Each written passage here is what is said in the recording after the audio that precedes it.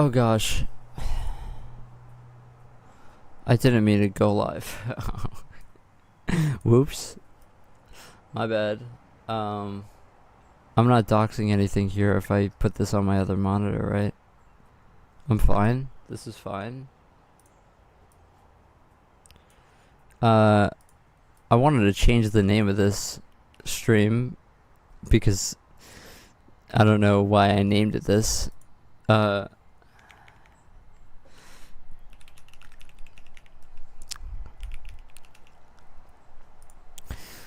Okay, that's a better name, a less infantile name. I'm not really sure why I typed stuffage.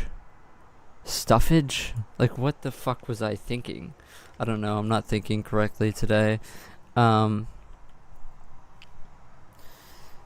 hopefully, we get some stuff going. Maybe we see an entity actually animate today. I did do some thinking off of stream on what we are doing. And hey, what's up, Fruppy? How are you? Early today, are we? So I did hook up. I can show off what I hooked up. I hooked up and not in the Tinder sense. This little thing here. What this is it's binding the global transform matrix for a certain node. So now when we make render groups, we are always going to make them with a root node. And that root node is going to be the model matrix that we bind. The reason why this is important is because when we want to move entities, we're not going to actually move their X, Y, and Z position. We're actually just going to move the translation matrix, the translation vector inside of this TRS that gets built every frame, this matrix. Yesterday we were trying to figure out what is an entity. How do I make an entity, etc., etc., etc. What I realized was we can do this a lot simpler than what I was thinking of doing. Now, on import from GLTF, I am absolutely surrendering to the fact that I kind of have to choose a file format to make things simpler right now, because I can't just support every file format. And I can, but it's going to make things a lot more complicated. So now basically my heuristic was every single root node inside of GLTF now is going to get an entity. Okay. That includes my geometry. Okay, unfortunately. But it doesn't matter because entities don't actually do anything unless they have some behavior, right? So we can have just empty entities, or just geometry as entities. It doesn't really matter because we just won't use that data, right? So that was my solution. So we have the root matrix that is going to be attached to every entity.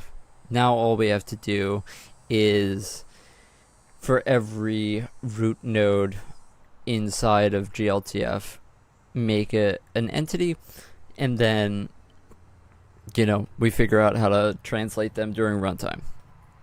So that's where we are. Hey Aria, I just bumped the mic real bad, sorry. I'm a bit sniffly because I did my my nasal spray. I have such awful nose issues thanks to the odd thing that has gone up my nose. Anyway, I'm listening to Sarah Bareilles today. And I woke up today and I thought to myself, oh, today is a Sarah Bareilles day. Now you may be thinking, Dust, I thought you were a punk. You listened to Alex Chilton and fucking Black Sabbath. Well, uh, I don't equate identity with the music that I listen to, and I think Sarah Bareilles is a fantastic songwriter. Um, so, haters hate. I'm not gonna play this on stream because I'm gonna get copyrighted. But just FYI. Anyway, this record is a fantastic record. I feel like it's very easy to misunderstand the themes of this record and what the songs are about. Like, for example, her hit single was Love Song, a song that is antithetical to a love song. It was her giving the middle finger to her record label who wanted her to make a love song. So the lyrics, I'm not going to write you a love song because you asked for it, because you need one, is actually antithetical to a love song. And I feel like it's probably a very misunderstood song by the public. But anyway, the themes of this record are very, very different from any female singer-songwriter of the last, I'd say, like 15, 20 years in terms of like popular singer-songwriters. I think it's brilliant. Anyway, with that out of the way, hey, what's up, Amanda? How are you doing? Doing good? Also, Sarah Bareilles is someone who really understands harmony, like, deeply, and melody very deeply. I think it's just very common nowadays to just slap seventh chords all over your keyboard just because they're easy to play and not actually know how to write a good melody. But Sarah Bareilles is someone who actually understands chord structure and voice leading. That's good to hear, Amanda. I'm glad you're doing all right. I hope your trip went well the other day. So what am I working on? I am working on... the first thing is going to be emitting these entities. We also have to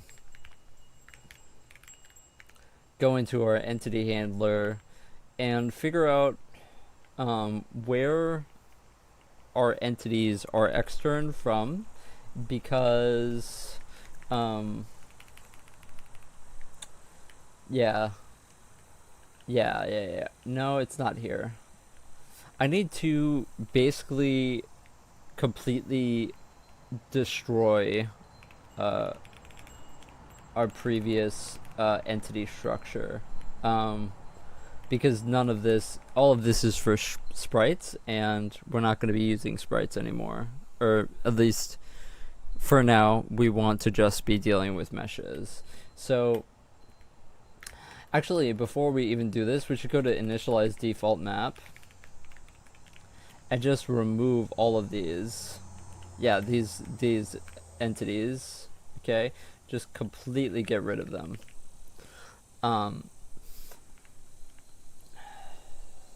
So that is on our map struct, is actually our entities. Right, we just had this to max map entities, which we obviously can't have anymore. So we're just going to have this as a dynamically allocated array.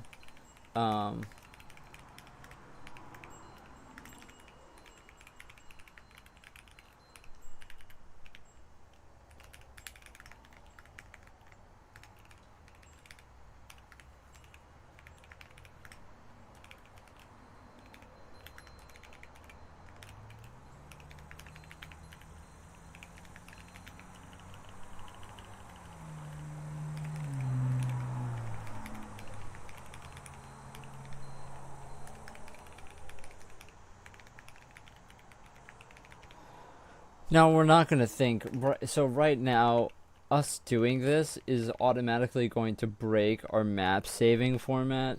I don't want to really think about this. This is actually map save binary. Our entity chunk is now completely broken.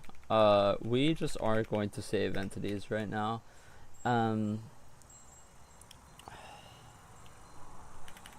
We just are going to get rid of it.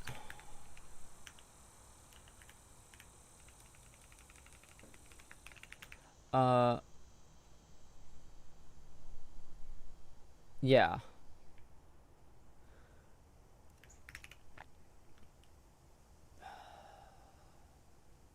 Yeah, all of this code is now useless. All of this code is now has to be commented out. Yeah, it's not great.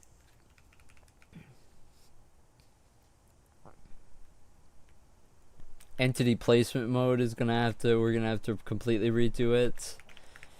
There's a lot of things that are gonna be broken here. Yo, how do I comment the entire selection in Vim? This is Helix actually, but in Helix it's Control C, and I'm pretty sure it's something similar in Vim.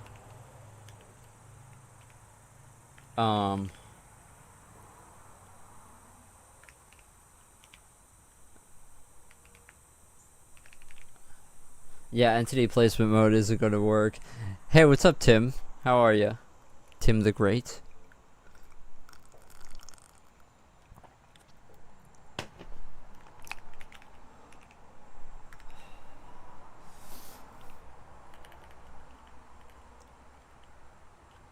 Okay, so this is for each of our entities.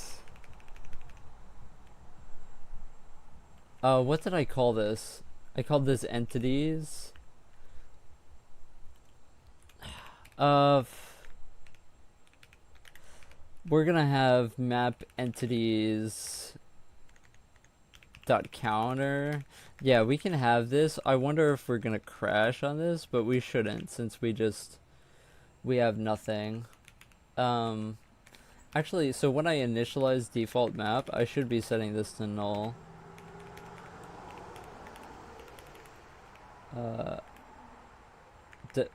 Initialize. Oh, this is in the wrong file.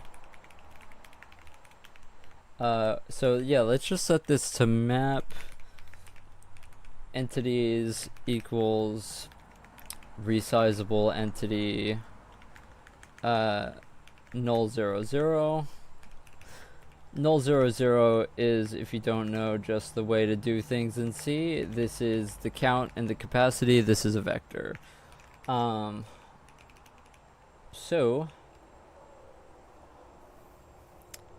now that we have that set up and squared away, we can now, so this is going to be the tricky part. So for each parent node, we should actually just look at the GLTF file format for this. This is the wrong, well, let's go to here because this is a better example. So here are all of our nodes. So we have to basically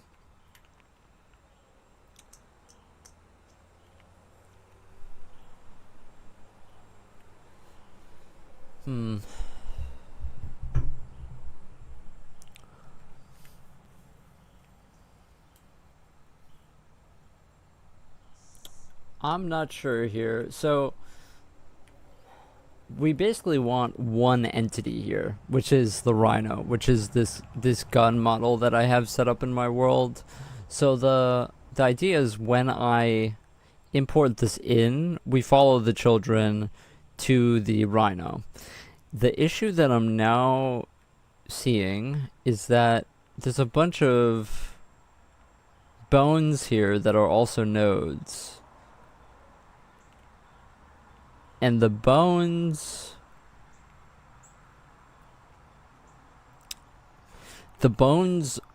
aren't actually important to us. And to, like, we just want this, which is difficult. So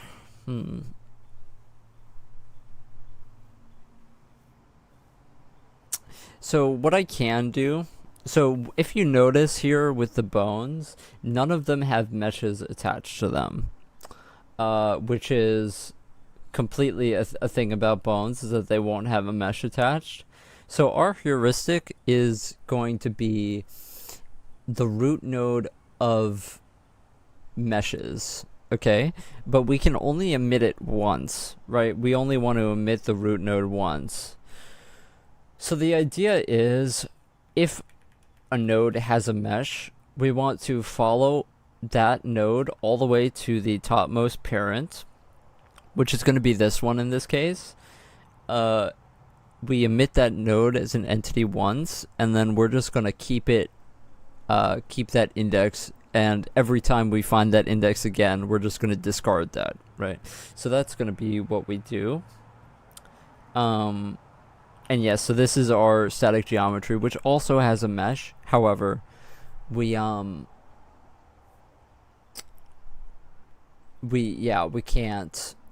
get around this. Our static geometry is just going to have an entity attached to it, and there's no way around it with this system. So I already set this up yesterday, right? So this is a while loop that goes all the way to the topmost parent. This is being used in our render keys. This gets put here as root ID, which goes to our render group. So during render time, this is what is referenced here.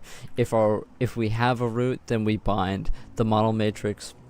If we don't have a root, then we just bind an identity matrix, right? And this is going to be a thing, because if we go into weapon.vert, we basically are going to end up having a uniform mat4 u model. And to get transforms for this, it's just going to be times u model. The good thing about this, right, is that now all we have to do to change the position of any object in the game world is literally just move this model matrix over by whatever, like we add 1 and then we move 1 unit to the right or whatever. So we have to, the tricky thing here is that our entities are tied to our map, which I think makes sense for them to be tied to our map, instead of just globals. I don't really know the difference between globals and map variables at this point, but yeah, we take the map into this function anyway. So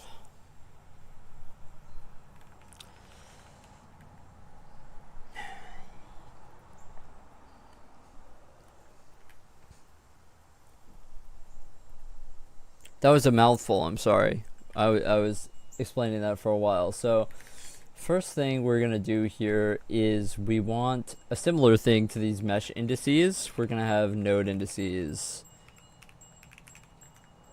And these node indices are going to make sure that we don't emit 2 different nodes at once. And we will add this to the bottom. This needs to be freed in the same manner.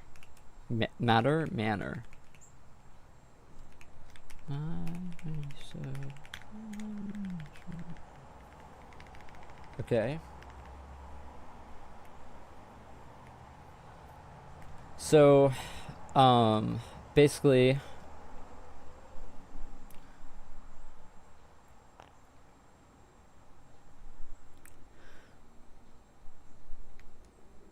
okay, so we're going to iterate through, wait, actually, is this, yeah, int I equals 0, I less than our node indices count, I plus plus. We're going to iterate through our node indices. If we find a match to root, if root equals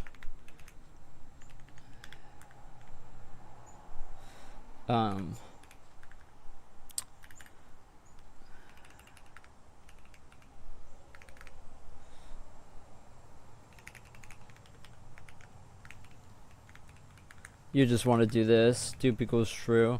So if it's a duplicate, if it's not a duplicate, then we want to omit it. Then we reallocate our node indices. So if we just want to follow the exact same pattern here.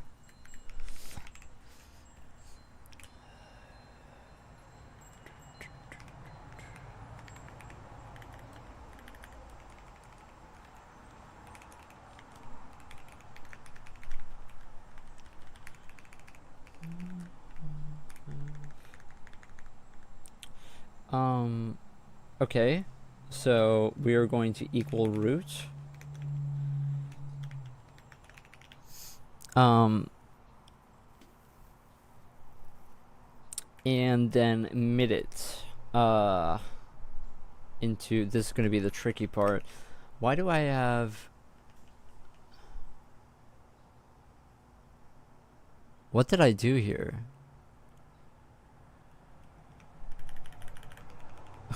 What is this? Did I mess something up here bad? I think it's fine. I think I just had an extra cursor and I made a mistake there, but hopefully I don't delete some code there that's important. That would be like a disaster here. Okay. So if we don't have a duplicate, then we want to. Okay, so what we want to do here is we want to actually get, so let's get resizable entity.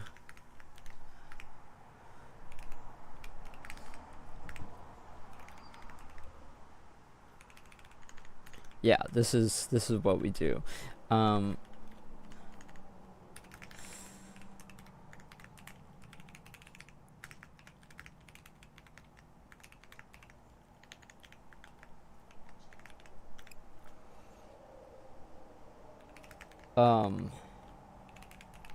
Nth capacity, we're just doing the vector thing here.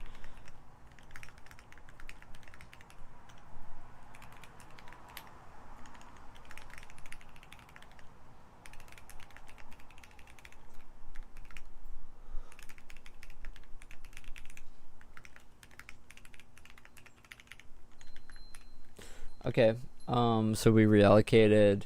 We want to go nth counter, of course, nth buffer plus plus equals a new entity, not an entity texture array group. Now what are we actually going to put in this that matters? I haven't really touched this struct because I'm kind of too scared to touch it yet, but we can, for now, let's just all that actually matters is just leash radius. We can set this to like, this is 20 world units until we start executing the callback function. We don't really have a callback function yet, so let's just set function equals to null for now.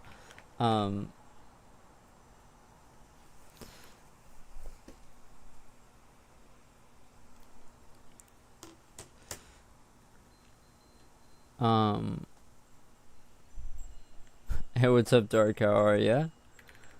The material ID we don't actually care about. That's actually so bait. It's actually the instance ID is globals.instance UID count. That's what we care about, and our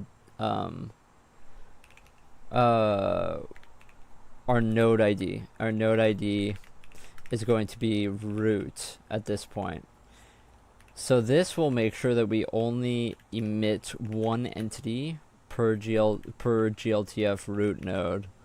Hopefully. I'm just checking my math here to make sure that everything's correct. Okay.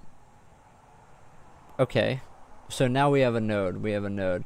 So to test this, what am I gonna do? So, we can test this pretty easily, by making, well, we already have a function that updates entities, but we're gonna have to remake it anyway. But okay, so we're gonna go into here, update entities. This is a global now, so we don't actually need this.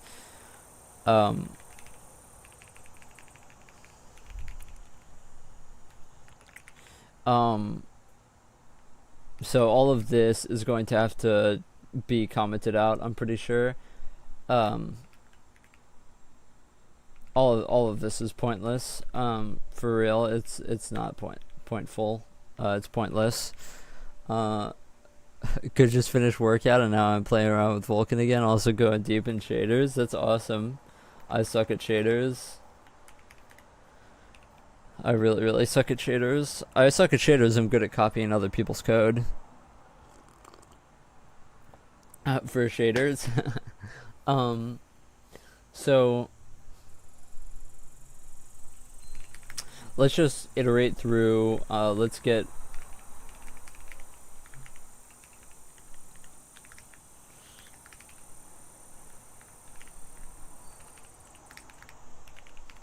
Let's do the exact same thing here. Entities.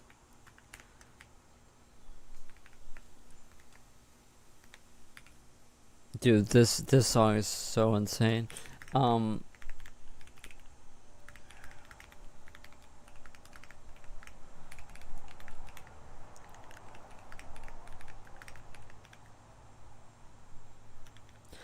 Yeah, it's kind of crazy how good Cerebralis's understanding of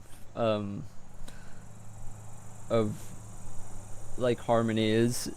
I don't know. It's, I don't know. She kind of gets typecasted as like a Taylor Swift, type of singer songwriter, and I just think that that's so funny.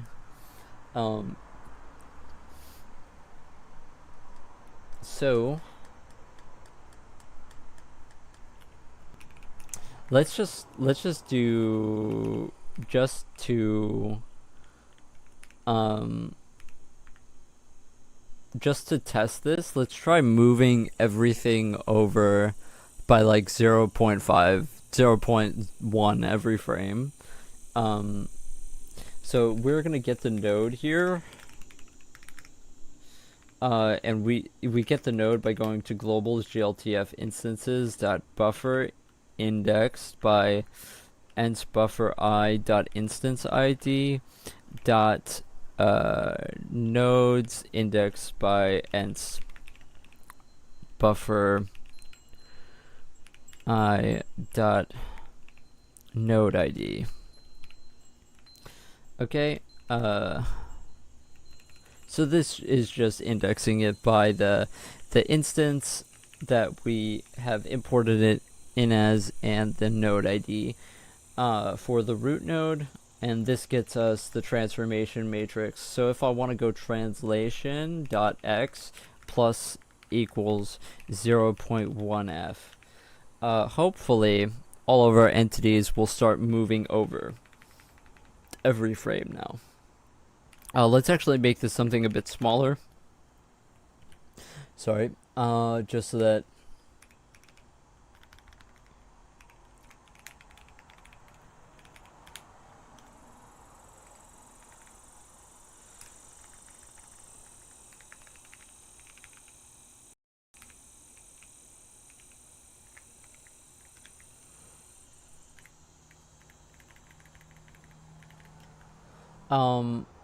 so let's see if we get any compile errors here. Okay, we do. We get them in there and there. That makes sense. We didn't really finish cleaning this up, did we? Yeah, so let's just get rid of all of this. We don't actually care about it.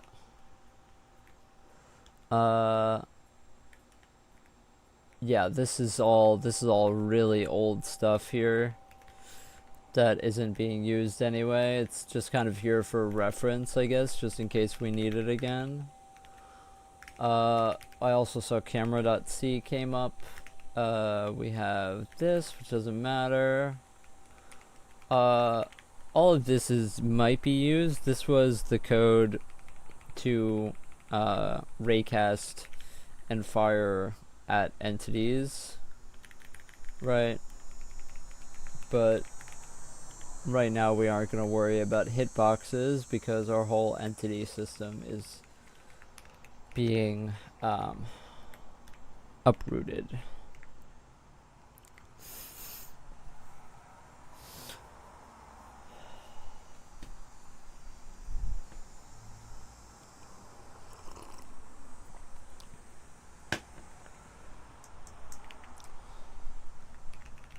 Undefined reference where? Oh, find closest entity.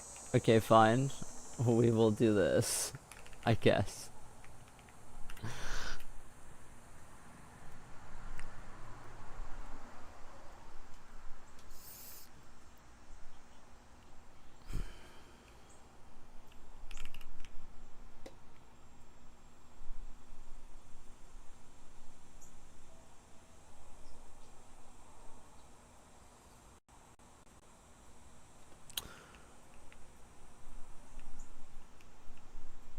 Okay.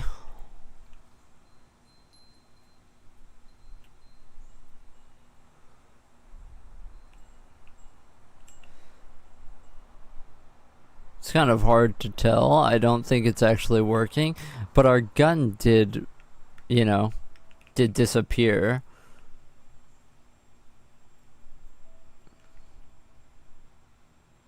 Oh, you know why this isn't going to move over? It's because we aren't actually multiplying it times the model matrix, the geometry.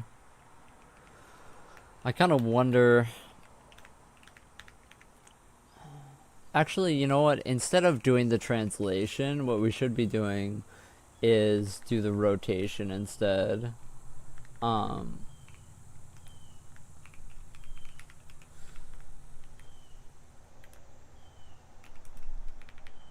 I don't really know how the rotation stuff works, though.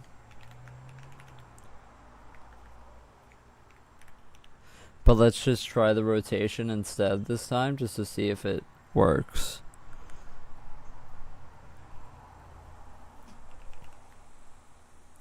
Yeah, but the geometry didn't move because we don't actually, have the model matrix in the... Okay, this is just plain not working. You know what I kind of wonder?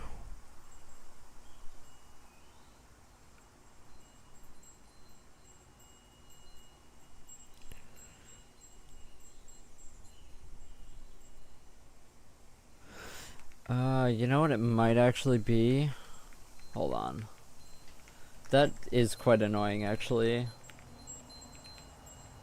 I don't know how to not do that. Okay, so what it might actually be is that we are double translating it because of skin pause.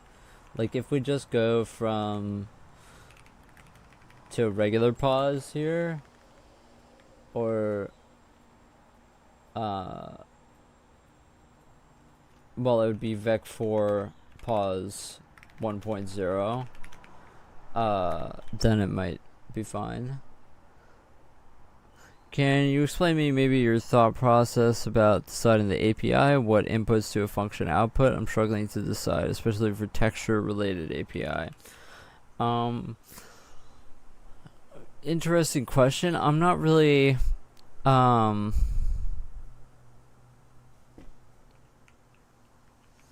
not really 100% sure. I just kind of, the way I did things was I just kind of did them on like what I thought was correct, like my texture array system, and all that, like I don't know. I just kind of I looked at the STB image stuff and then figured out, you know, how to get the width and the height and stuff like that, and then you just pass that to the OpenGL stuff. So it just comes down to like what you want to support, like how many GL enums you want to support and stuff like that. Um,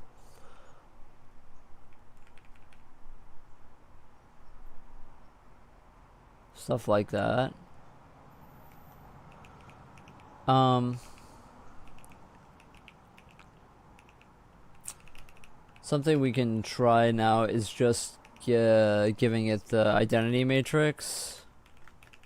Identity matrix just shouldn't change it at all.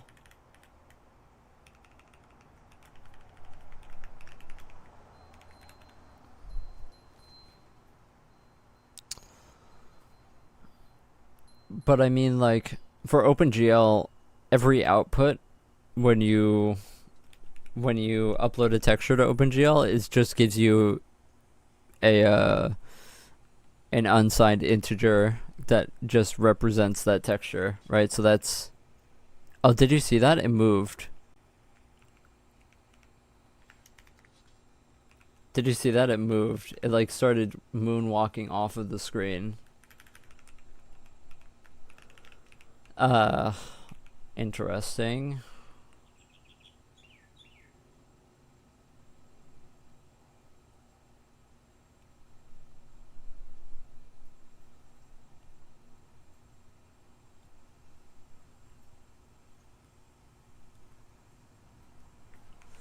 I kind of want to see this again just to see if it... Wait, hold on. Wait, this is so weird.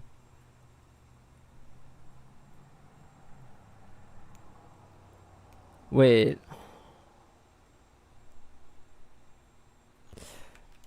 I just saw it like moonwalk off of the screen.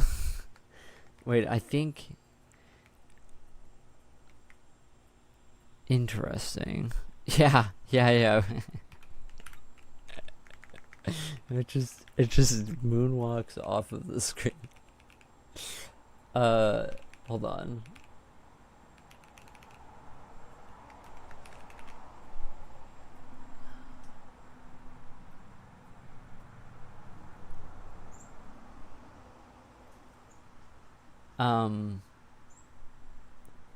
For some reason, rotating the node makes it...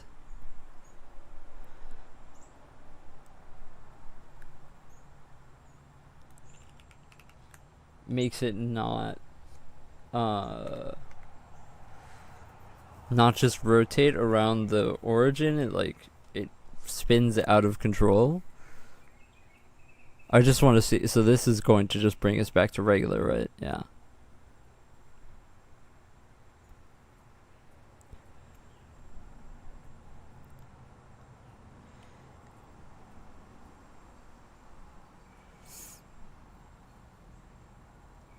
Interesting.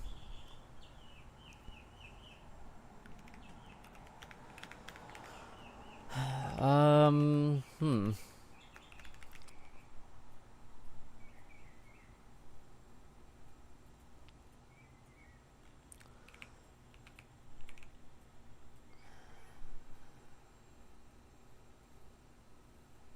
That's just with an identity matrix, so it's the joint matrices that are affected by the TRS that are spinning it out of control.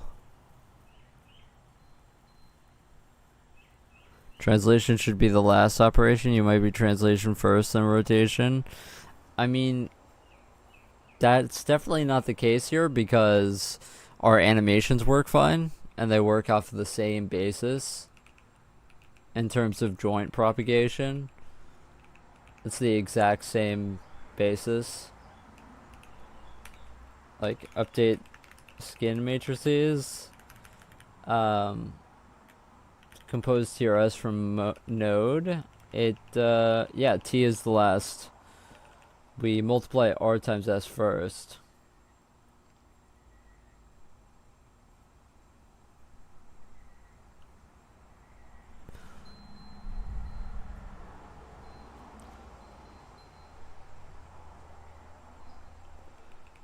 I'm not really sure.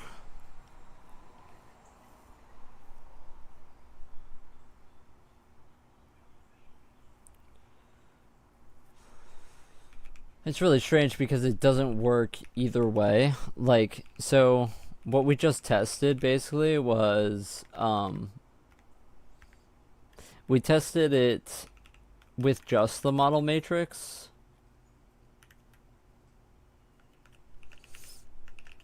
We tested it with just the model matrix, and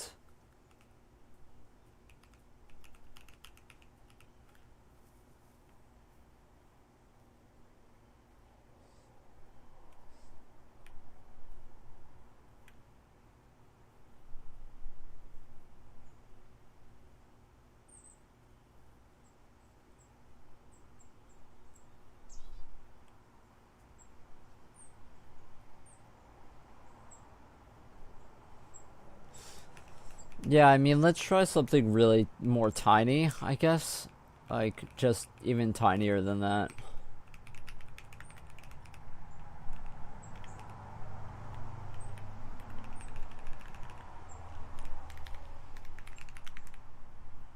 Also, I think I think I think W isn't the actual what am I testing here? I'm testing the model matrix. Wait, hold on. I want to test the model matrix, but not the regular.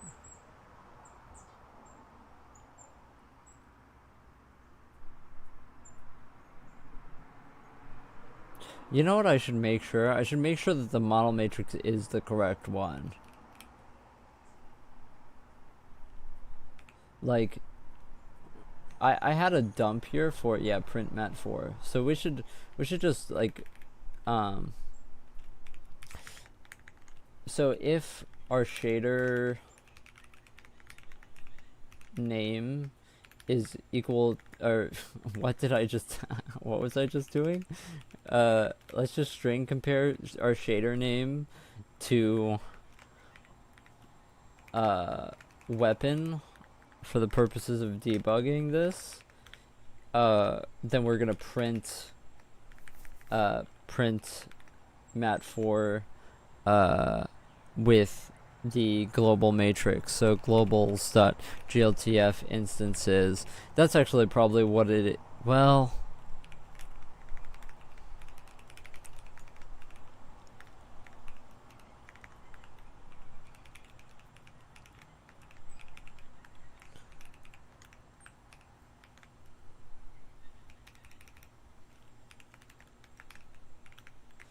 so this will print out our matrix just to see what it looks like. Just to see if we're doing the right one.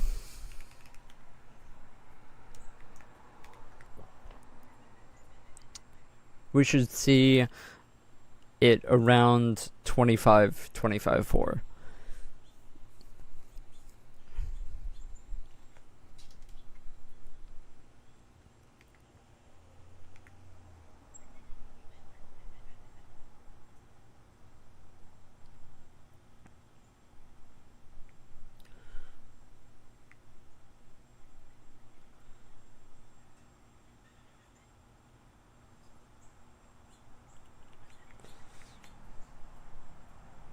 So it's definitely the correct matrix.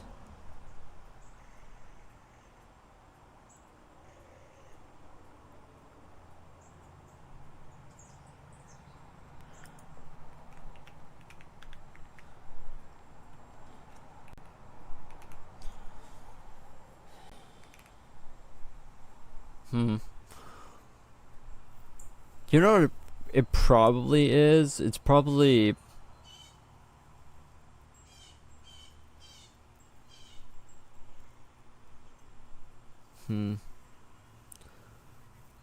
actually, yeah.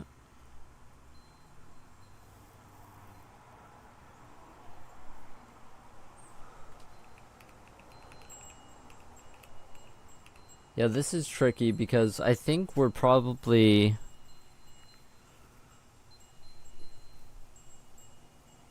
This is the correct matrix, by the way. What's probably happening here is that we're probably translating it twice.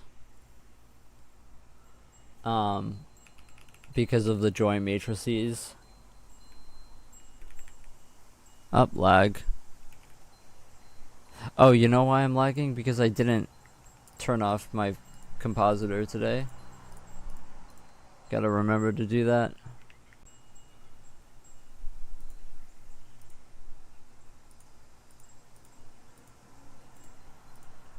Gotta remember to do that. Where is this? Okay.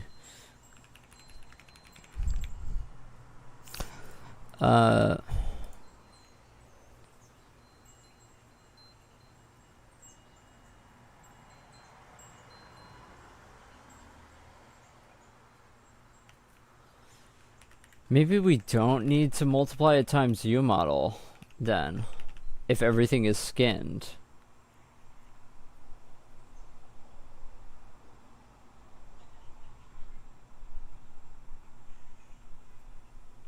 But this still wasn't working. Or, I mean, it was such a dramatic thing where when it rotated it was just, it just kind of exploded.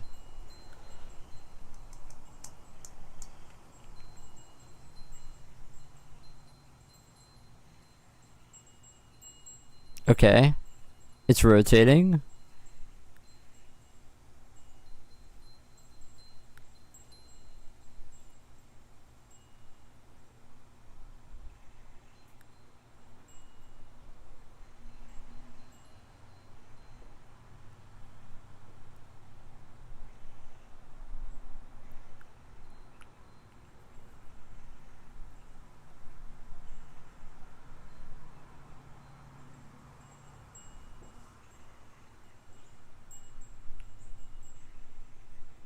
Okay, it's rotating. Okay, it's um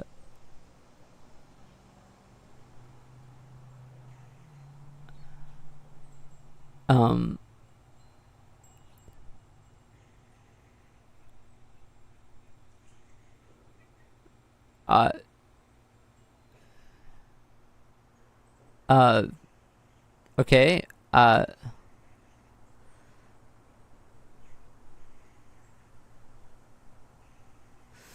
okay, uh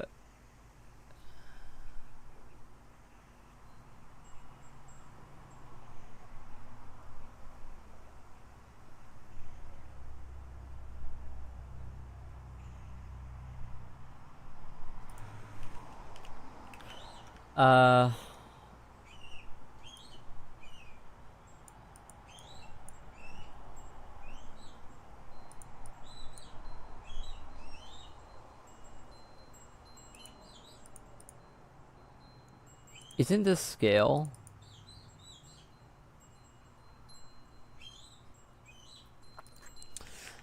It seems like it doesn't have the correct origin. So I mean, I'm almost like interested in I'm kind of almost interested in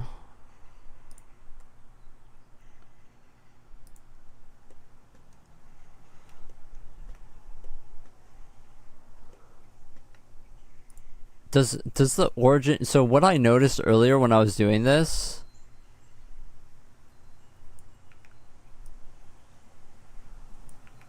now this seems,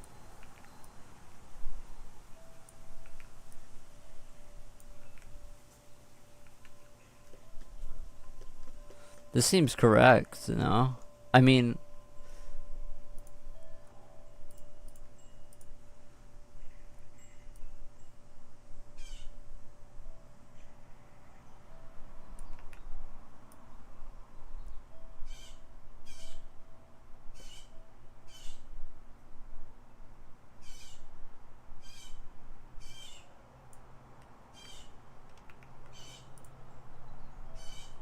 that seems to look fine.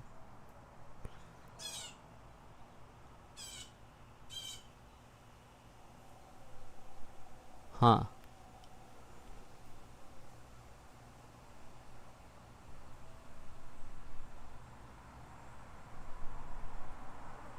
Maybe it's because it's additive.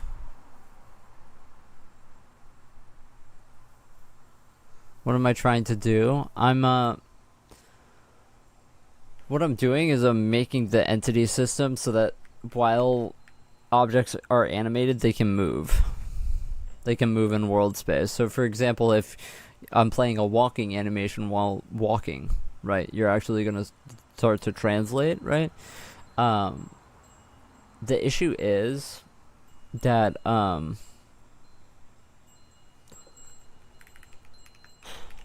nothing is simple. That's the issue.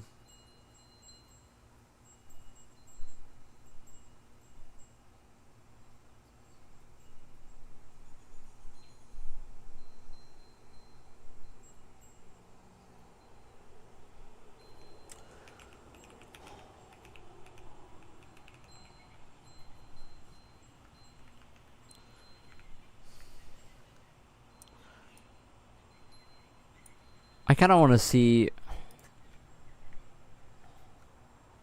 This takes up 2 parts of the matrix, which I feel like is not correct. So I'm almost interested to see what the translation component is alone.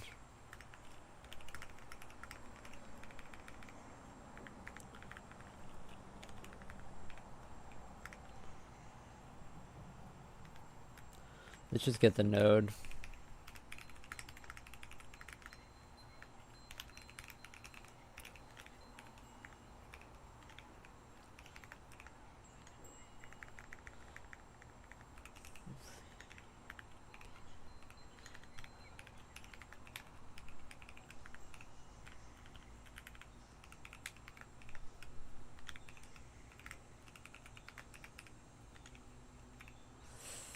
Because I almost wonder.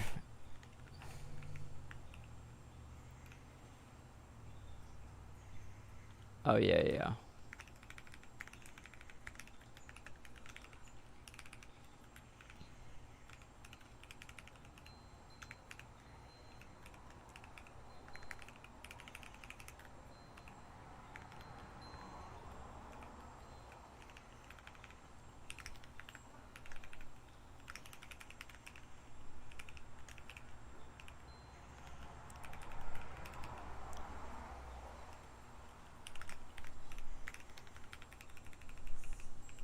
Banger of a song. What's the last component? The last component. Did I rotate before translation? Yes. Yes, of course. This is the same matrix setup that I use for my animations. It's all connected. It's all the same exact thing. So if my animations work, then the math is also fine for this. Translation, rotation.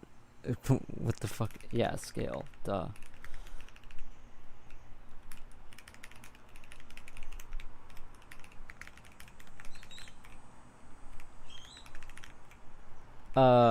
Okay.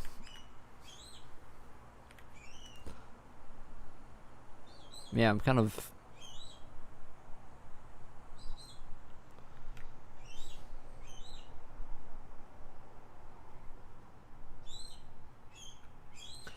The position is fine.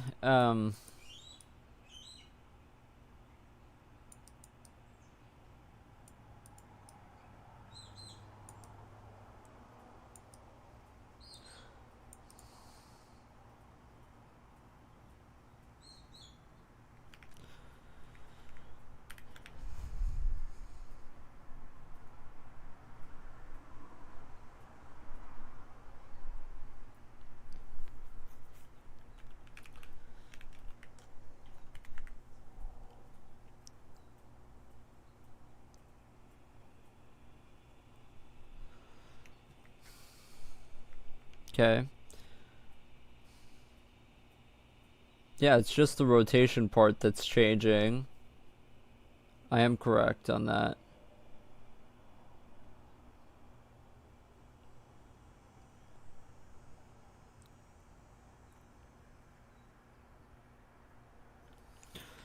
I bet the issue is probably the animation itself playing while the thing is playing.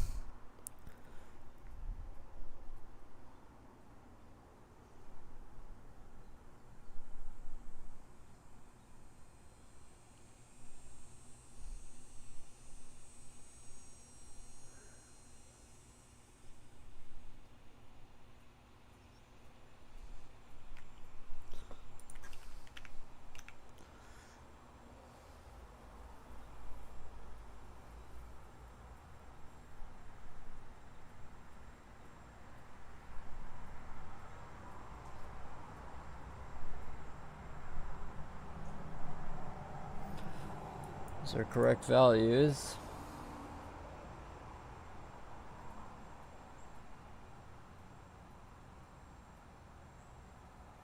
Hmm.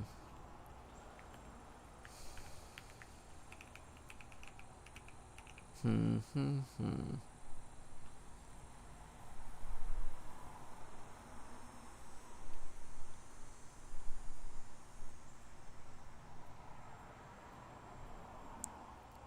Can't escape the fact that the gun looks like it's on acid. Yeah.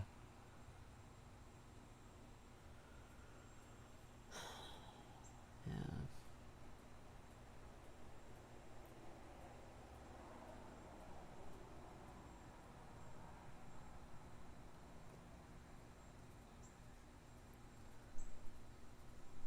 Yeah, I bet it's the animation itself. So the next thing that I'm gonna try is to just get rid of the animation and not play the animation, the idle animation, and see uh if that works fine. And how I do that is I go.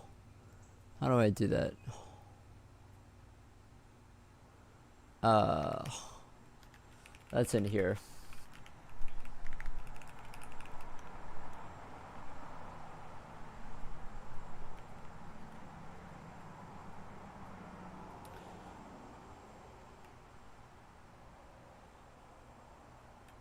Actually, let's just go to where we loaded in. That's the easiest way, is to just never bind in idle animation. That's the easiest thing.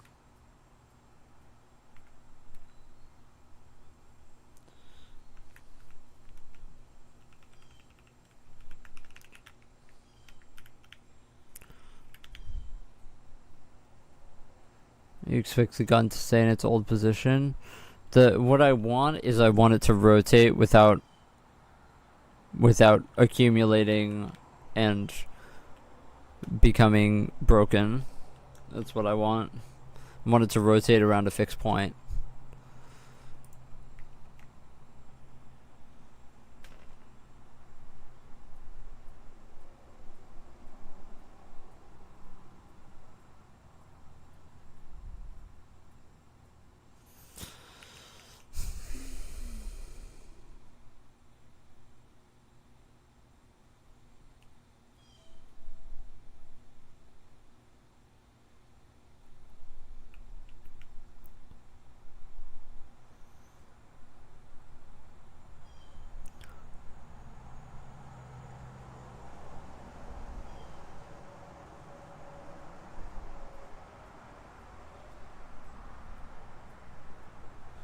Yeah, no, it's doing the exact same thing. God, that's so annoying. So fucked up because I don't even know how to debug that because the system is so goddamn complicated. Like, it would be fine if like this system was actually like easy to debug, but no, it's not because this is recursive matrix multiplication that I'm doing here. So it's not easy to figure out what the problem is.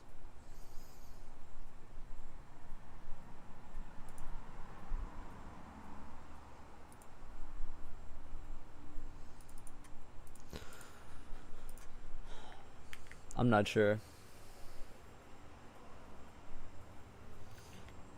Uh Maybe I have to actually just like look this up and see if there's anything online that could help me out here. Um,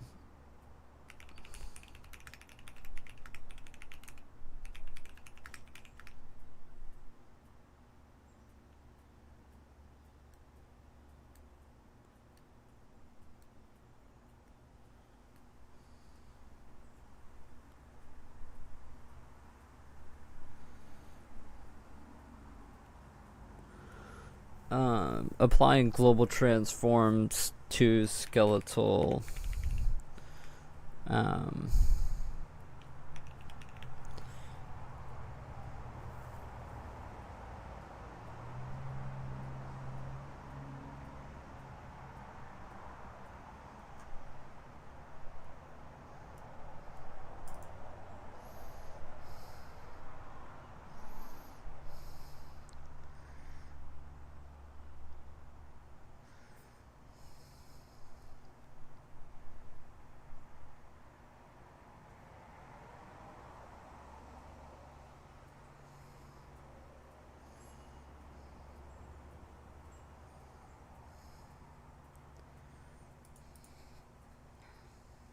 Is it doing something funky when I push and pop them? No, it has nothing to do with that. It's accumulating changes into the weighted bind matrices for every joint. Uh, because every joint is it's accumulating changes. Fuck. Yeah, this is gonna be hard. Um,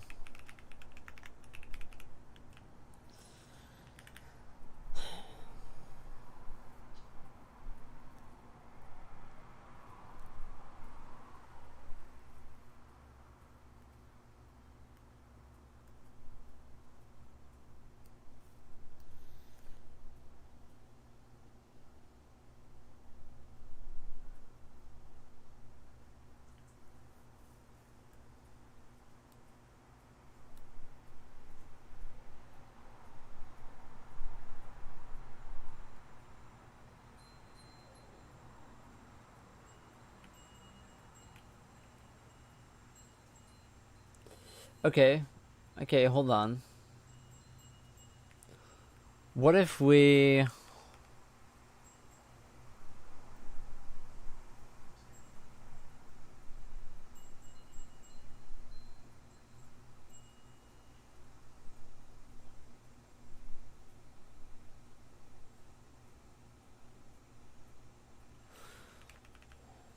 What if we do this for the parent as well? We don't actually do this for the parent.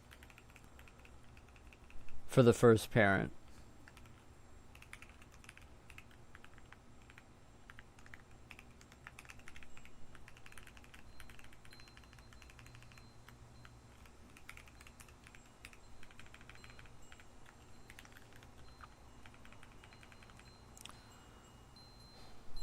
Then you just set the global matrix to the local matrix.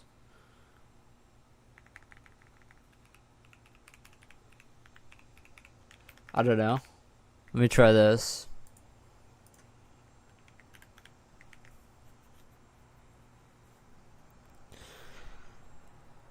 Because it was only doing the children translations and not itself.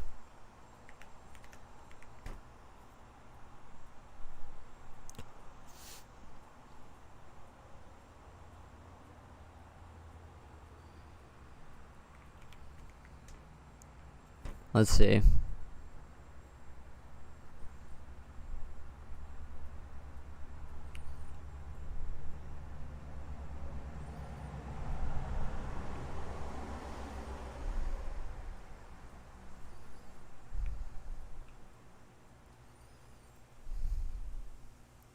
I'm gonna guess that this isn't working. Yeah.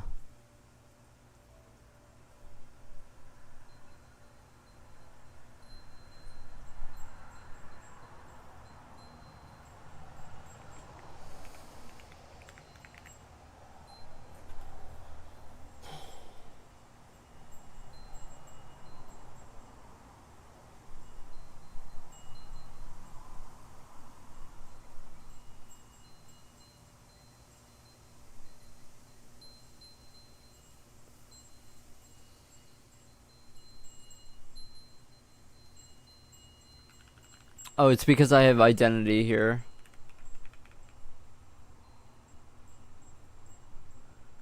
Oh.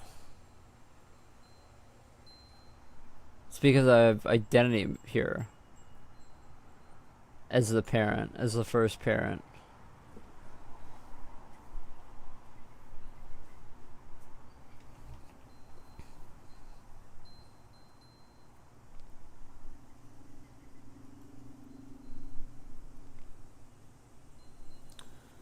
Interesting.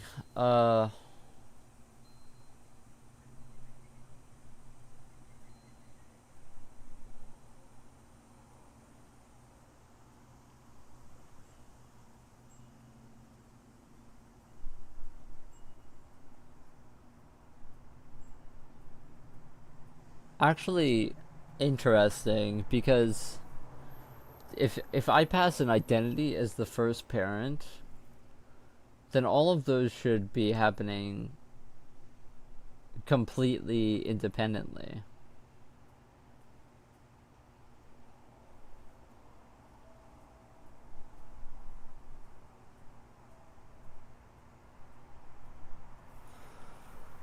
Huh.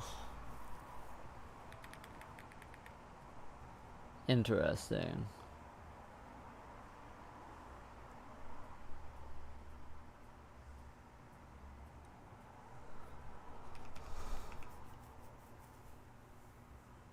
Unless we're going into this parent twice a frame.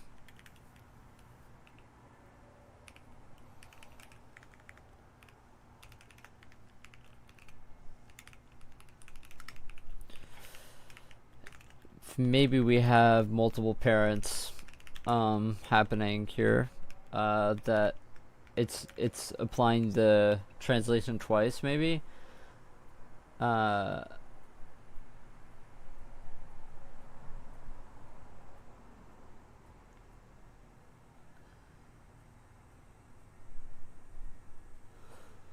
yeah, the thing is,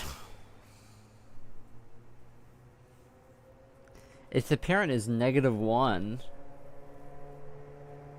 then we pass an identity matrix, then we shouldn't even be affecting the nodes when we translate. It should not be touching it.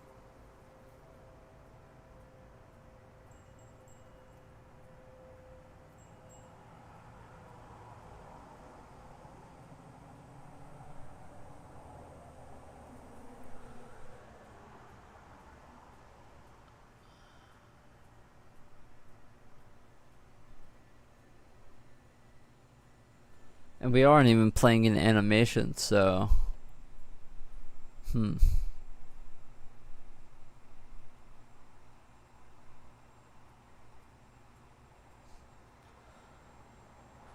Uh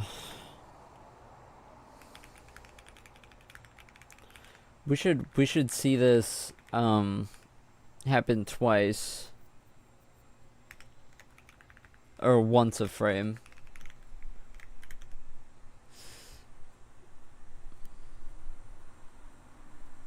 Or well, 2 times a frame, but the second one should be the mesh for the static geometry.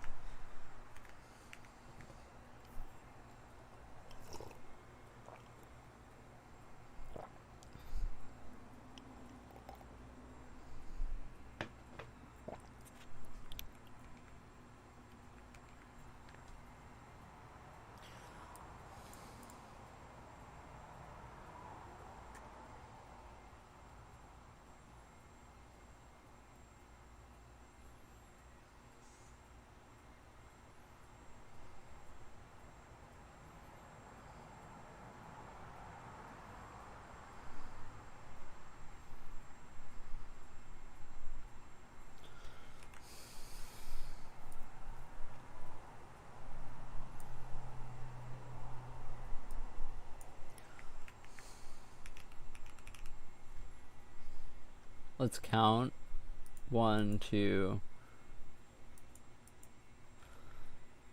3, 4, 5, 6, 7, 8, 9, 10, 11, 12, 13, 14, 15. 16.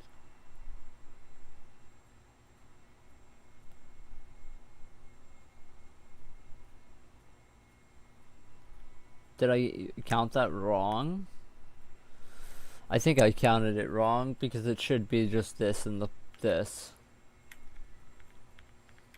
I'm pretty sure it is. I counted it wrong. 1, 2, 3, 4, 5, 6, 7, 8, 9, 10, 11, 12, 13, 14, 15.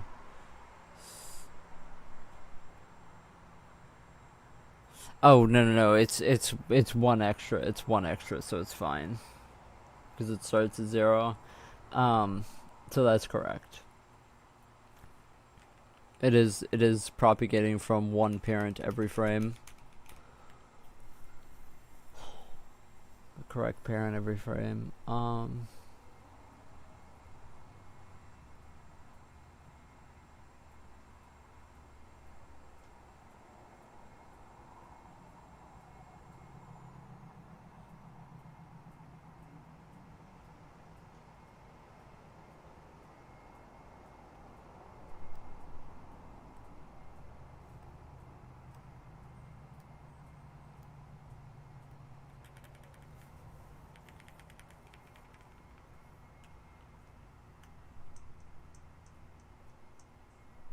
Maybe I'm touching more than just that matrix. Actually, that's a good point. That's something I should check. That's probably what it is, actually. Update entities. I probably yeah. Let's print out here.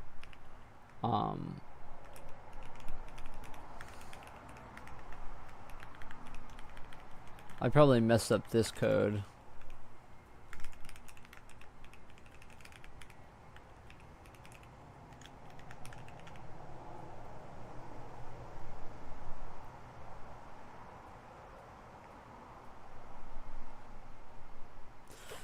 It should just be touching the 15th. Yeah, started 0 classic.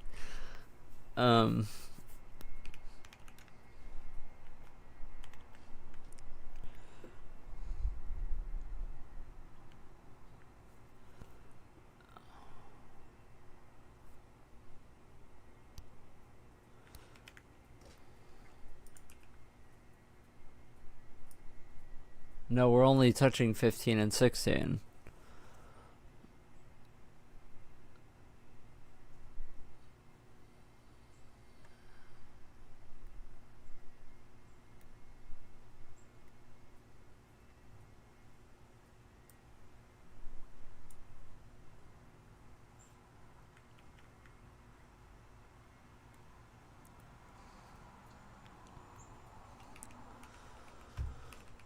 It doesn't make sense.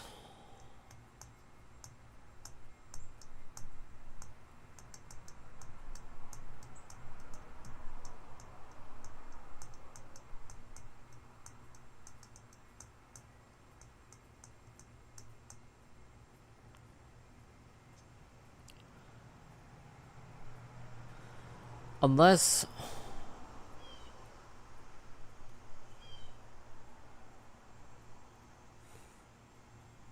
skin mat is binding in U-joint matrices, a joint that is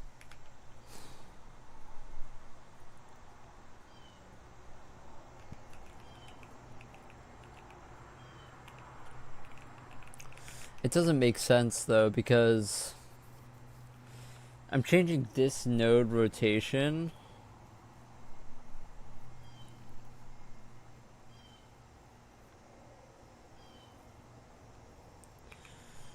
Oh, this is confusing. So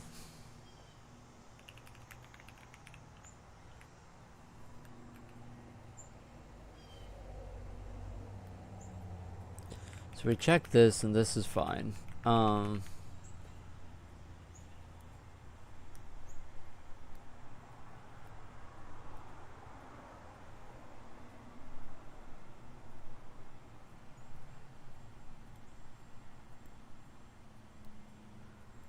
Yeah, tell me about it.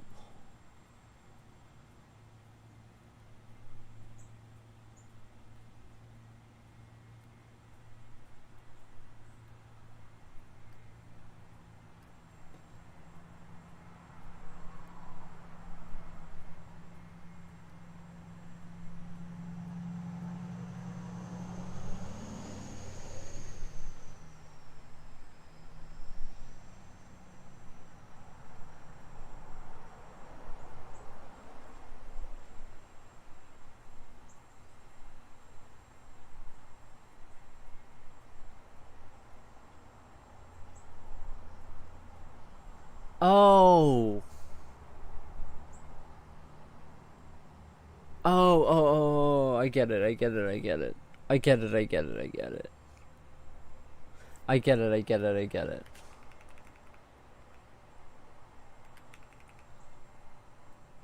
I get it, I get it, I get it. I think I get it.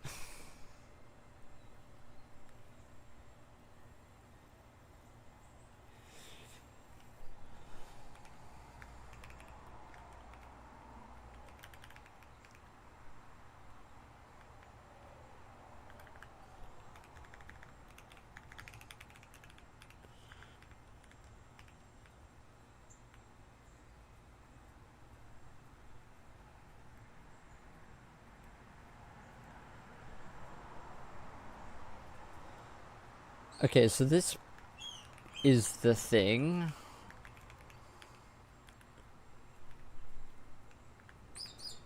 But this doesn't actually solve our problem.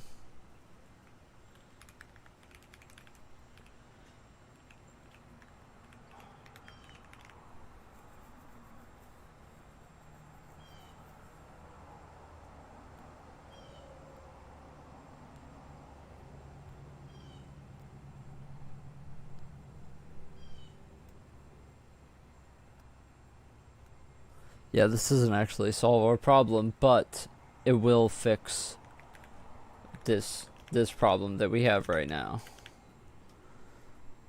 Now we will not see it rotate at all. We fall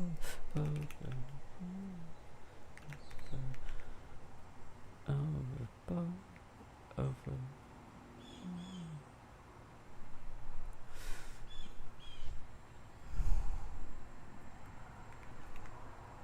Yeah. Yeah, it's not gonna move because we're not actually changing the matrix now, which is what I was trying to figure out why that was happening. But yeah, I just was reading it wrong. Um,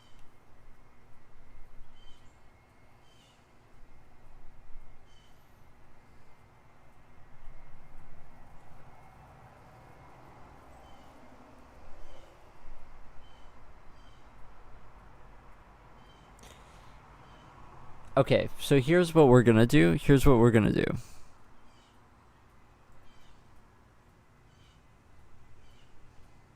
We're gonna try something here. What if we pass in identity here and then multiply it times the model matrix and skin pause. That way we get both the model matrix and the animation transform at the same time.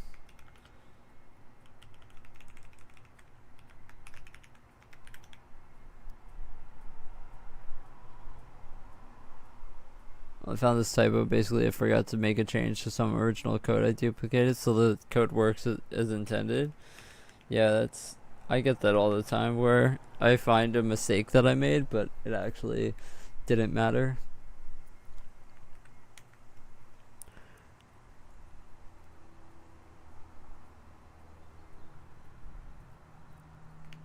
Okay. Why is it not moving now? Oh, because I didn't actually...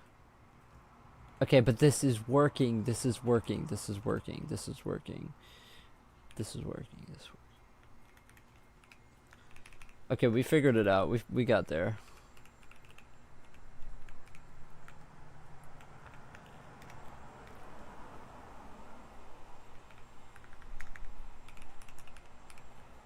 So basically what this is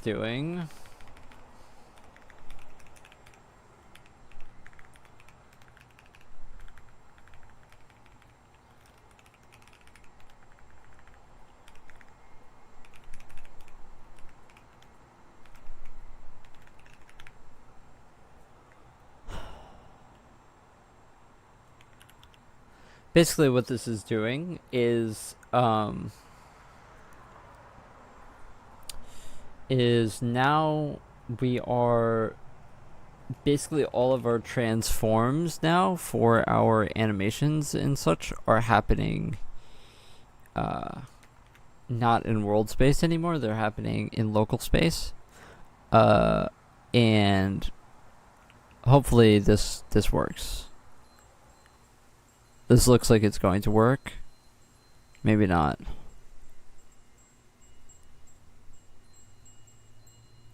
Maybe not.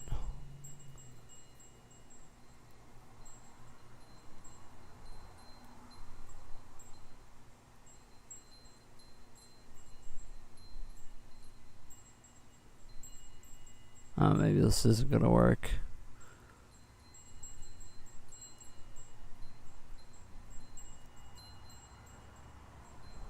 No, yeah.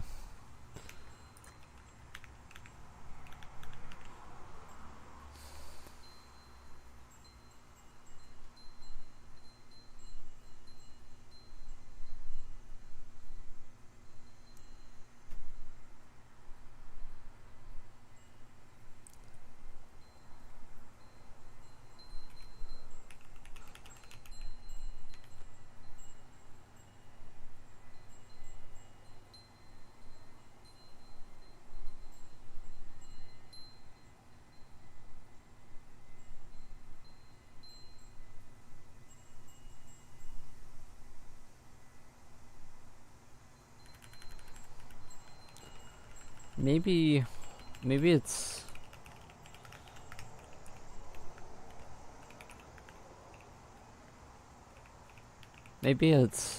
this matters, the matrix multiplication order matters, because I had that issue earlier with this.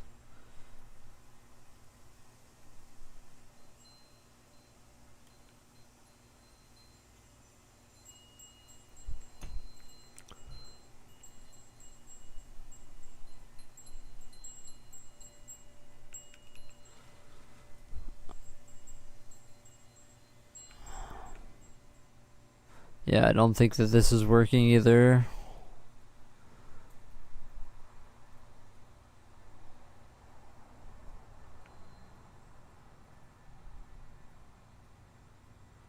Yeah.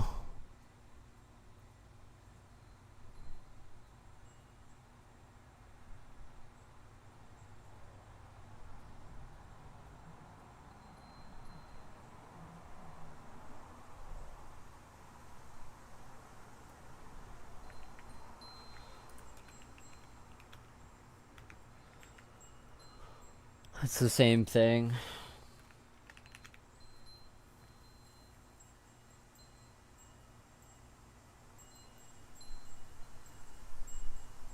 Found out how it seems to drift away in increments. It's because it's adding on to itself.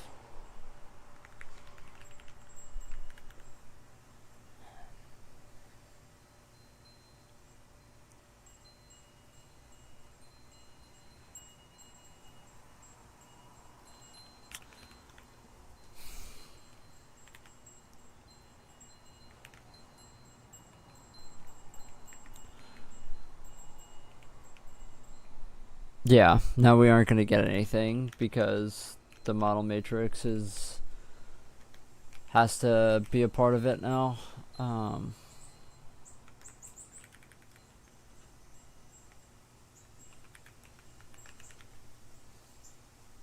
I wonder if we can do this now and if it works with this.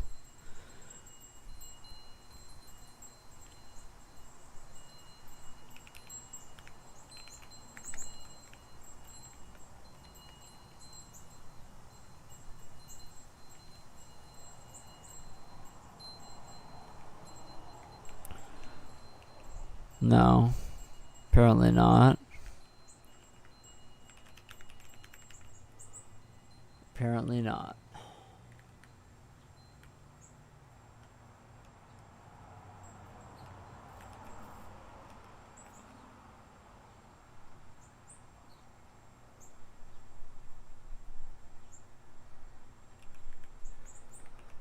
Yeah, I don't really know.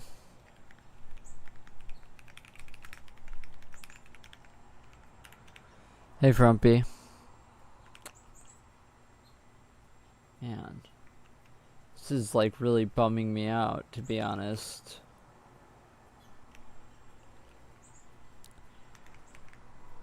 Oh, I thought that this would kind of just work.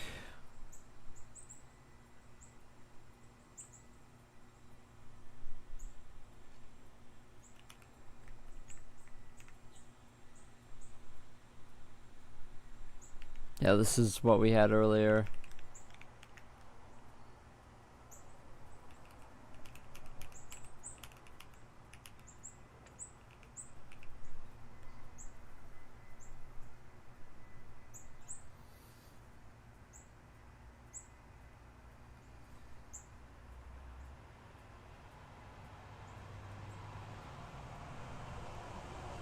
I mean, I can print out the weights and the joint indices, but it should be like everything you think easy in programming is hard. Yeah.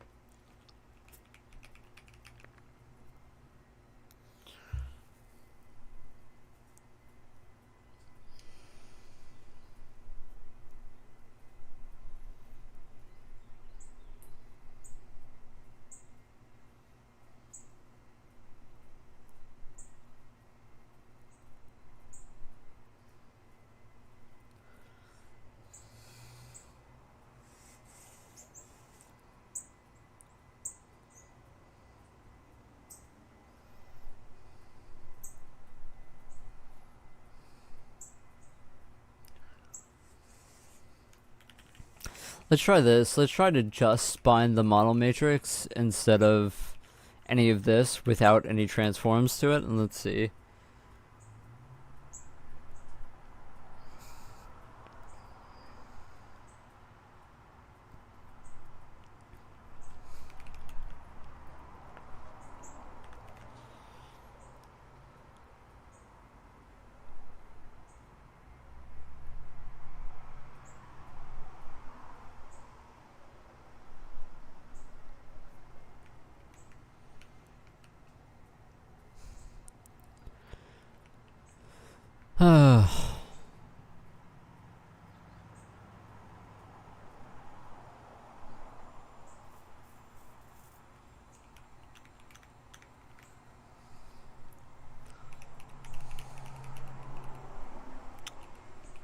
You know what I wonder? I wonder if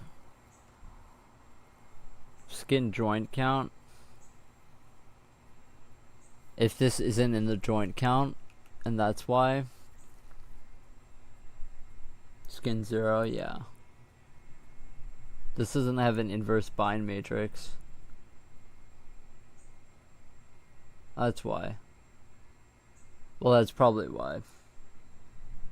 How do I get an inverse bind matrix for that?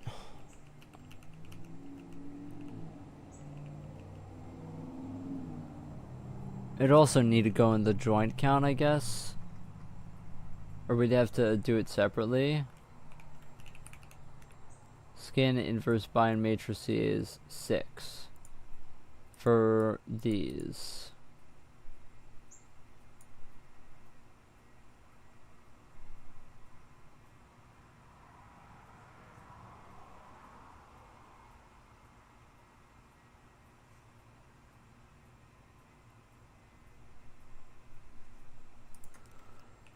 Yeah, maybe it needs an IBM.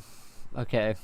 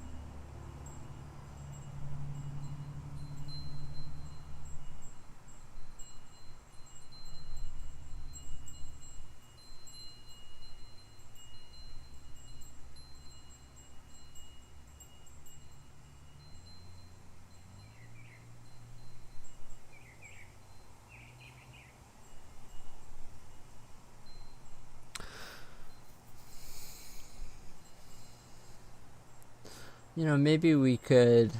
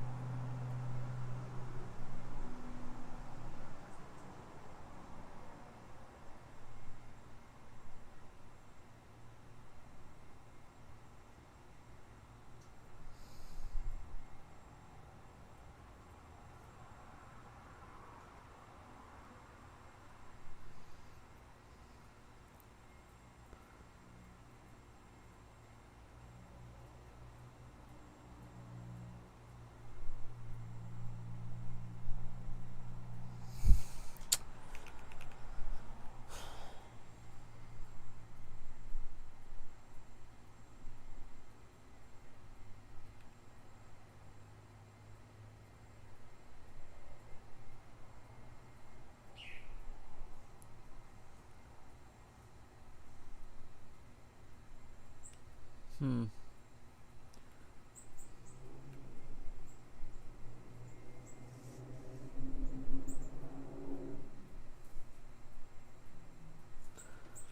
Hey, I've tried pretty much everything, right? I've tried making the matrix not a part of the children, right?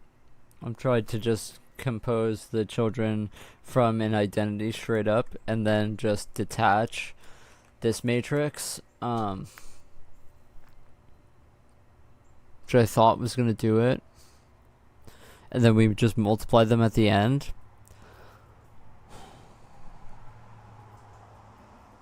But it doesn't work.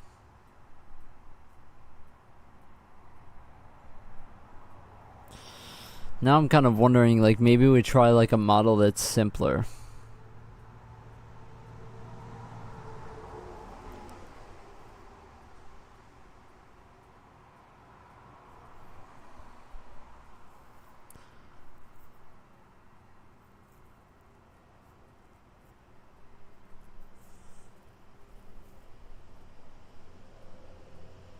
Yeah, I can't think of another way to do it.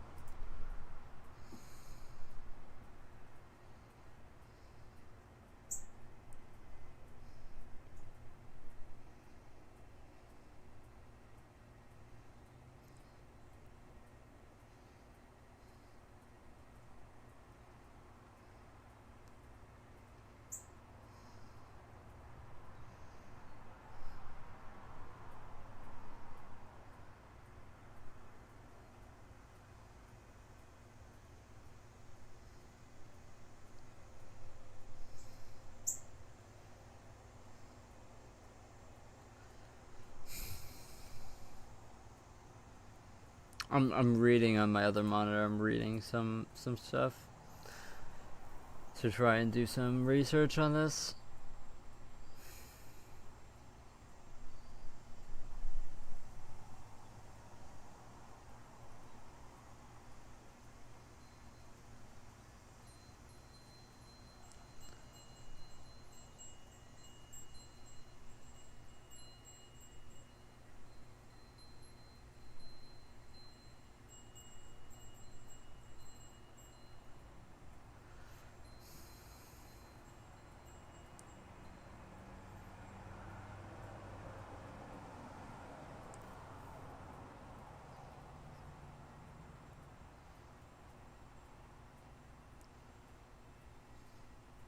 Yeah, this isn't really telling me anything.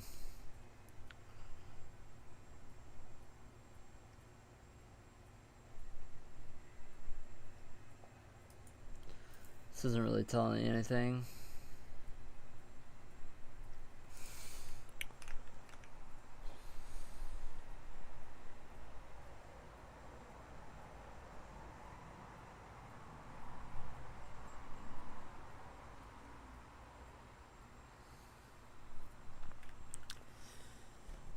Because this is supposed to actually just work. It's actually just supposed to work.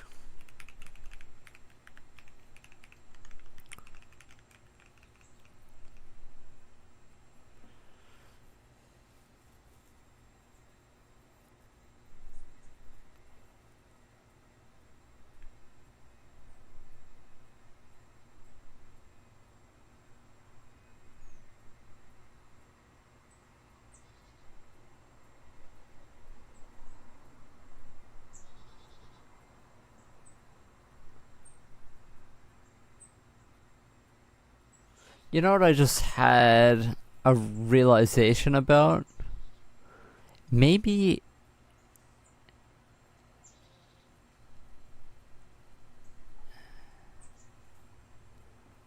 it has nothing to do.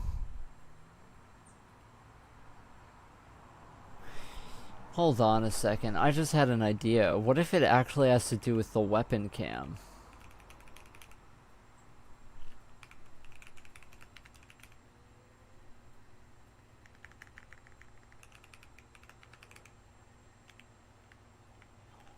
Where is this shit? Oh, it's here. Setup weapon cam. What if it's my near and far plane that I use for this? I use kind of crazy values.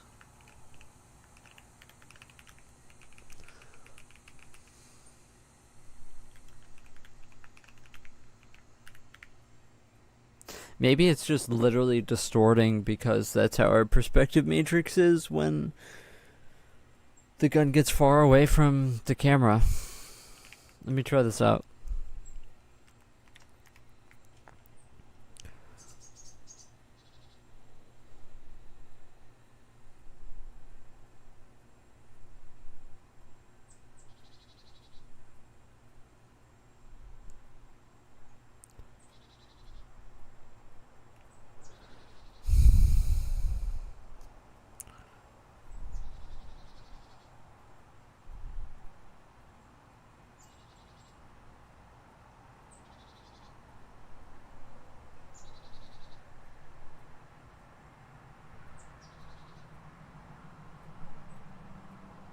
No. No, this isn't it, I guess.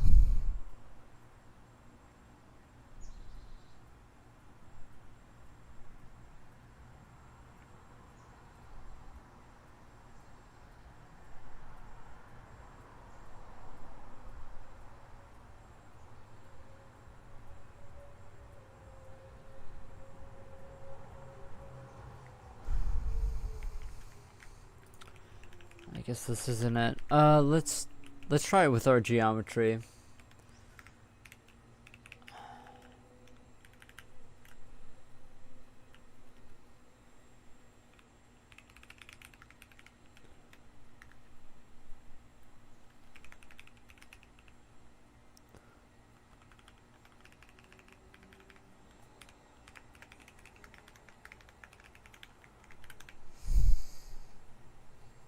Float precision Yeah, I mean, my matrices are definitely, obviously, have correct precision.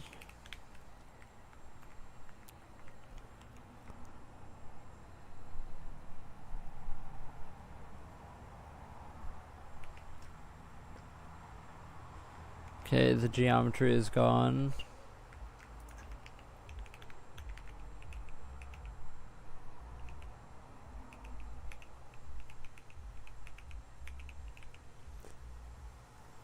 Uh,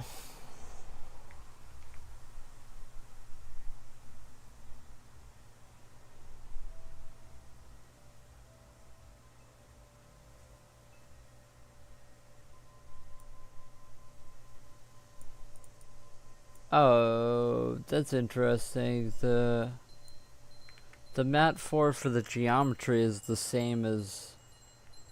Oh, no, it's not.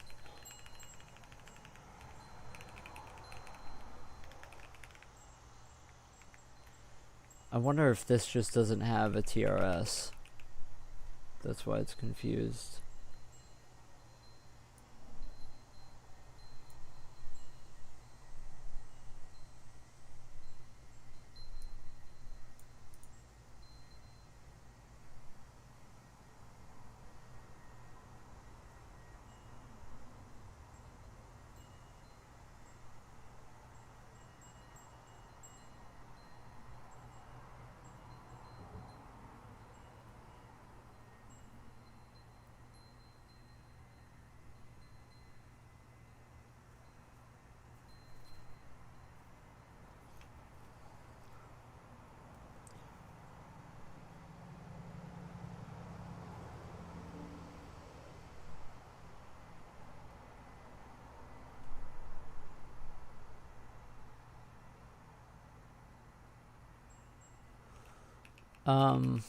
What's happening here is probably that our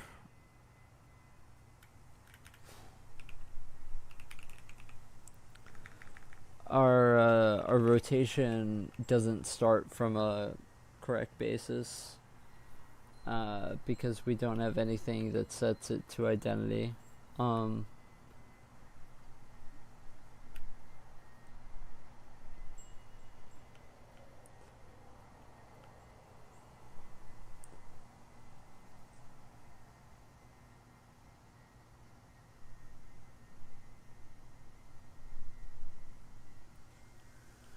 oh god.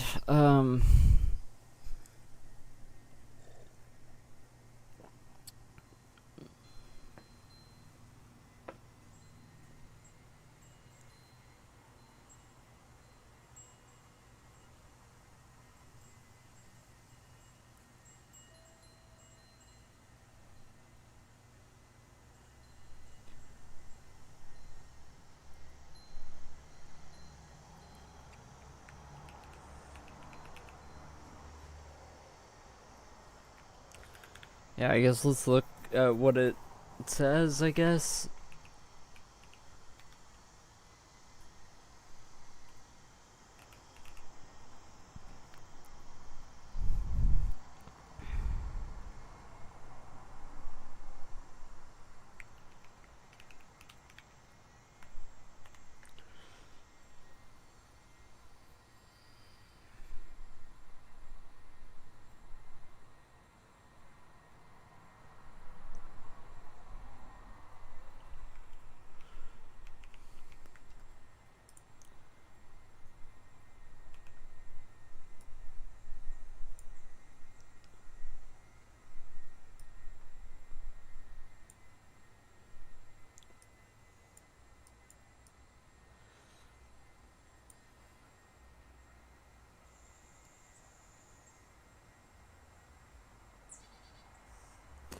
Yeah, what's probably happening is that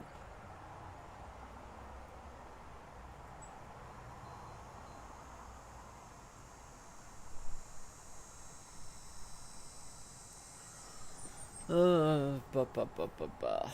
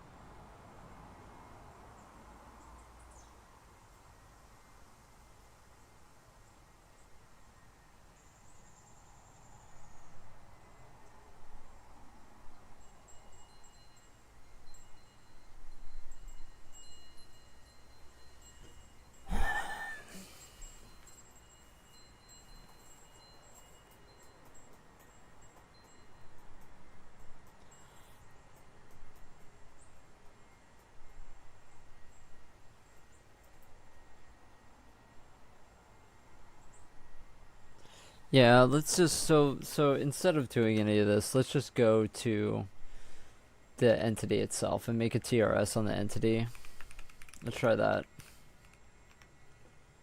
Because this is going to like really annoy me soon. I'm gonna get really mad about this soon. Um,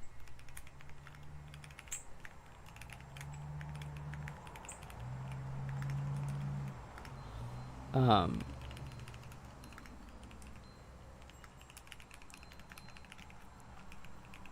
so we're just gonna set this to identity when we do this. So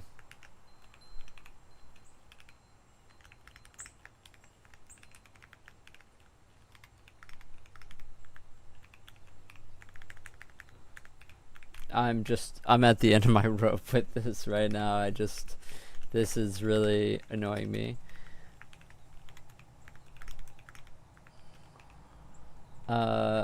Isn't it this? I'm unsure.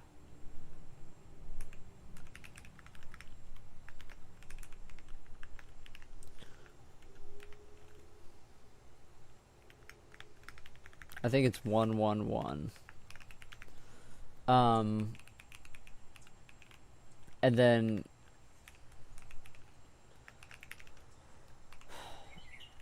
I'm gonna like really get mad. Okay, so in update entities, let's not do the node rotation, let's just do the entity rotation. Okay.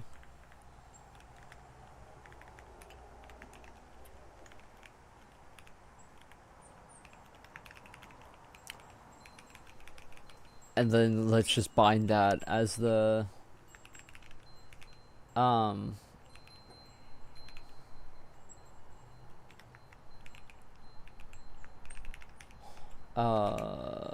we have to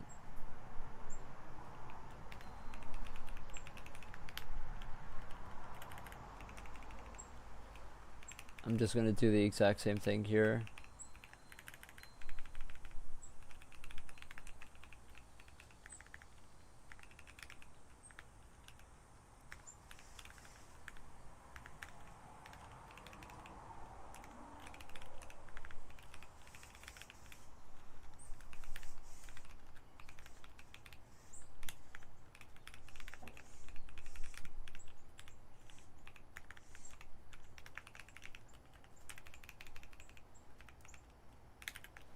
And then let's just store it on the entity, like I don't really care anymore.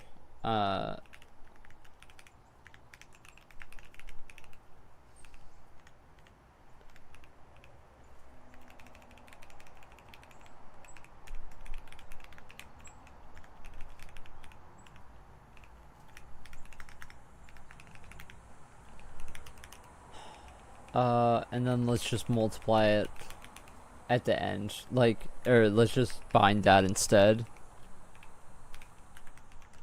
Oh, how do I even get to that?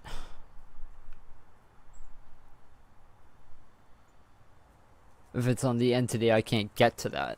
Oh my god. Dude, like, it's so annoying. It's so, like, unbelievably annoying. Because now I mean, you would have to do it on the GLTF node.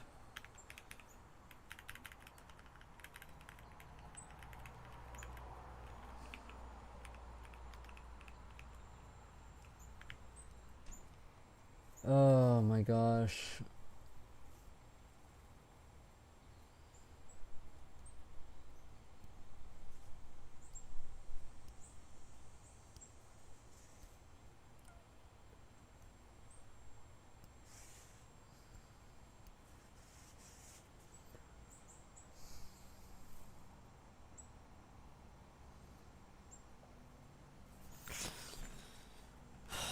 This is just to test, I guess. So fine.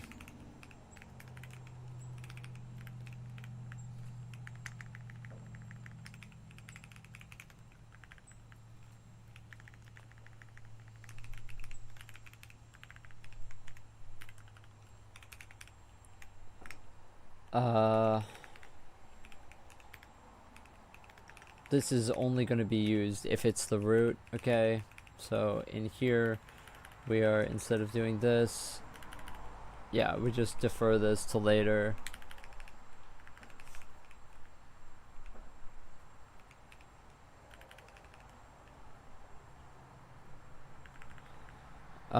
We are going to the node.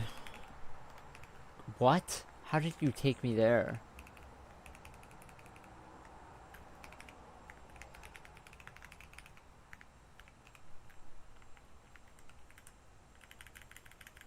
We're going to the node,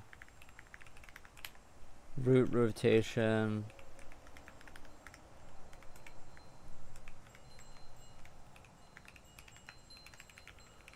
Okay,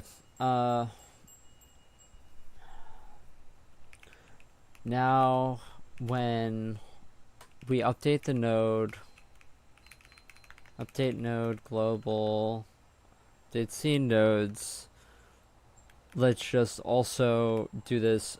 Oh my god, if you don't stop.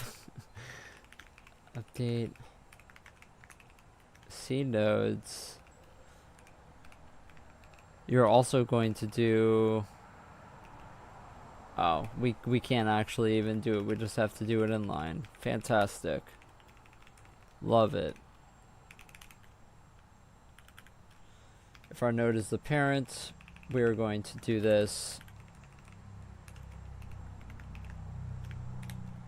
with the n root. These roots. Oh, fantastic.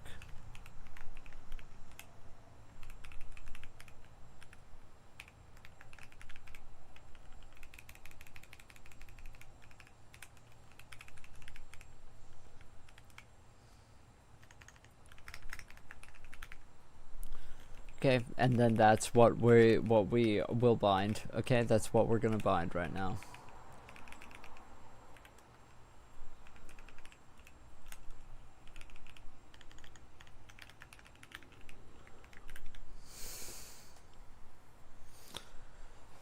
Now we have a completely separate basis. Okay, completely separate basis to multiply by. Okay.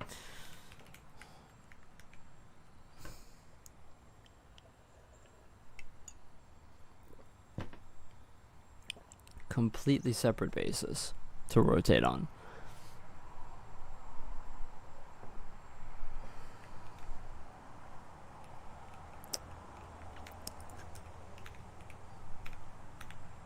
Like what? What are you talking about?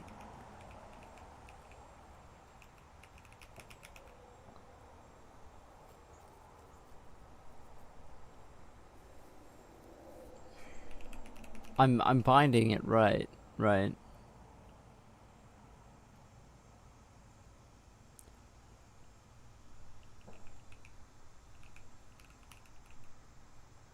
Oh, because I didn't set it to yeah. Fine. Let's just do nodes I dot root scale. Our scale is always just going to equal vec3 1 1 1 for right now, okay?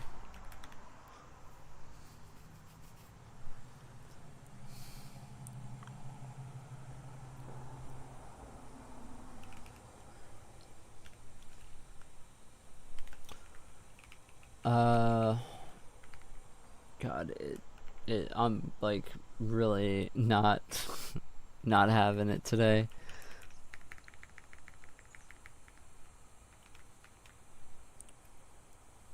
Okay.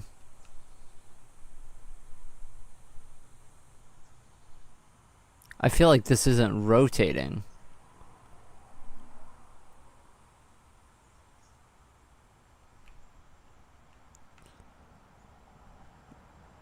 That looks like it's translating.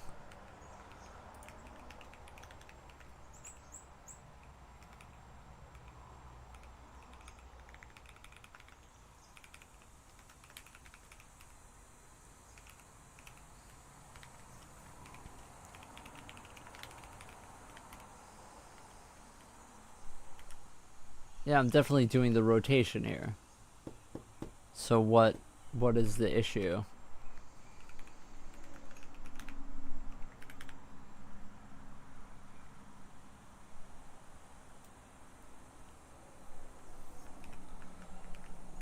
Uh, let's make sure that we do this correct. So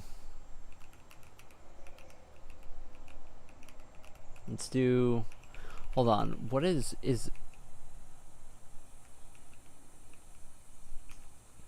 I wonder if our quat is supposed to be. Uh.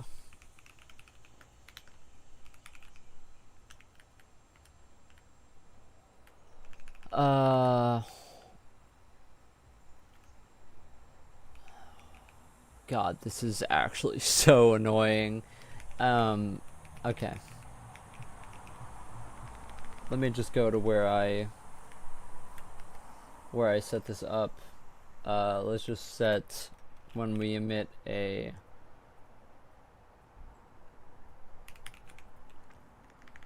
doc dot nodes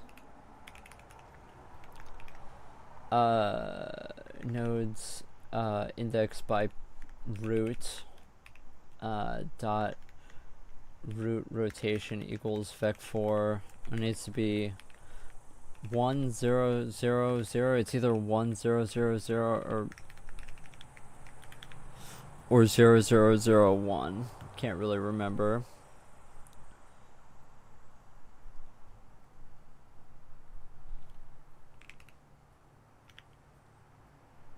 Oh, wait a second. It's definitely 0001, I think.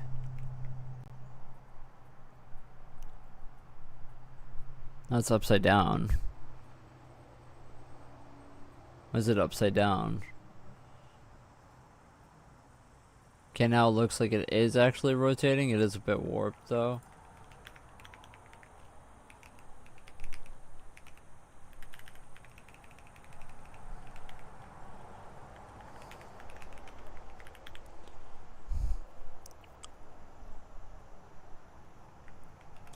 Actually, translation is probably 111, right? If you're multiplying.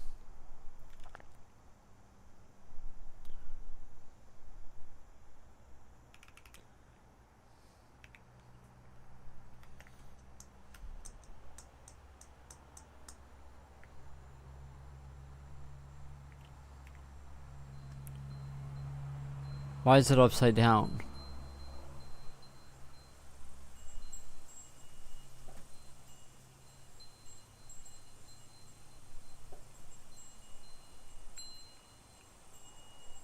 Why is it upside down?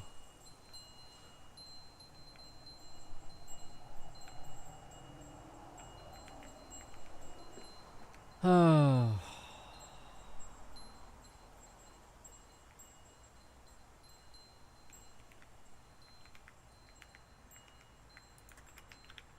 -1? I mean...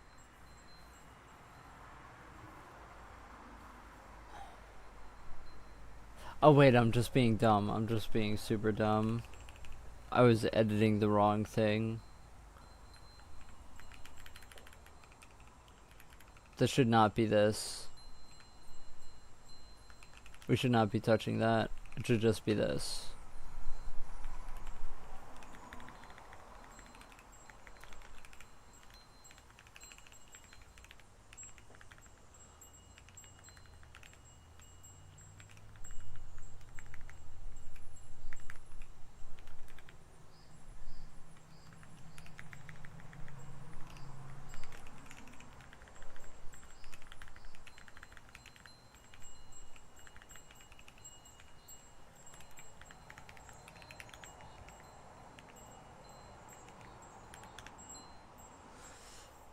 Oh my gosh, this is really annoying me today. Oh man.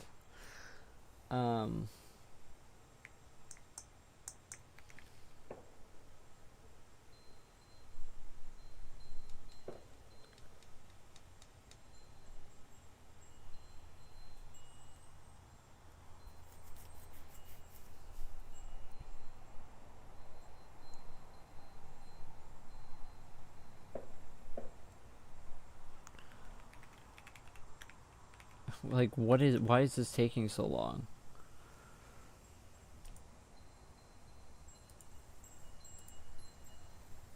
I don't get it.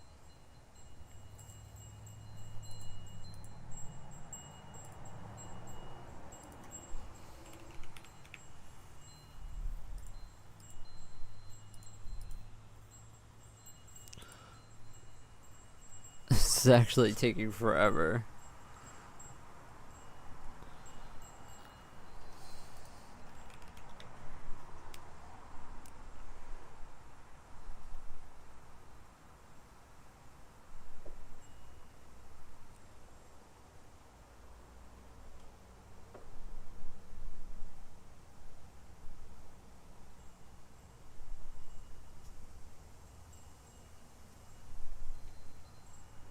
Okay, it should rotate around.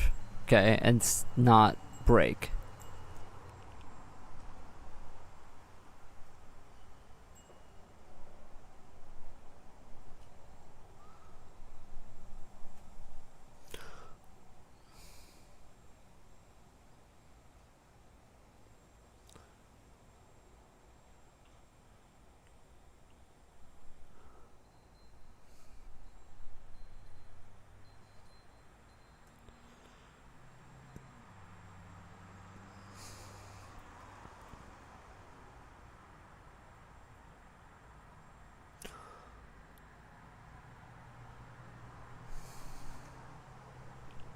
Doesn't look like it's rotating around, does it?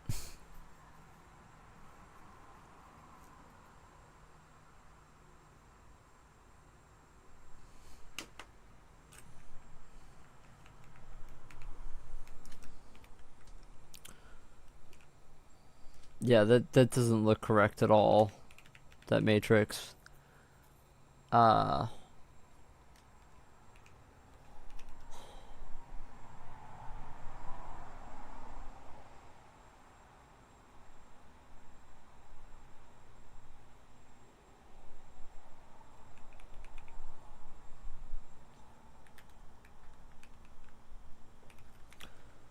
yeah, I don't really get it. To be honest, I just don't get it. Um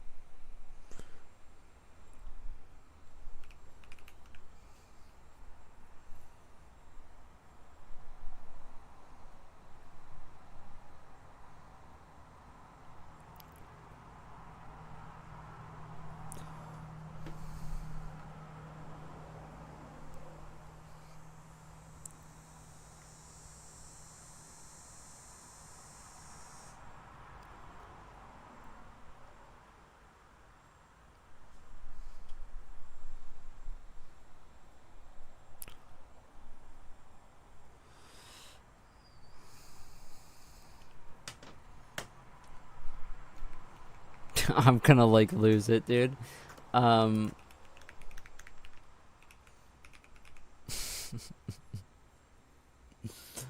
uh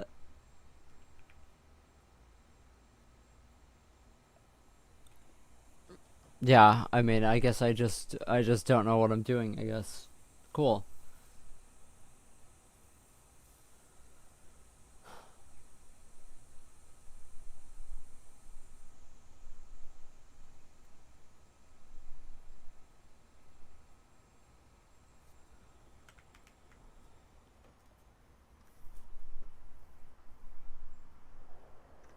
What was changing here? It's the wrong parts of the matrix, I'm pretty sure. Pretty sure it's or actually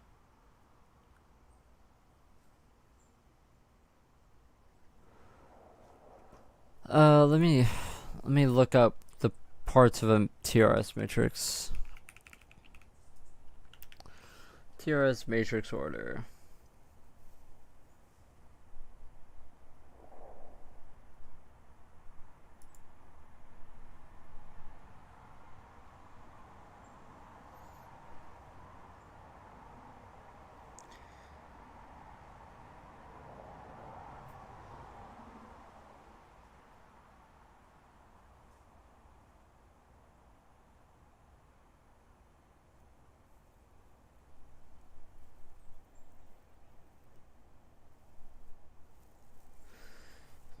It's saying, okay, well, let's try it. Let's try it like this.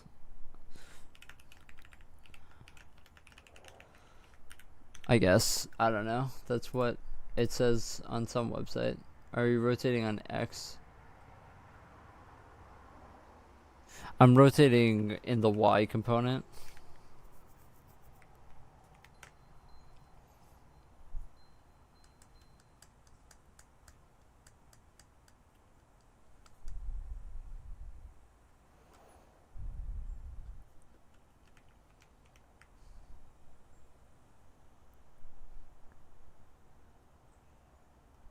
Yeah, this is the same exact thing.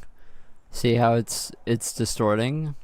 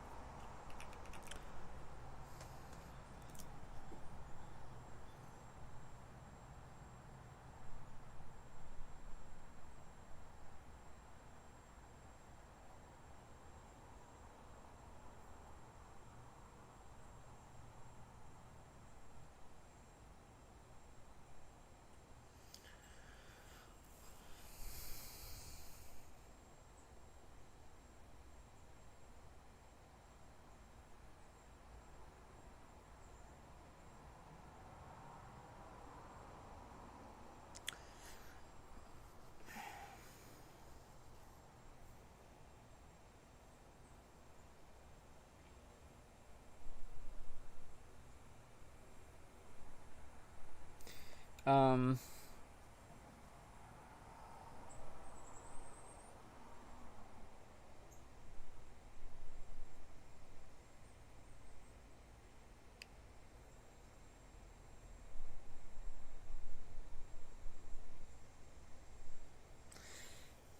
okay.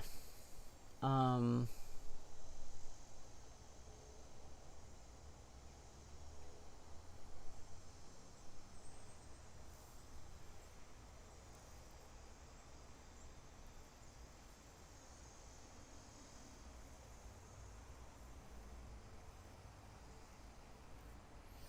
yeah, I'm reading some stuff right now about it.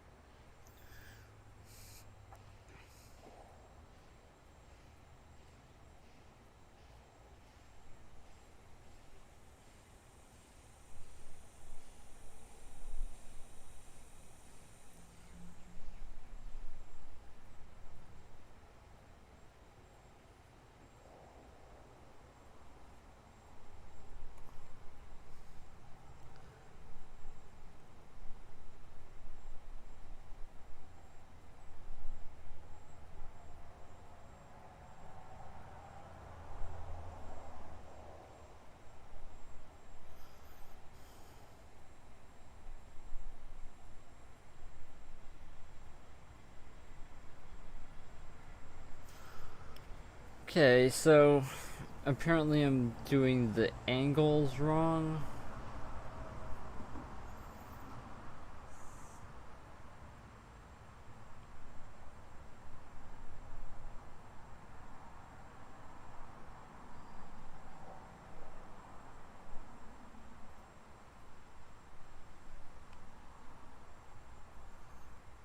Okay, so apparently it wasn't that I was doing this wrong at all. It's just that I don't understand how to use a, a quaternion or whatever. Um,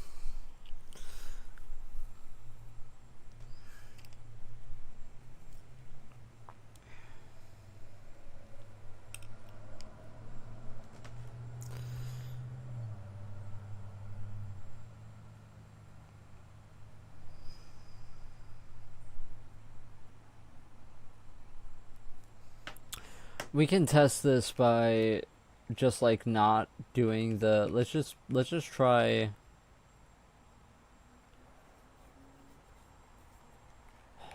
uh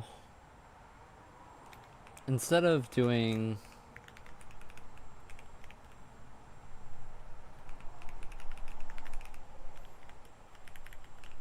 let me test this out by going to root scale.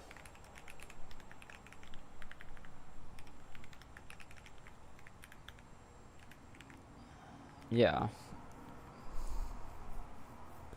Well, it isn't really OpenGL. That's the issue.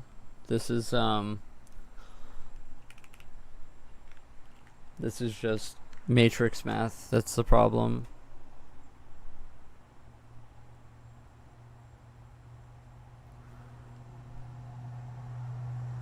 Well, now this is all messed up. I'm not sure why this is -1. Like, how does this get to negative?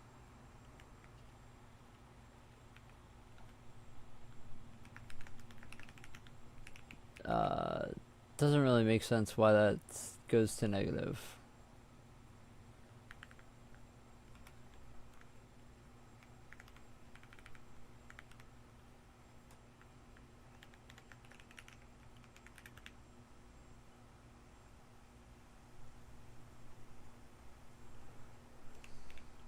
Wait, hold on.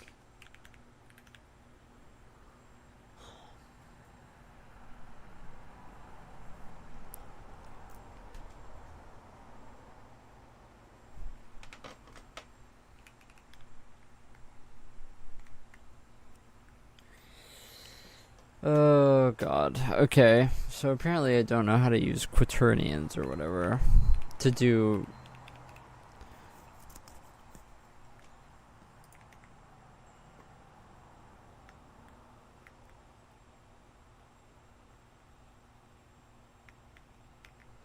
Okay, now it's just translated up because of the translation thing. Now let's just try the scale instead of doing the rotation thing.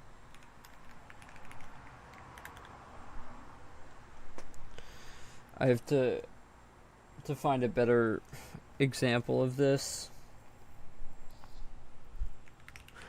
Quaternion multiplication. How to multiply two quaternions. God, I hate how fucking you go on Stack Overflow and it's like, oh, cookies, cookies, cookies. Let me give you 20 pop-ups for cookies. I get it, dude. I get it.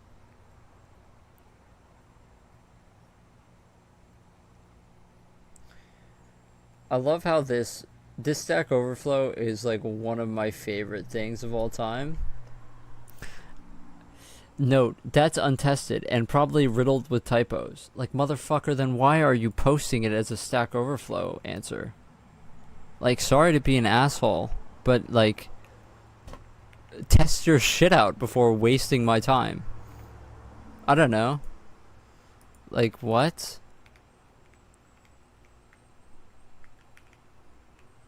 Okay, if it scales down properly, the Y should be scaling down. So that means, well, it probably is happening. It's just probably too small.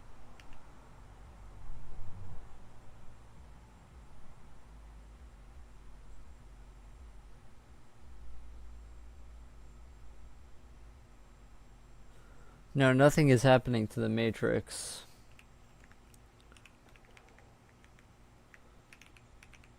Am I applying it to the wrong? Yeah, no. Why is this not working?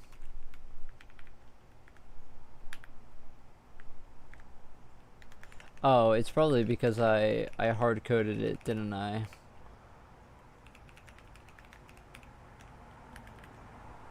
Yeah, I did.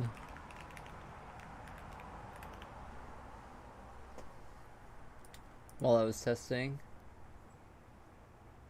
Try Windows 10 and Edge out of the box. Cancel home not on Linux with it. Yeah, it's like, I mean I do have ad blockers, but I can't block the cookies. Okay, so we're just gonna copy this guy's code and just hope that it works. It seems pretty legit.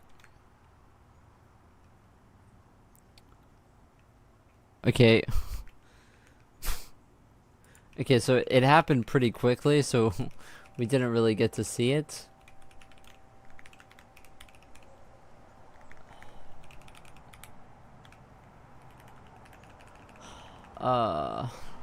But I mean,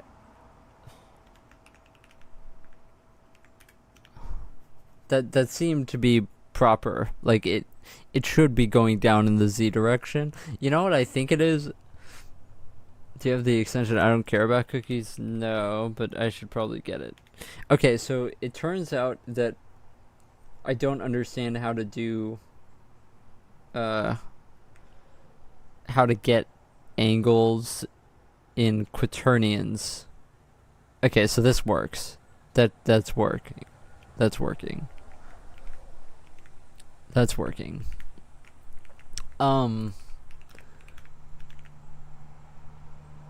Okay, so if that's working, then it's 100% an angle thing. My angle math is wrong, and apparently I don't know how to multiply quaternions, so that's what we're going to learn about today. Because apparently if you just add onto the y component of a quaternion, that's not actually proper rotation, apparently. Yeah, so this is working fine. This is actually working fine because that was the y-axis that got compounded. Okay, so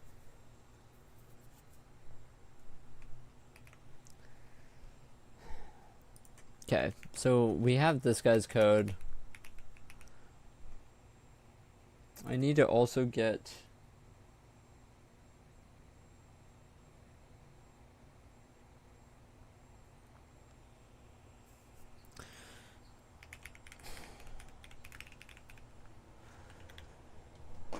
quaternion from axis angle. Normalize.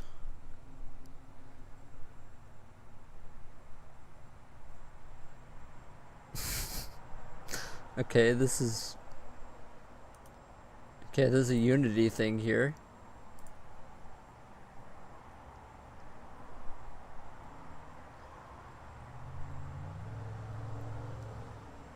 Okay, it doesn't actually give me the fucking implementation. Thanks, asshole.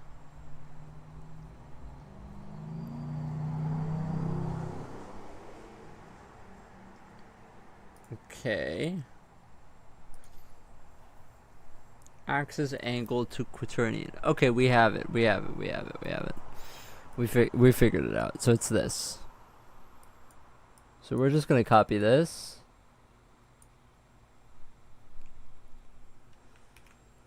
We're just gonna copy that.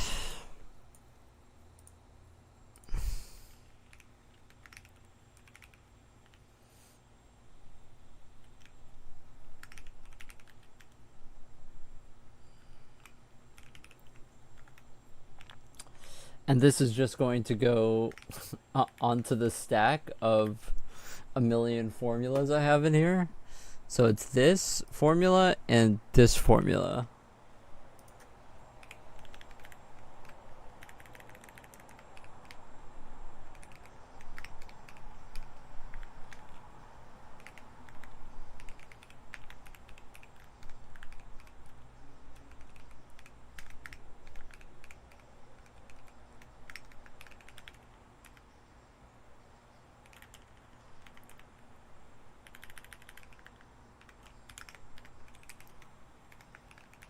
Okay, we're just gonna trust that works. I don't fucking know, man.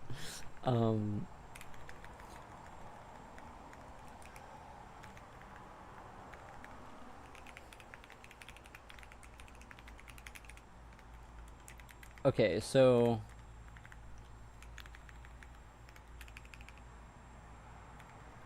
This is going to be a vec3 because it's just an angle. So we can just call this angle and then, or no, axis. This is the axis, and then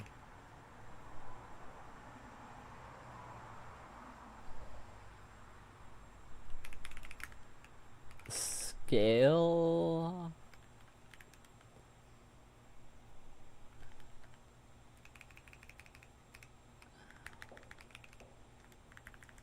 And what ax?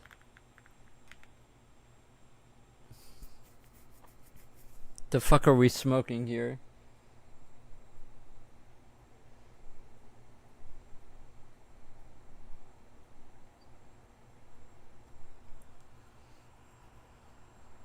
I don't understand this. Hold on.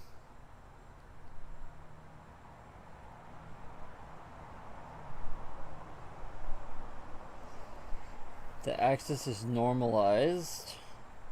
Okay.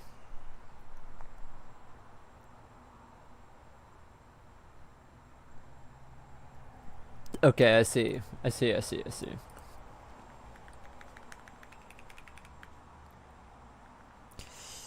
Uh,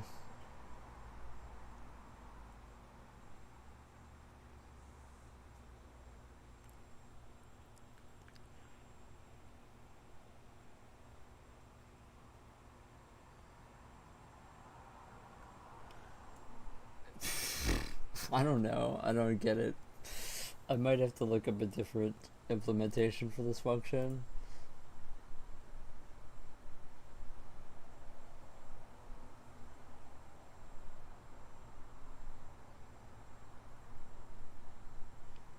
Uh,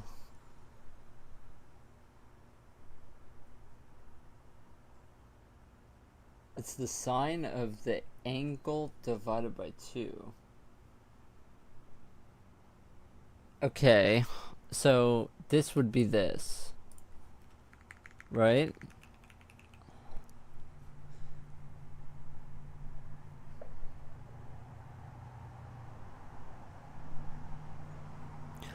Yes. Okay, I get it. This isn't scale though. This would be, this is angle.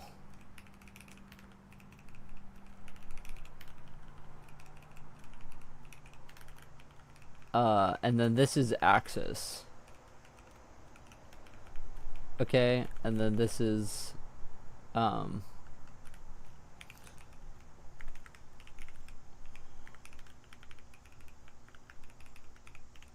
whoa, chill.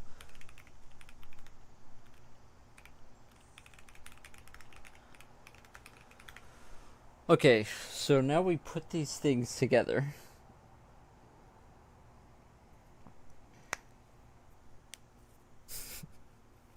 I'm gonna cry when we finish this, man. I'm gonna cry when we finish this. I can't wait to be done with this. This shit is not okay. Okay. Nah, it's fun. We're learning how to do math and stuff. That's fun. Okay.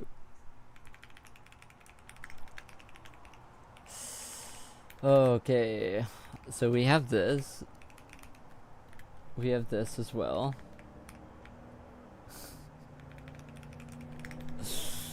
Okay. So we have a quad from axis angle. Okay, so this is how we do it. We supply our function. So we, okay, so here's what we do. We get vec3 axis equals, it's going to be the y-axis. Okay. Math was never fun in school. Well, it isn't fun now for sure. You know. So and we get the radians, right? And we're just going to say radians is 0.005 f, which is what we were doing before. So now we're going to get a quat from axis angle, right? And this takes in the axis and the radians. Okay.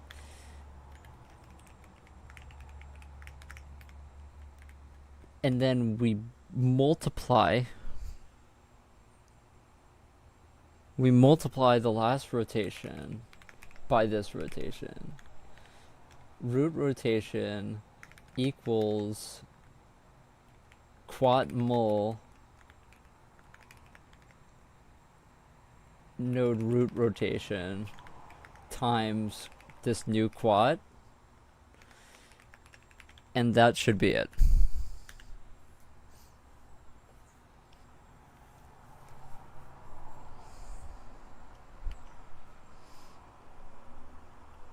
That's how you do a rotation in quaternions,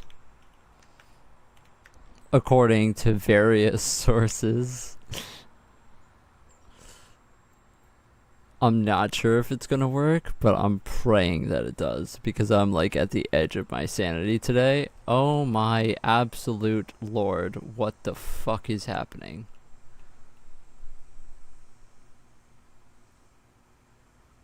Okay.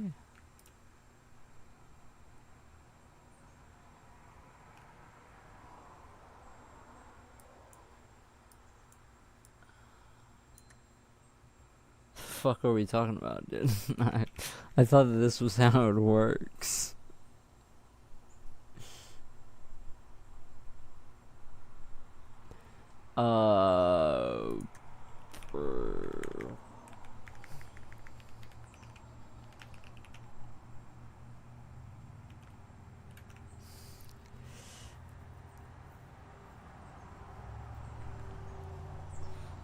It seems to be flashing quite a bit.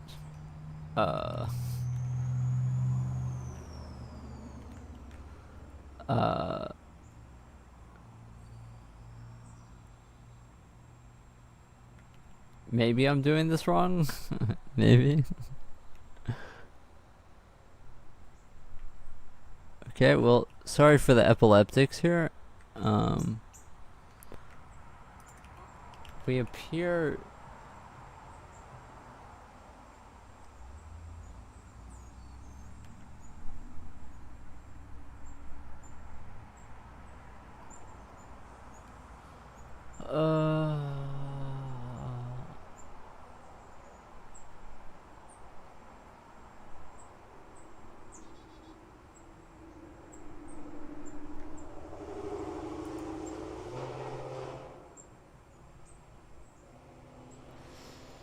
I wonder if it's it's this guy's implementation of this quaternion multiplication where he said I'm not sure if this is correct. I haven't tested this.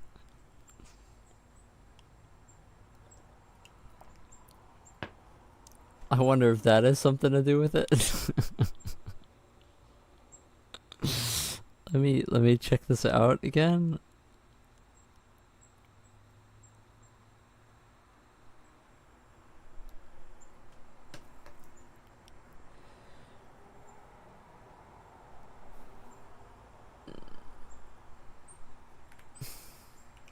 Let me check this out again.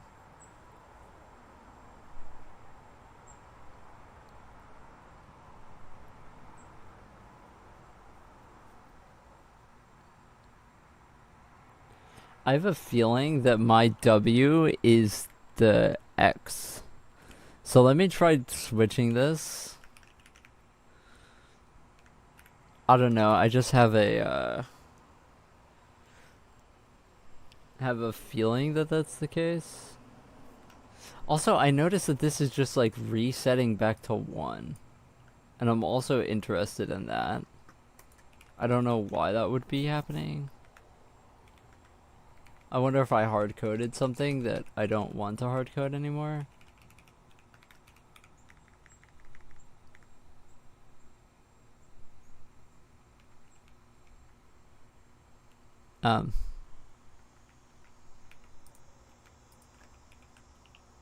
Yeah, this is...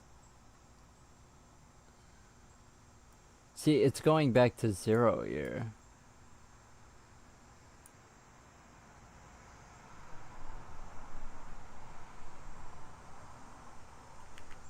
Maybe I... node... Update node global...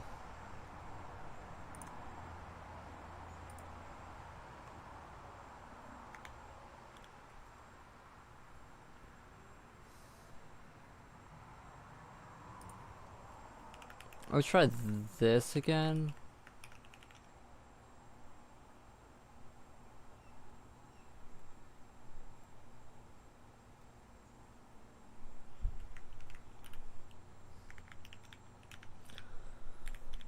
Yeah, so I'm noticing that this is oscillating between extremes here.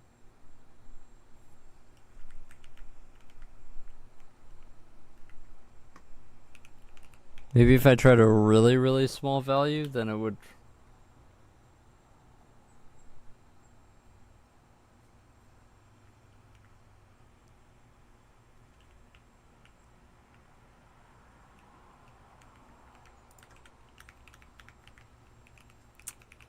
Uh...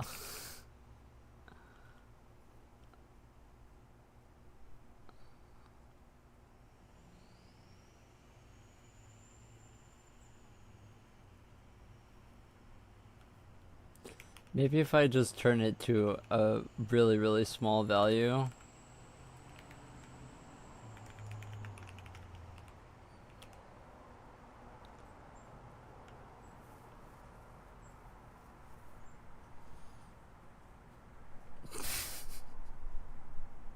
This is so scuffed. So these aren't even important, by the way. These aren't even important. It's this matrix that's important, and it's switching between like identity and this, which I don't really understand why it's doing that. I may have like added some code that I forgot about.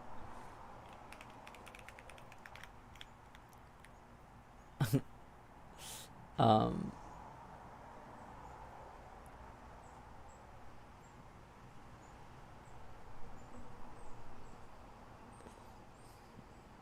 okay, so let's just try like 0.0005. Okay, really, really small. I see translation and rotation below. These aren't in use. These aren't in use. That's for the not root translation matrix.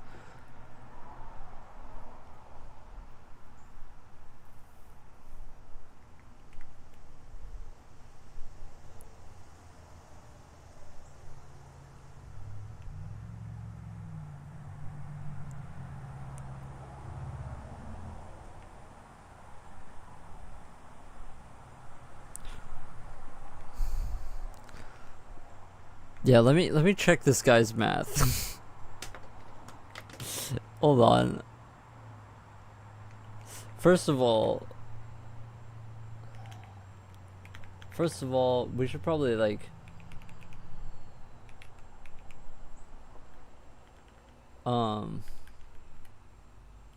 we should probably set this back to this.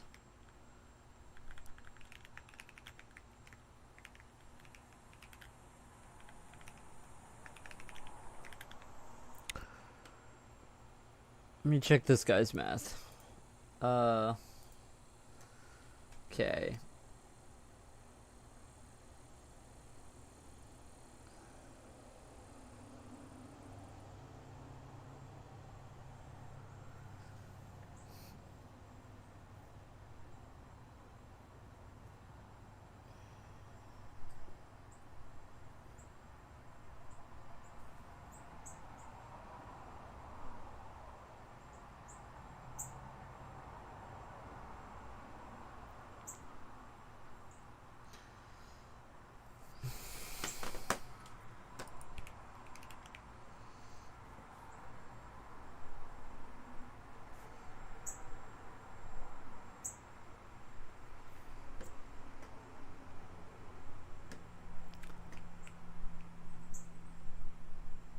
So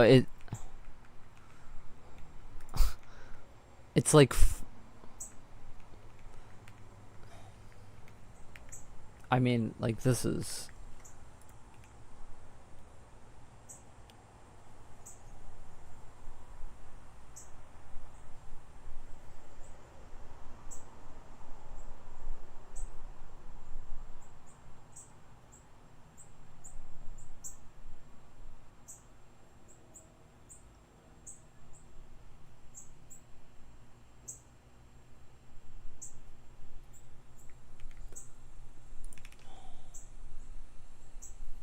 Why doesn't it just work?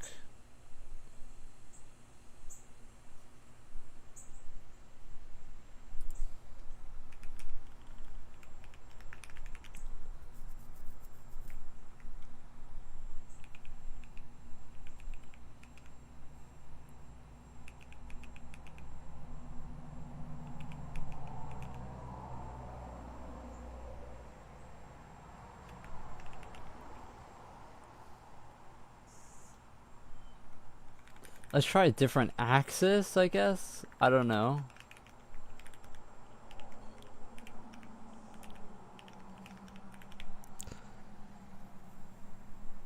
No, that's untested and riddled with typos. Interesting.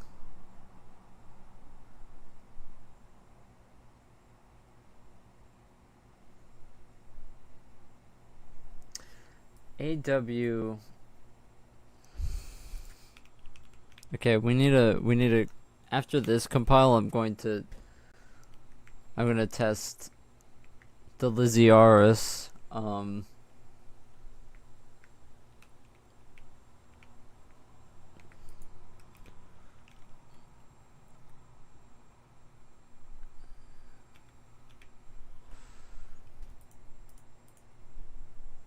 Is there no example from Chronos? No, this is quaternion multiplication.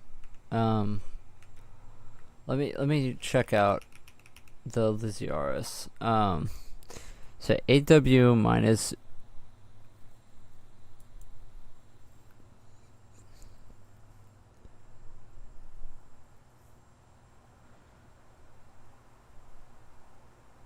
so WW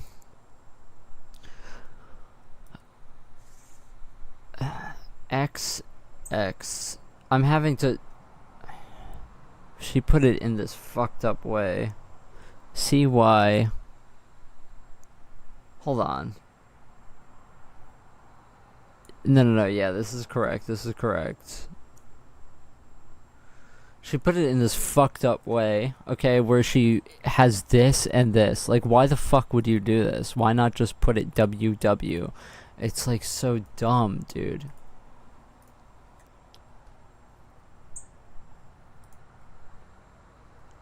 WX.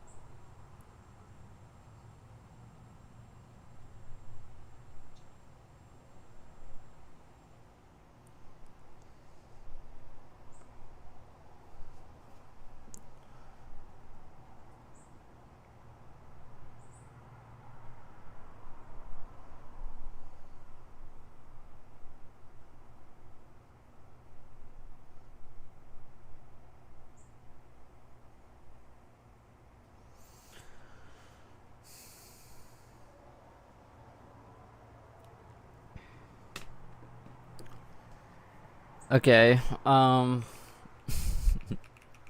gonna try something here.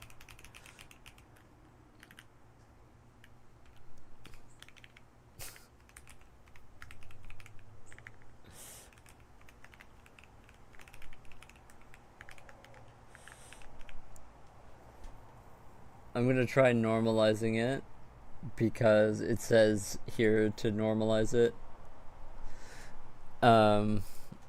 So that's what we're gonna do.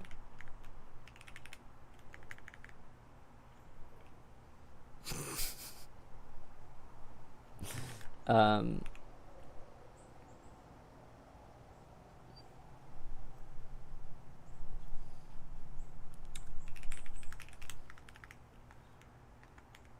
um,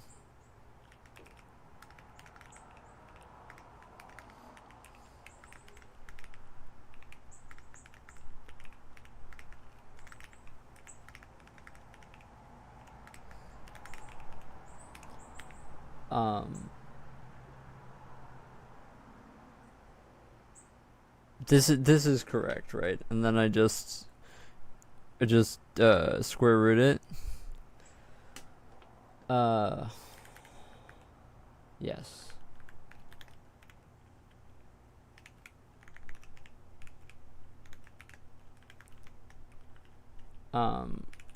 Now we're gonna return vec4 of a dot x divided by len.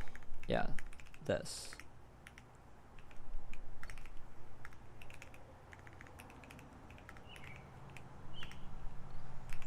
I don't really know why they like to put the...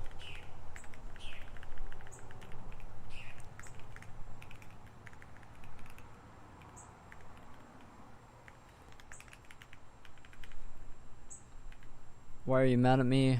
Oh, yeah. Okay. Okay, so there we go. Now we're gonna put this in the header file. And this is just gonna work.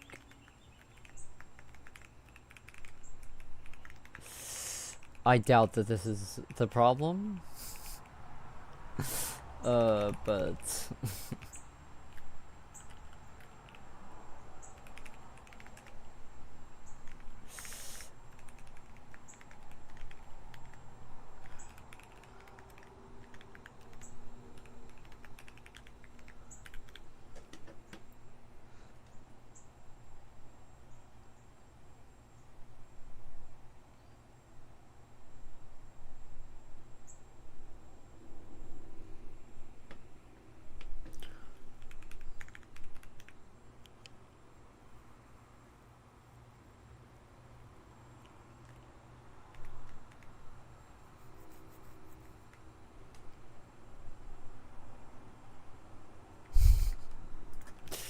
Okay, that seems better.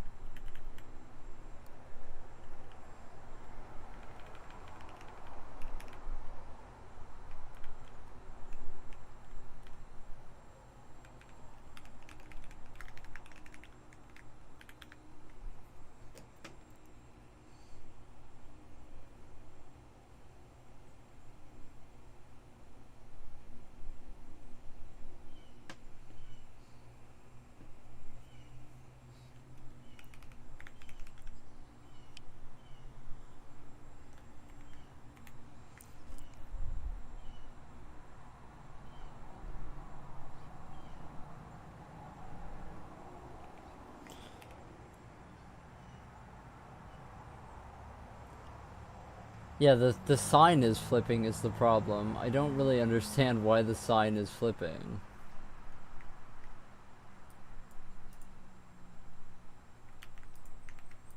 It's probably just the sign is the problem.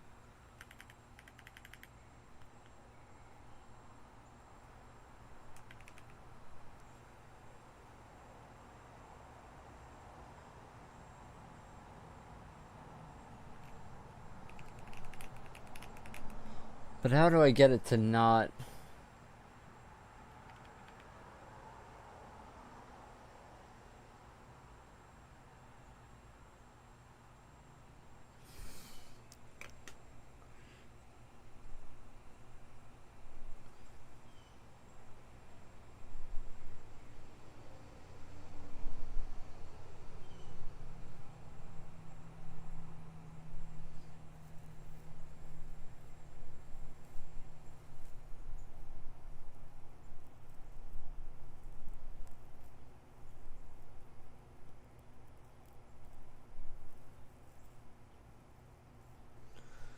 Okay. If it's sign flipping, I have to Google this. Quaternion, sign flipping. Quaternion is flipping sign for very similar rotations. Both rotations...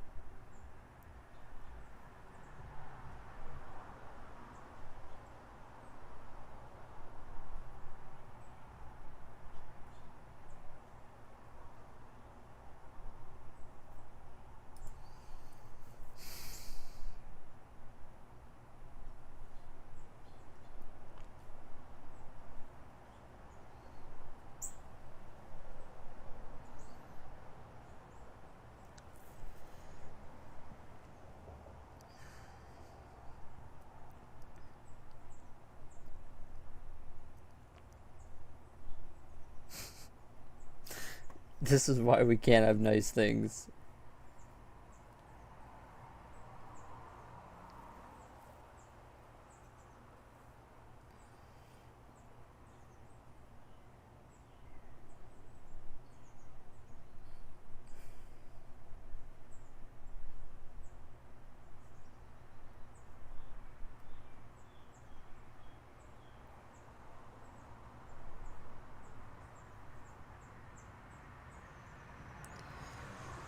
Yeah, apparently it's a thing where quaternions, when you're doing math with them, can switch signs if you're doing this multiplication.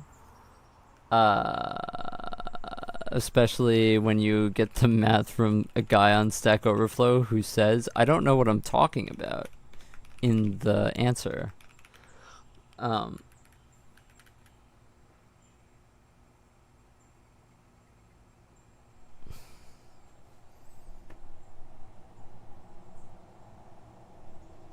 and apparently you can fix it by doing a dot product.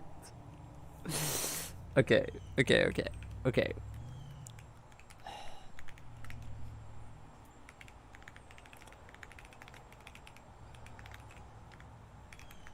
We're gonna copy sign. We're gonna implement copy sign here, which, if you don't know, is a function that copies the sign. Seems like it has to do with 360 degrees. Well, it's an issue with this, right? Because you're multiplying and then subtracting a bunch of numbers. It's pretty common for, apparently, with really small translations, for there to be sign flipping.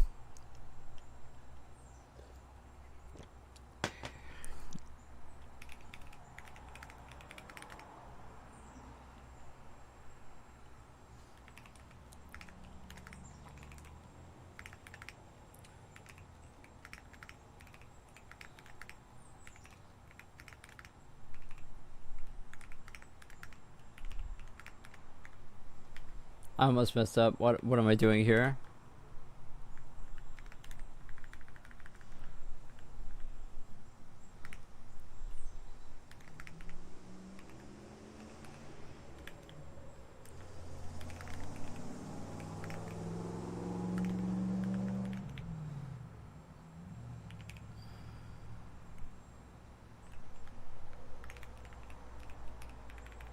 Then we just flip the sign of all of them.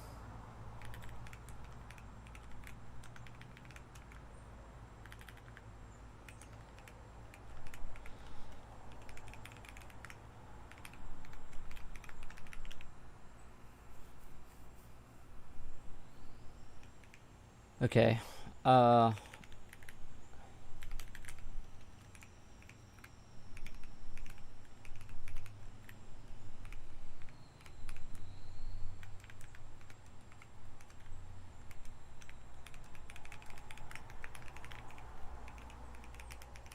Okay.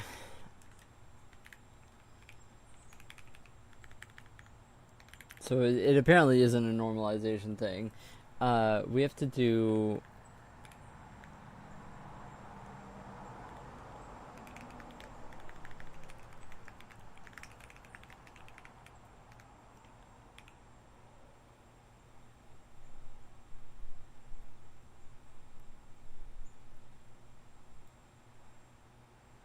Okay, so vec4 copy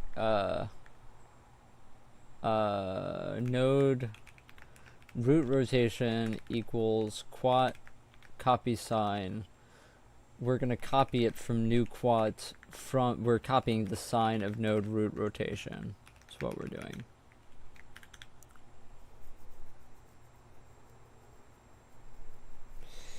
Changing the sign of the whole thing when the W component is negative. The thing is, my W component is +1.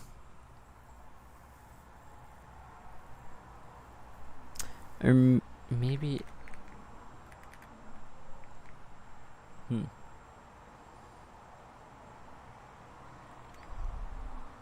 Oh my fucking god. Wow.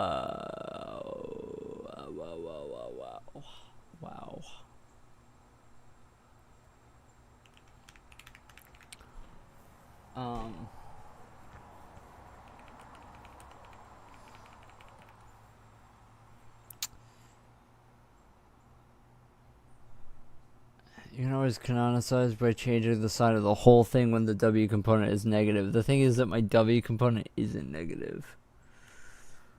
Like, I don't think it is, at least. Like, our angle is not negative, so this would never be negative.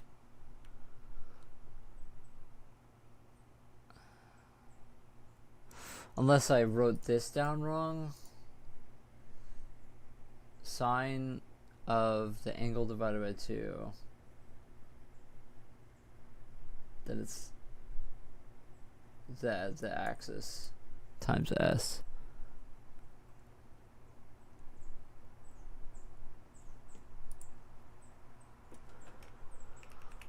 Maybe it's just such a small number that it's breaking. I don't know, but I tried radians like 0.5.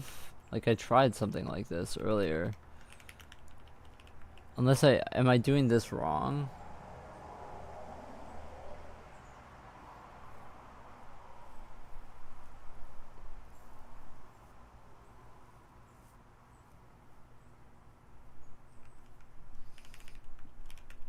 Let me try this.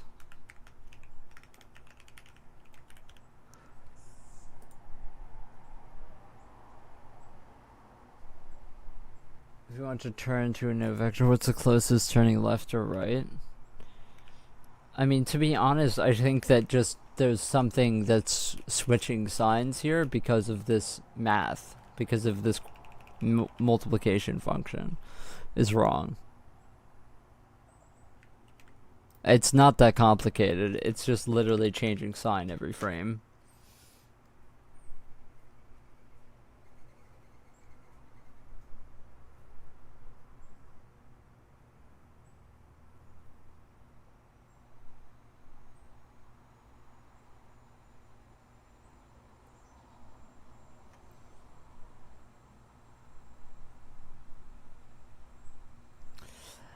What's also strange is that it goes back to 1.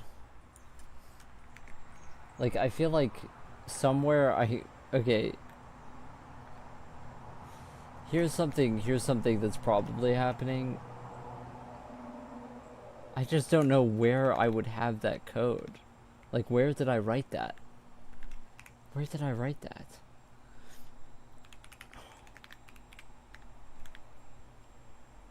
I apparently wrote something somewhere that's setting this to...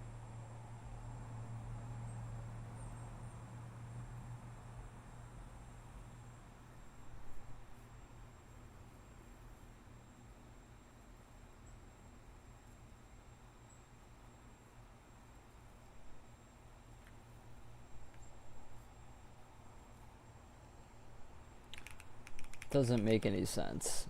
Why this... It seems to be when we print out the root TRS,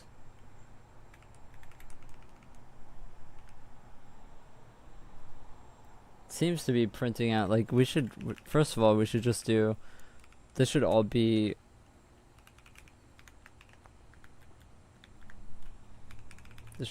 root, just for the purposes of debugging.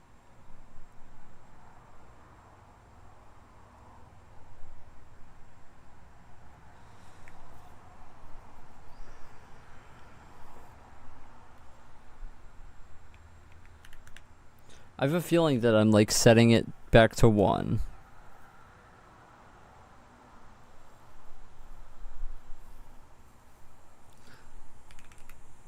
Yeah, I don't think that it's any problem with the math. I think that I'm setting the matrix back to identity at some point.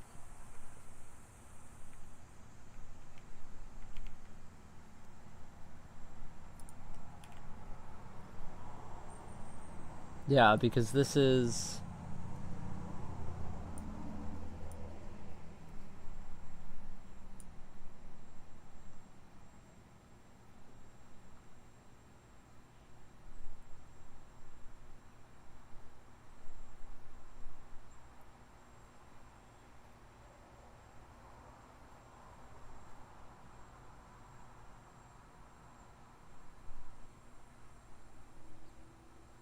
Like, you see how this goes back to 1 exactly? I feel like that's...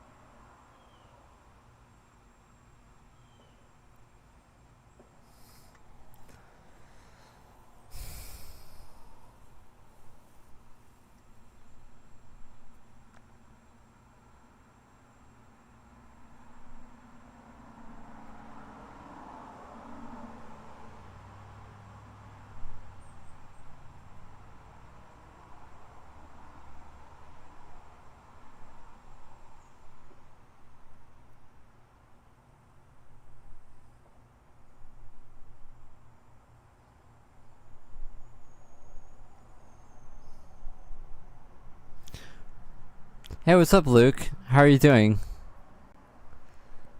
How are you doing? Good to see you. I'm really confused, man, why this is happening.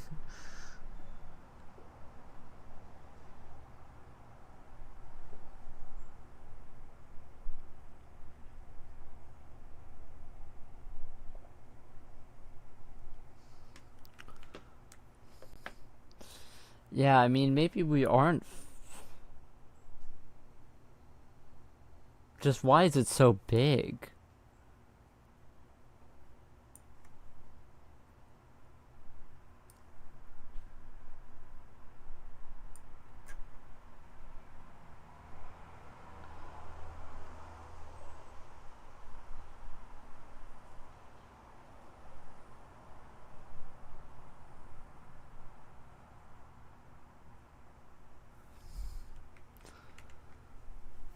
Oh, this is so complicated.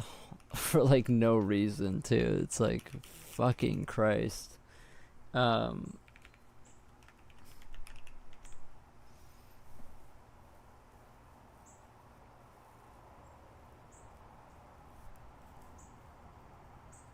can I write some code that checks if W is ever a negative? I'm looking at it right now, and W goes from 1 to -2 to positive to -2 to 1 to -2 to this to -2 to 1. Doing pretty good, man. Just having a pretty chill evening. How am I keeping? I'm alright. I just, like, this is really, like, I'm having a hard time with this, to be honest.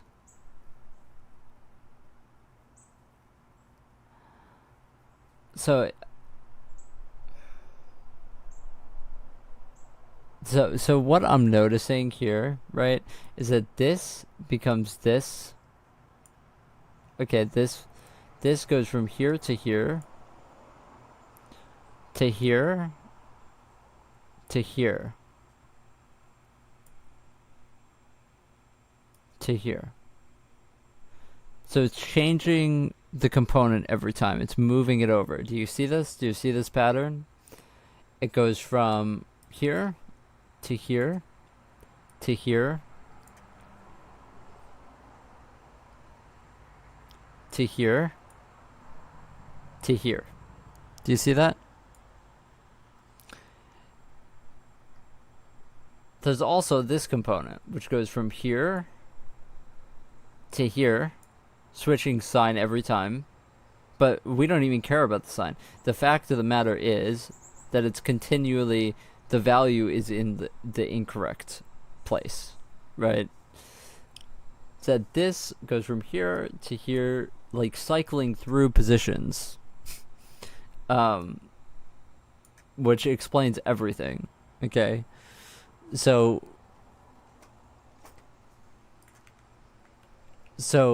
somewhere our math is wrong.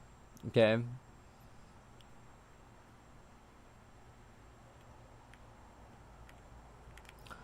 I wonder.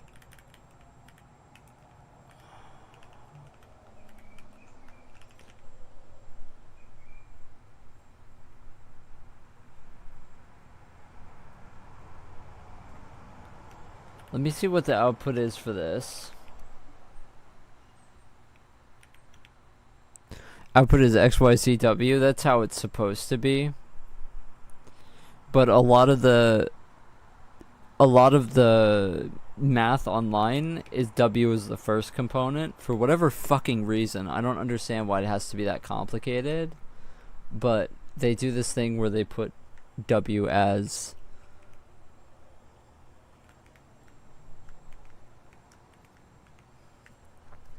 okay. So let's take a look here.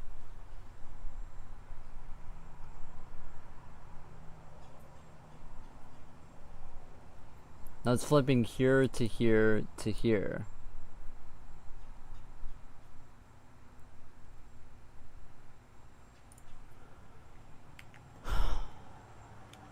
Fucking Christ, man. Why is this so complicated? Like...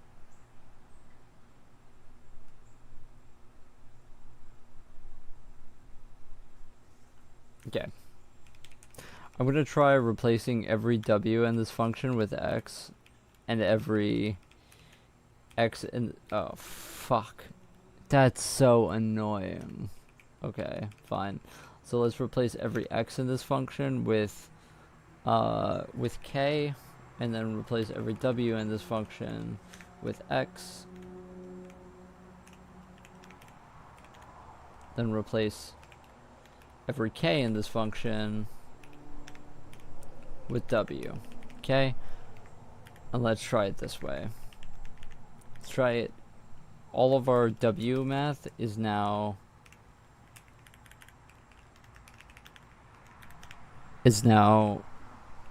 for the X component. I don't think I've ever seen you so frustrated with my own code. It's because it's not my code. It's because I copied this from some Stack Overflow dude who was like, I don't know if this code is correct, by the way. I haven't checked it. It's like the only implementation I can find for quaternion multiplication. Other than one that's... Let me show you how this is written. Oh my fucking god. Like... Believe it or not, that looked almost correct. Hold on a second. Maybe I just cooked here.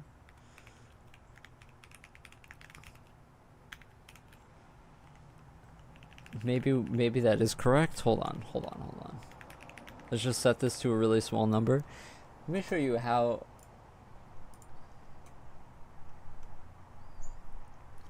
she wrote this.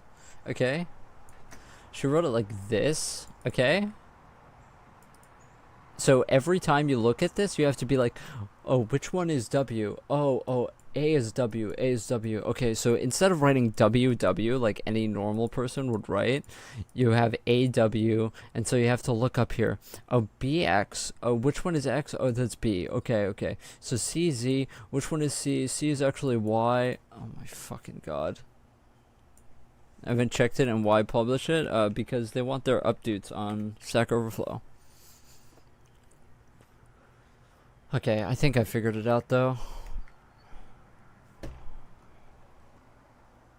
Why is it flickering like this?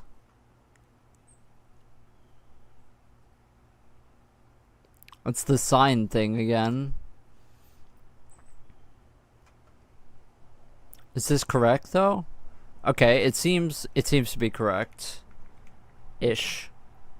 Because it actually is going around. But now it's flickering between... Let's see if it's flickering here.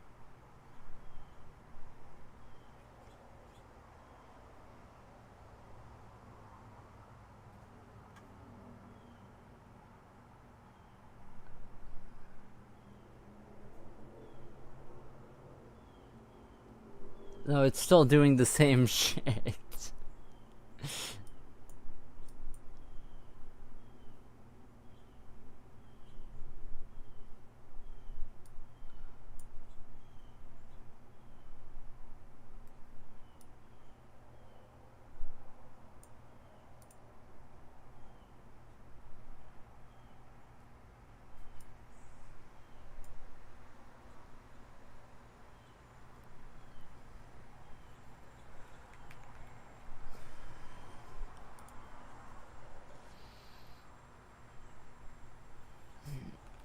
Okay, let's just try.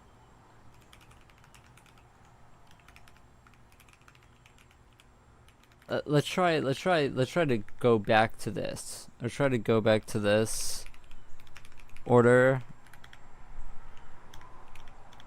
Eventually we're gonna get this right. Eventually. Oh man.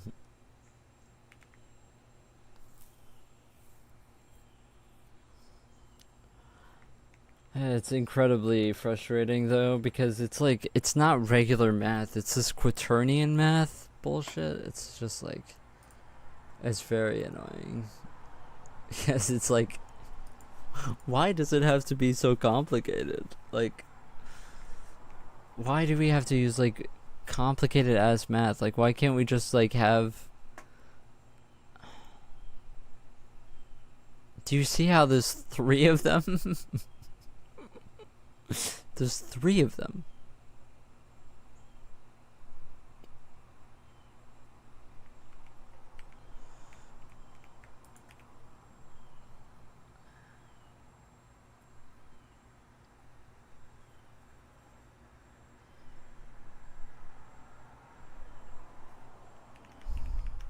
Okay, let me test something here. Let me test something here. What if every okay, so let's just make a global here. I find it funny that devs are angry at devs. Okay, so let's just do float. Let's just make a global here. Rad equals 0. Okay, and then let's just do.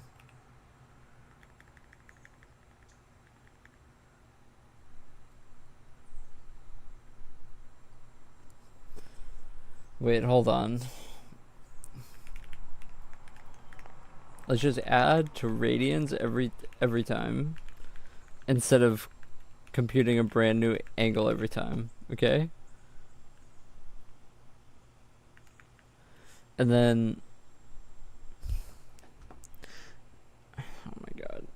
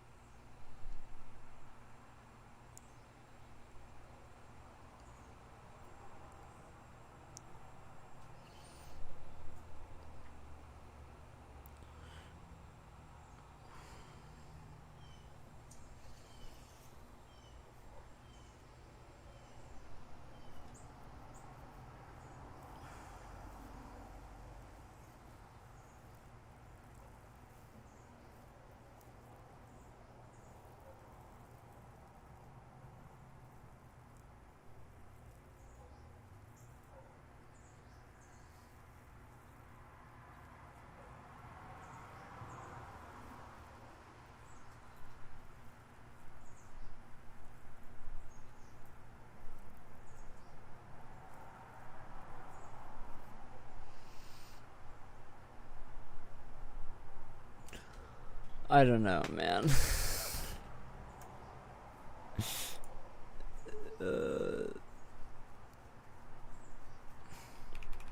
No, let's not do this. There's no point.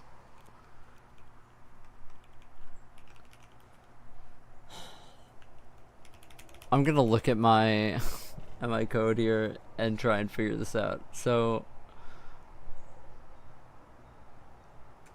maybe we'll just go back to this.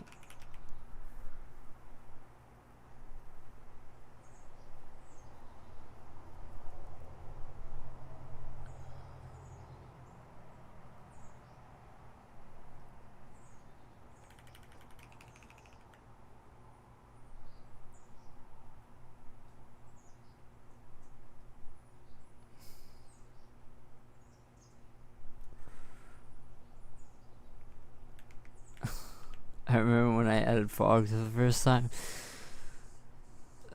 The weather update. You call that weather?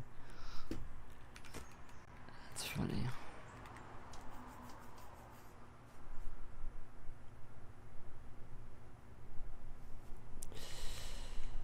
Oh my god, dude, like, fucking Christ, man. Like,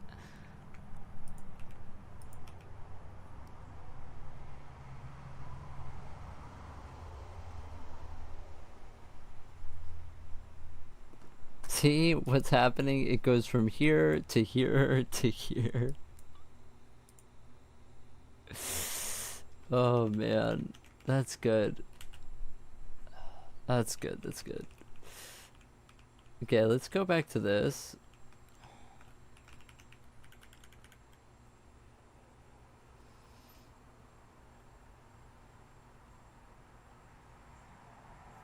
This music is also pissing me off, man. It's pissing me off bad.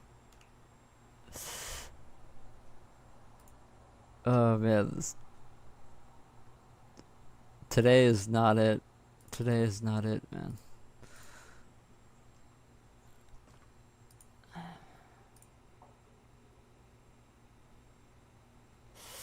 Okay, let's go through it, right? Let's go through it and put it against the Liziaris implementation. No, I said to do this, please. Okay.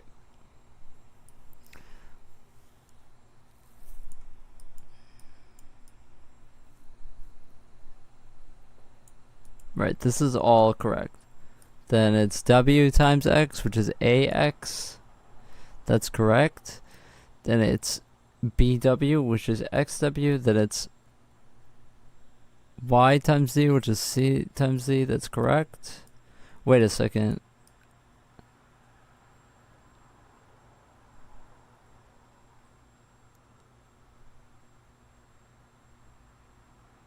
Yeah, that's correct.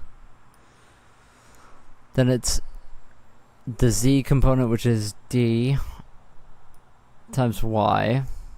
Or my... Yeah. This is minus. Then the signs are plus, plus, minus. This is all minus. Okay. Wait a second.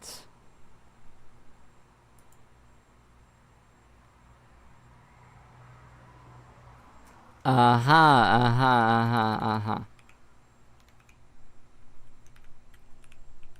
Let's try that. That might actually be it. I think I just had like a light bulb moment with this. Hold on. I think I just figured it out. There's music. I'm sorry. I can't play Radiohead or else I'll get copyright striked.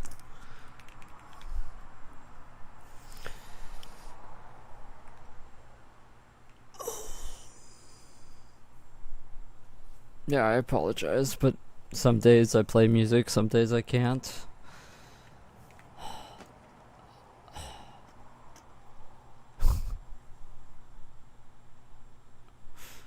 Okay, hear me out.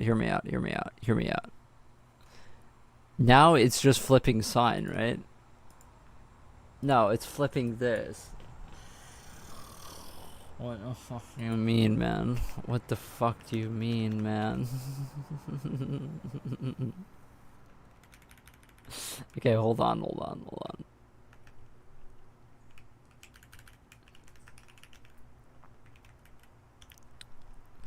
We're close. It's just going back and forth between this and this every frame. Okay? So we're close.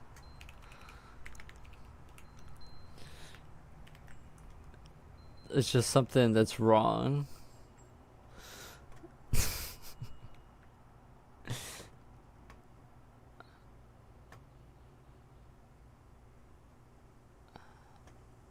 Why does it flicker like that?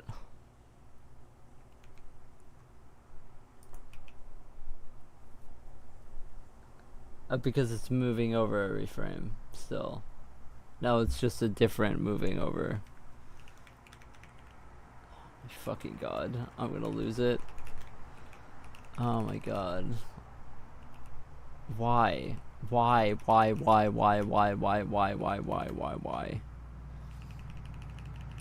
Let's try the other.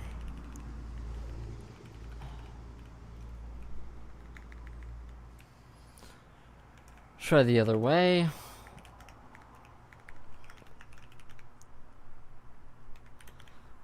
Oh my god.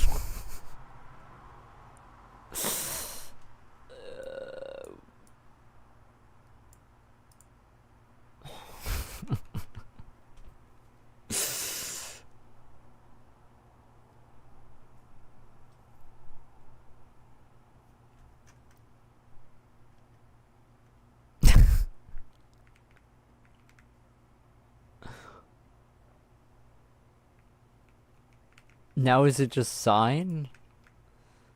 Is it actually moving or not? I don't think that it's even moving anymore.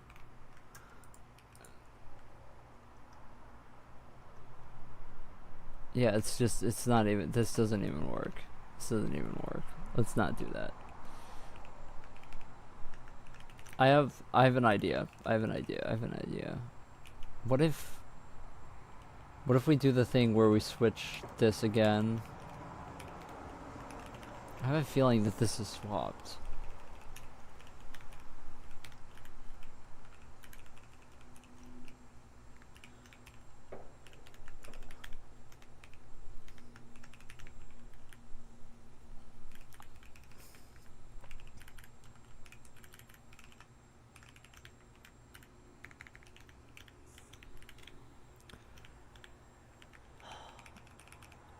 Something is swapped somewhere.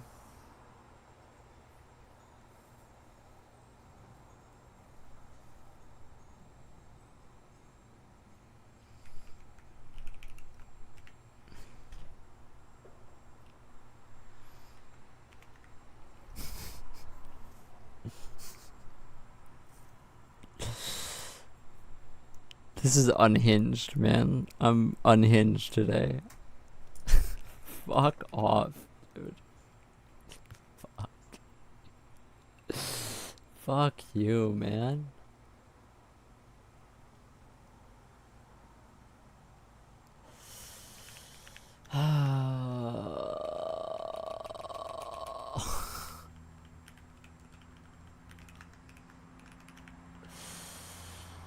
Oh, dude.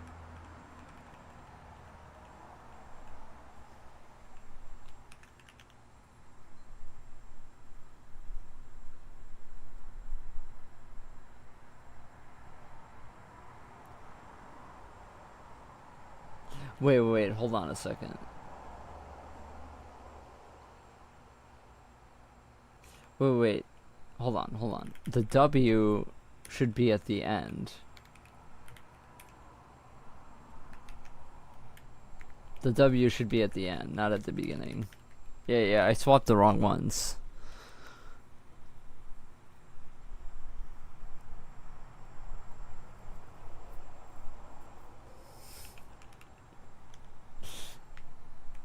It's because, so, when I made VEC4s in my engine, if I can show you why this is funny, is because... Okay, there we go. Okay.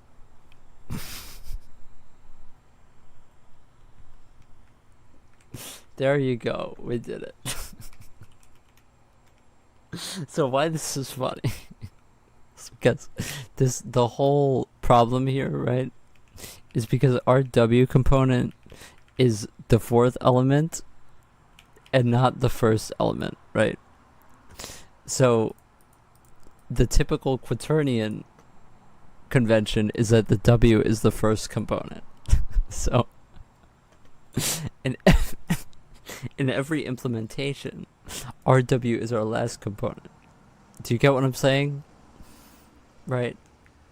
So the reason why it was swapping is because I have to change all the math conventions to match the fact that my convention is swapped.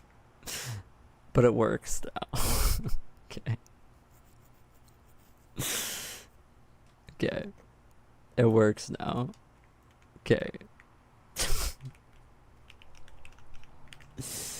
Okay, now that that's behind us.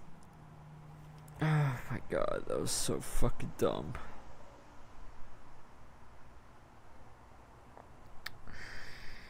Oh, that was so fucking stupid. Okay. Okay. Now, so let's try to get the gun to rotate with the full skin matrix. Okay, that's gonna be the real test. If this is finished.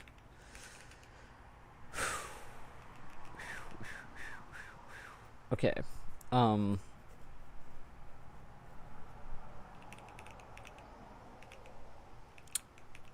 So update node global. We are passing it to the children. We are passing the local and the global. Okay, that's correct. So now instead of multiplying uModel, this is automatically applied to the children.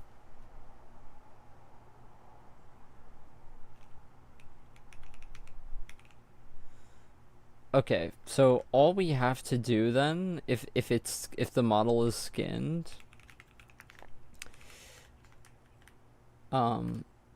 is do this for the, instead of the node root rotation, let's go node global node rotation. Okay. Node rotation equals this.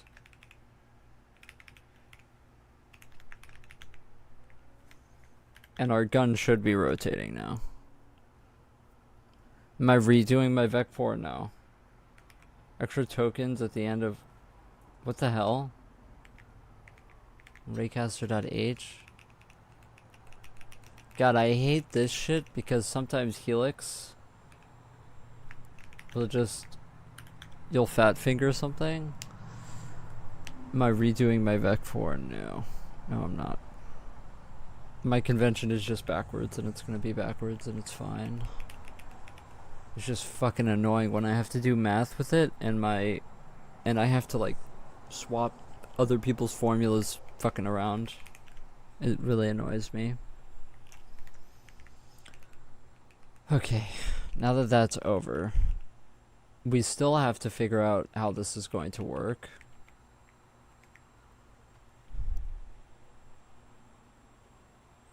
This should just be fine now. Okay.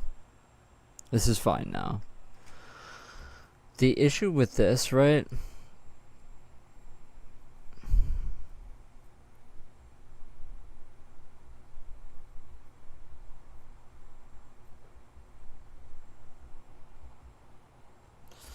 Yeah, I mean, so this is, I mean, it's fine. It works fine, but you don't want it to be like this. You want to have a model as a separate thing. You want to have this. The issue with that is that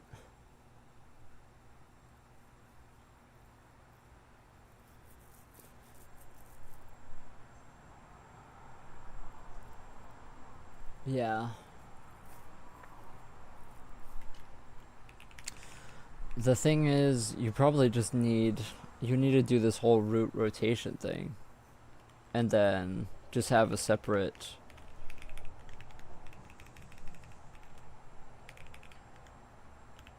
You probably just need a separate TRS, because yeah, you just need a separate TRS, because if you do this within this TRS, then yeah, you just have to pass identity into here.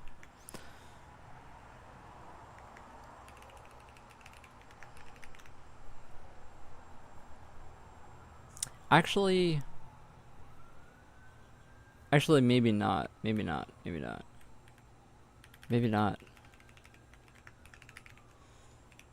Hold on. Maybe we go to update. Maybe I'm wrong about that. Maybe you can do this.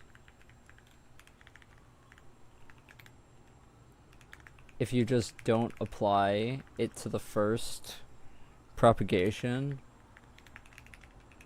and you just apply it like this. Let's make sure I'm also passing this as... I'm not. I know I'm not. This is not root TRS. This is just global matrix now that we're passing in. God, that really pissed me off. Jesus.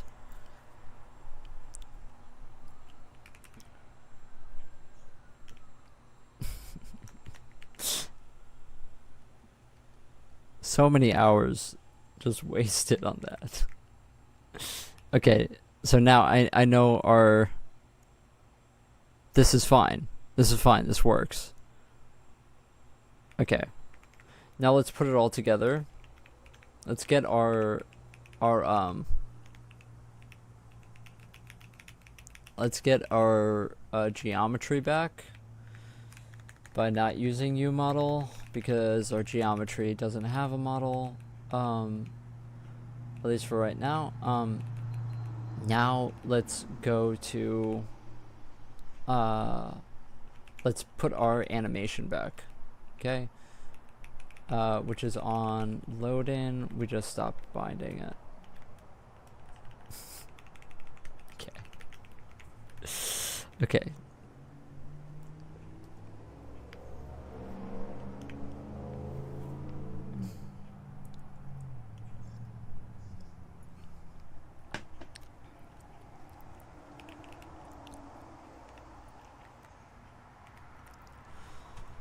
Okay, now our animation should be playing while it's rotating, which is what we want. Okay. And we are not going off of axis. This is exactly what we want. Excellent.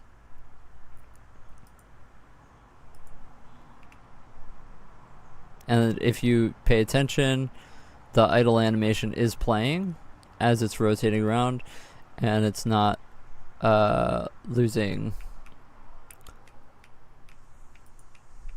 Don't mind the jitteriness, that's just my own stupid code. Okay.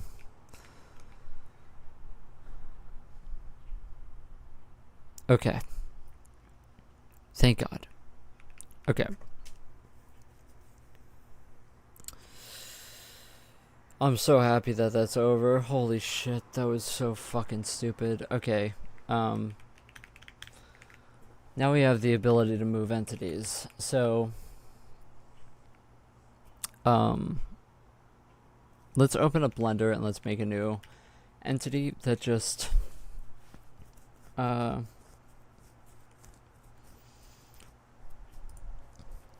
just make a new thing here.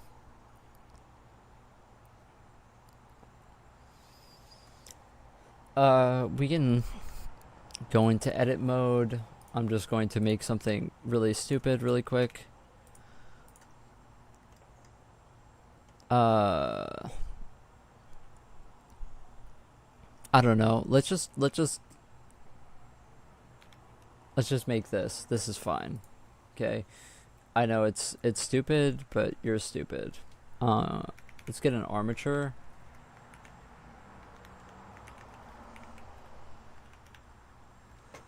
Set up here. Let's make this always on top. How do I do this? Again, this is in here, viewport display. No. It's in here, visibility. Viewport display in front. There we go. Okay, we are going to go here, edit, extrude. Out this, okay. And to do the classic Control P here. If it doesn't do the thing here. Keep offset. Oh my gosh, it did it the wrong way.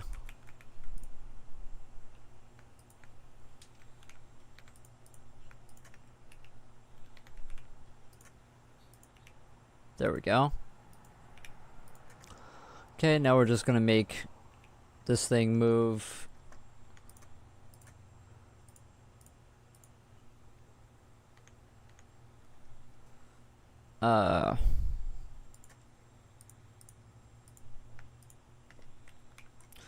We're going to do, can we do automatic weights? Is that fine? Just quickly, and then go here.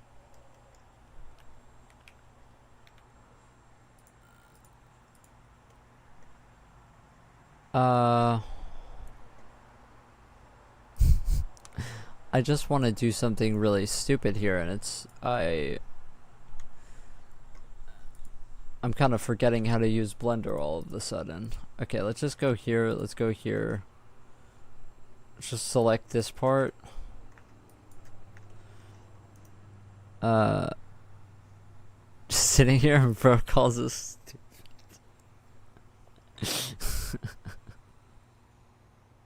That's funny. I want to separate selection into a different object, and then I want to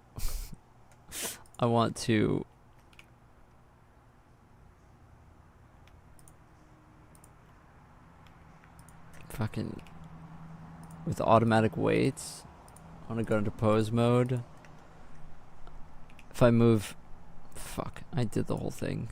God fucking damn it, I did it backwards. Holy shit, it's tilting. It's so tilting that I did it backwards. Holy shit. Oh man, okay.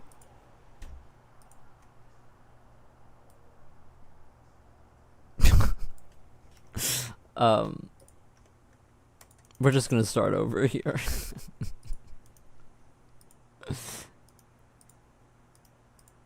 We're gonna delete selected bones.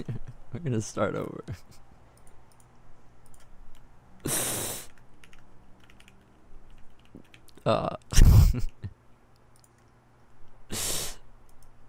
Wait, what?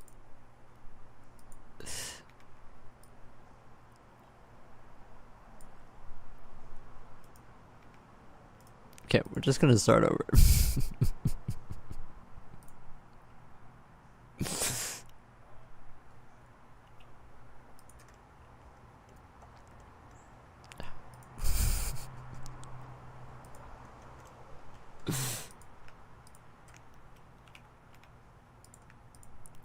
Okay.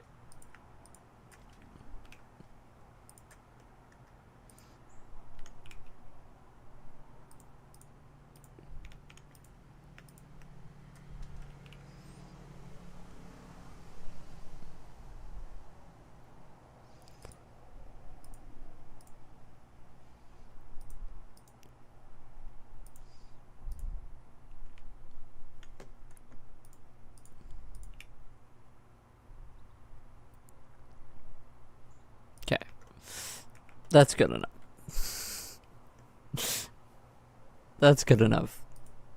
It doesn't need to be perfect. We're just gonna call this wave.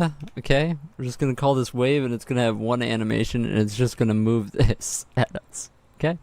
That's our test. That's our test for right now. Okay?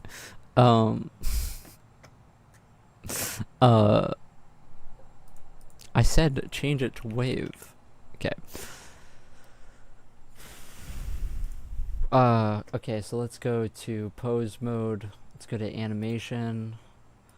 Let's go to action editor. Let's create new. We're gonna call it, we're gonna fake user. We're gonna call it wave. Okay. This is going to be, why is it not assigned to this armature?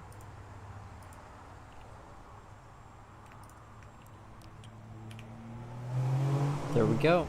Wave is assigned to wave.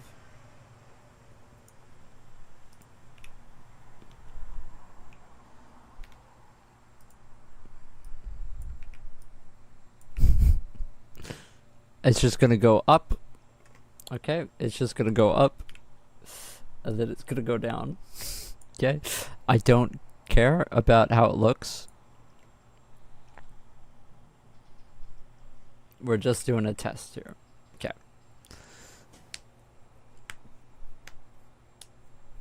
Okay. Now, I don't have a texture on this. I don't know if I need a texture. I kind of think I do, to be honest, because otherwise it's just not going to show up. So can I go to edit mode and then just like UV unwrap just the whole thing? Just UV unwrap the whole thing.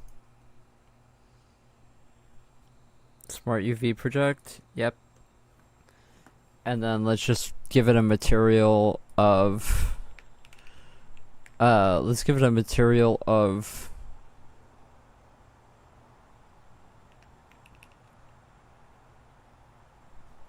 I don't remember what the name is of our wall texture. Texture pool.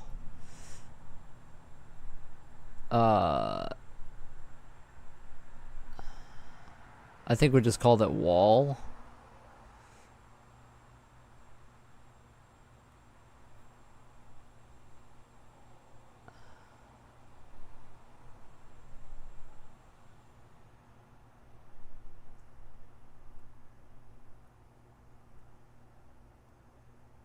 Why can't I find wall on here? Why is it none?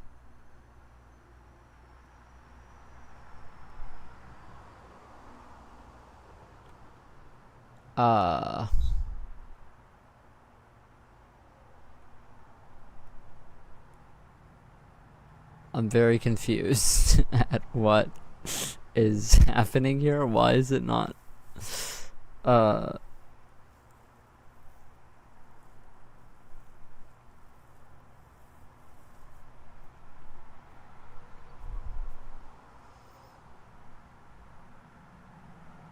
GL color don't work?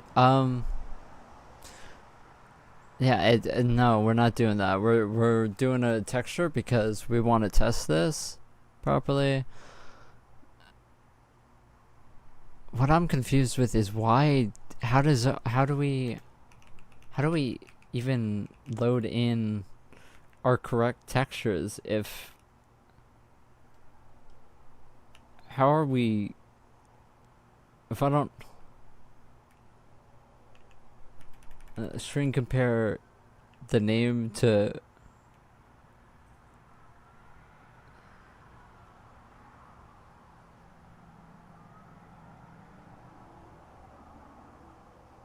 materials name to the materials buffer name. So how, wait, what? But I don't have a texture for my wall. This says none, and this is the wall texture. Was it just defaulting the whole time to something? To that? What?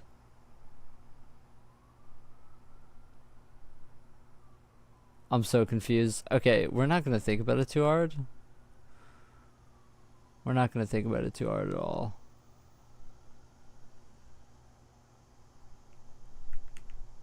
Oh, the texture name doesn't actually matter. Because the yeah, it doesn't matter. It doesn't matter because it goes straight to the material anyway. Okay. So we are going to just, I'm going to save this as test wave. Okay. And we're going to export it as a GLTF.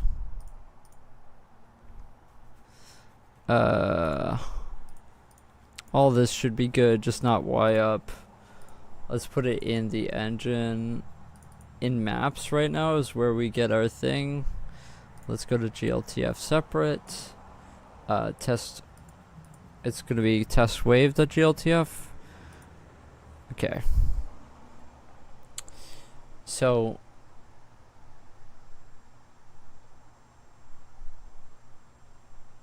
yeah. Okay.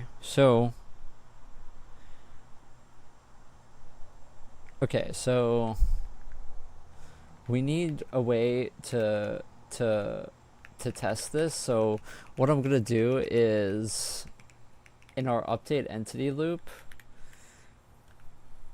we're only gonna do any change if if our player, yeah, we have to find the distance to the entity and then find if we're inside the leash range.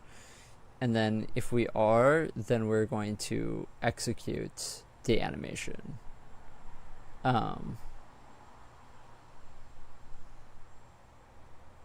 So my game loads the Blender file, yeah. Yeah, it does. So ents,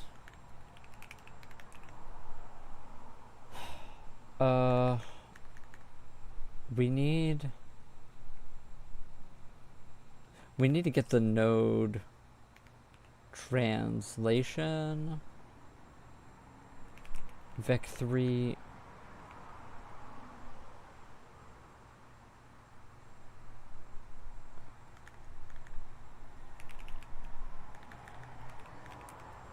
to I have dist, right? Dist squared from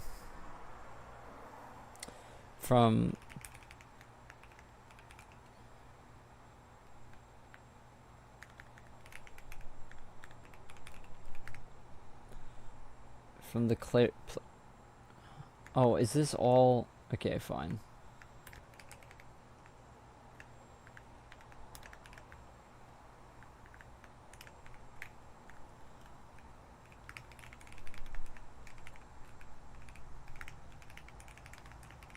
We're just finding our distance to the entity from the node translation.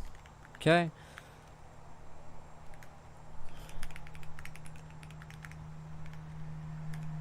And if our dist is less than or equal to the ents buffer I dot leash radius, then we execute the code.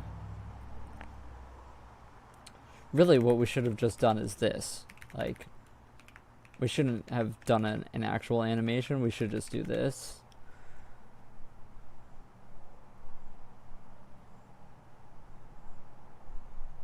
Oh, the issue is that this...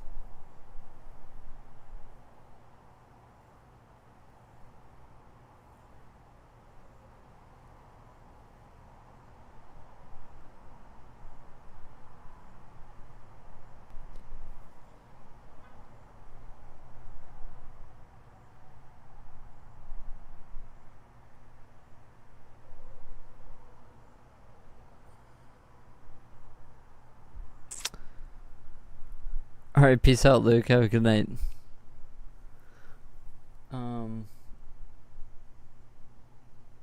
This is probably gonna work. I just either need to set up a separate shader for entities, or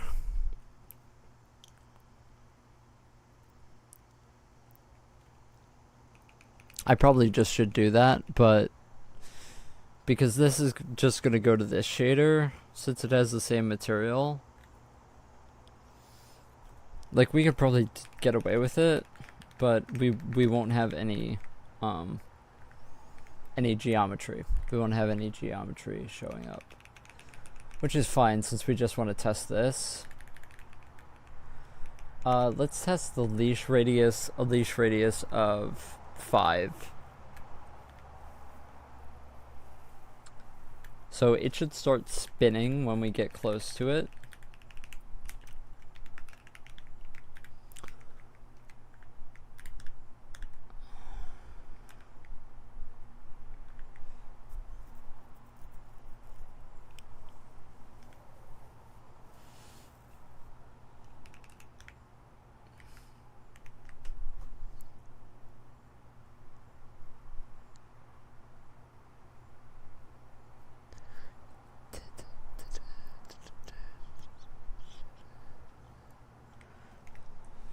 Okay, so we obviously won't have any geometry.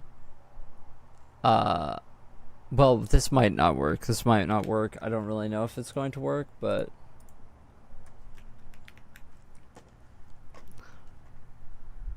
yeah, this might not. We might just not be able to see anything, to be honest.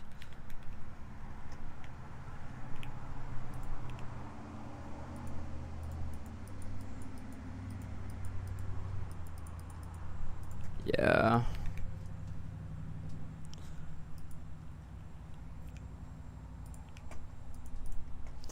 Yeah, it's kind of, we kind of don't have.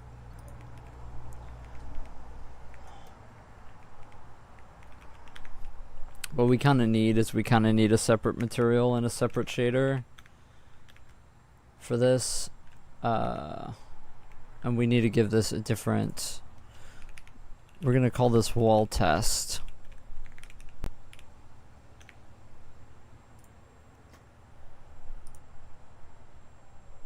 Save it and re-export it.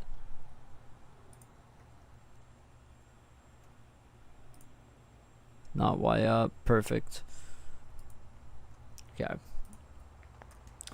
So we need to make another shader here. We're just gonna copy pretty much this. So the way I do this is I just do write this shaders slash, we're gonna call this,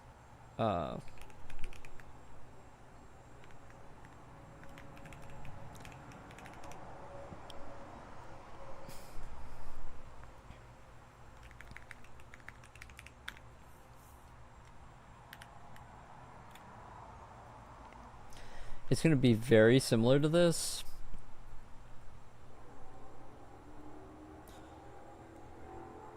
It should have pretty much the exact same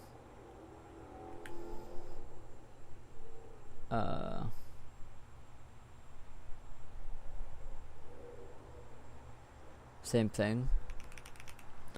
Let's get rid of this on our thing.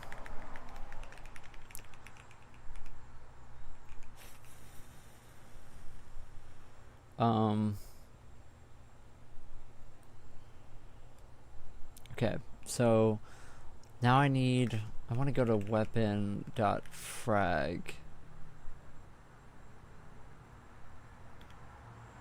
And then just write this to shaders slash entity mesh dot frag. Okay, it's going to be pretty much the exact same shader.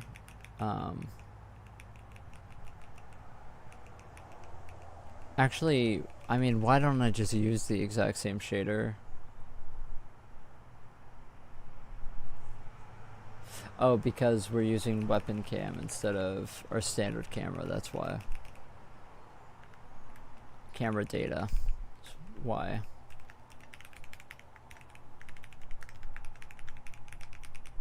So now to set up this shader, I have to go into here.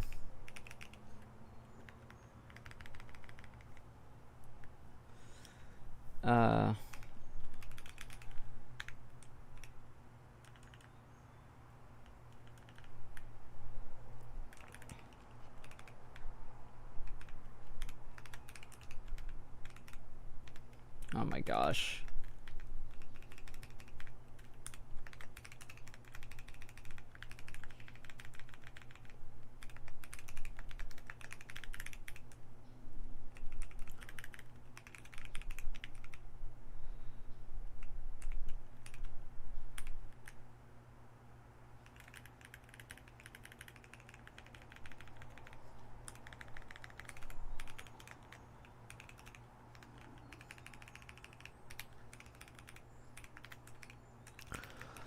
I know I'm rushing through this, and I hope that I don't do anything wrong here, but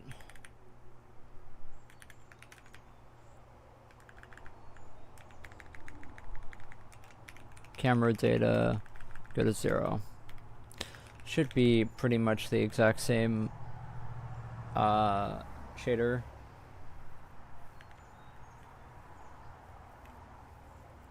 Like, I'm fine with it being the same.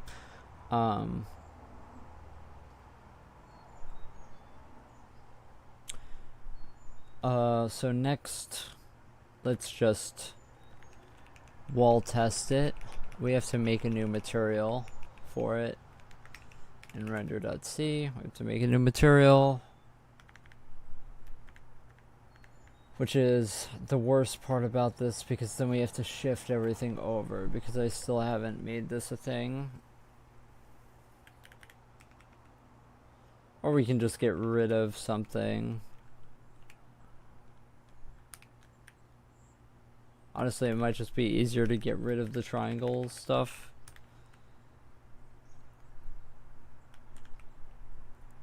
Yeah, so let's just get rid of this. It'll go to main frame buffer, but with a layout of, we can use the same vertex layout as weapon. It should be,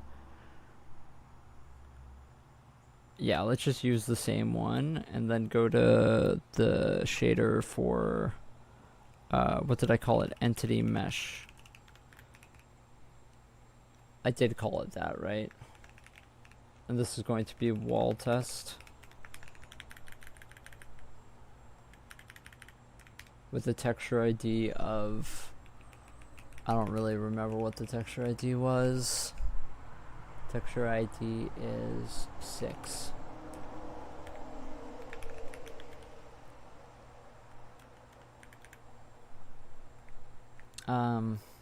Hopefully this just works.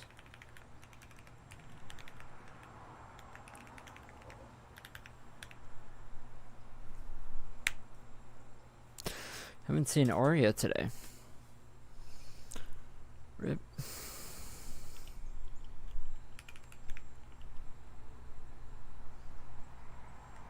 Wonder if she got offended by my Sarah Barilla steak.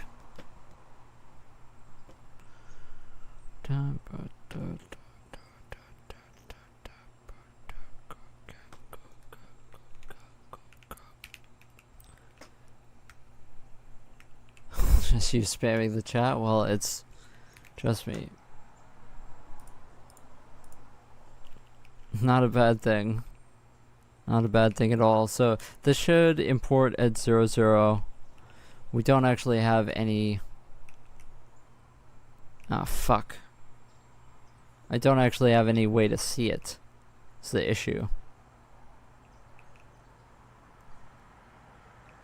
Don't have any way to see it. I also got rid of the edit triangle override, so it's impossible to see it.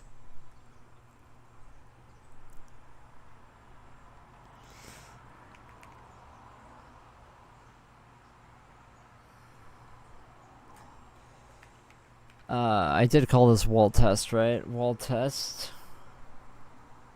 Shader entity mesh.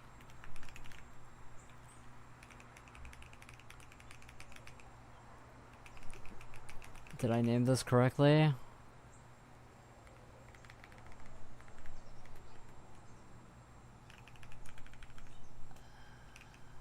I named it entity mesh.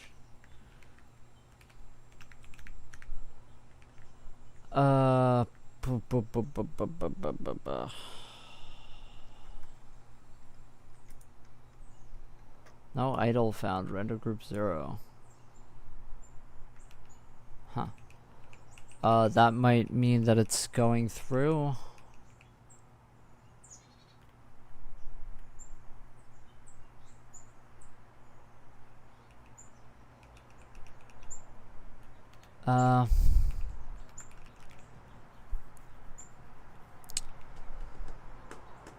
You know what we could do? We could just like, we could just actually import it in.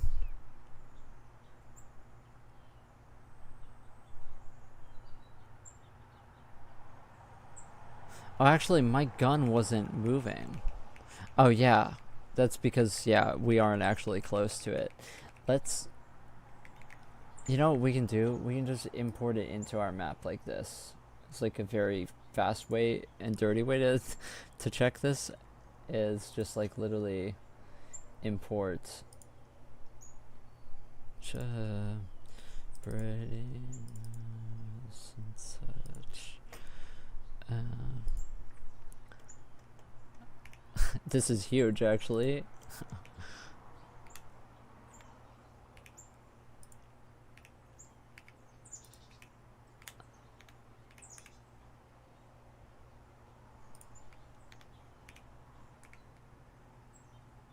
Okay, so I'm really gonna scale this down a bit. Okay, so we'll move it over here. Is that about right? That looks fine. This is wave. Let's make sure that it got the right material. Got the material of wall test. Okay. Make sure to fake user that. Let's export. It's a GLTF again. Not Y up. Straight into here.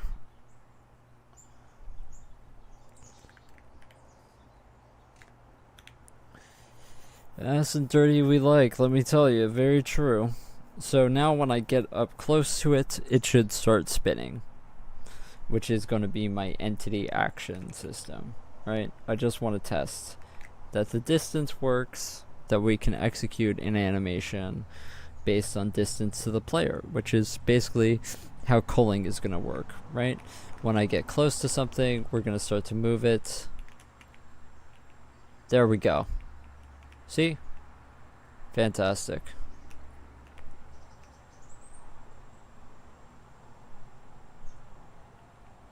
Nice. 5 seemed a bit, honestly. Why is this? Oh, this has collision. Oh, the collision is fucked up for it. Oh, because it generates collision on where it starts, but not actually where it ends up. Because the collision hole is doesn't actually move with the object, which is fine. I mean, like our geometry can stay static for now. Okay, so that's it. Now the next step to this would be we can do a test here because we want to play the animation. Don't do that. We want to play the wave animation when we get close to it. I mean, an easy way and dirty way to do this, just to test if it works, would be to... The reason I didn't do this before was because... Find animation wave. The thing is, this is going to happen for every single...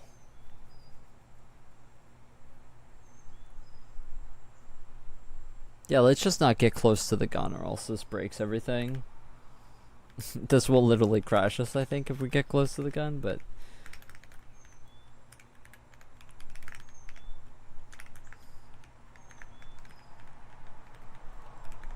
We have to make animations instance-based is basically why this is a problem, but let's not worry about it for now.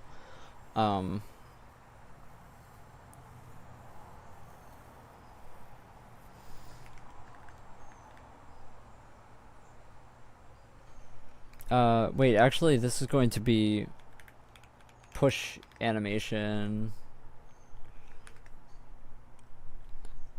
wave, and then the skin ID and instance ID, I think that we can get from...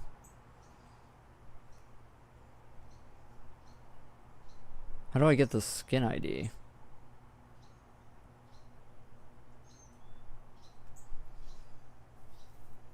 Maybe I need to store that as well.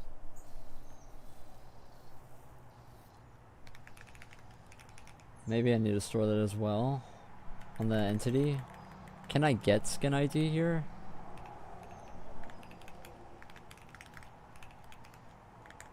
Does node skin? Node skin works. Okay, let's just add that then.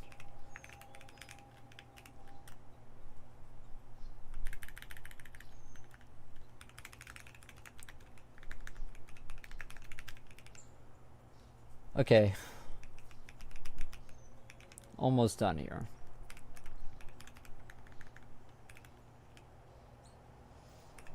Okay, we really should just access the thing at this point, but whatever.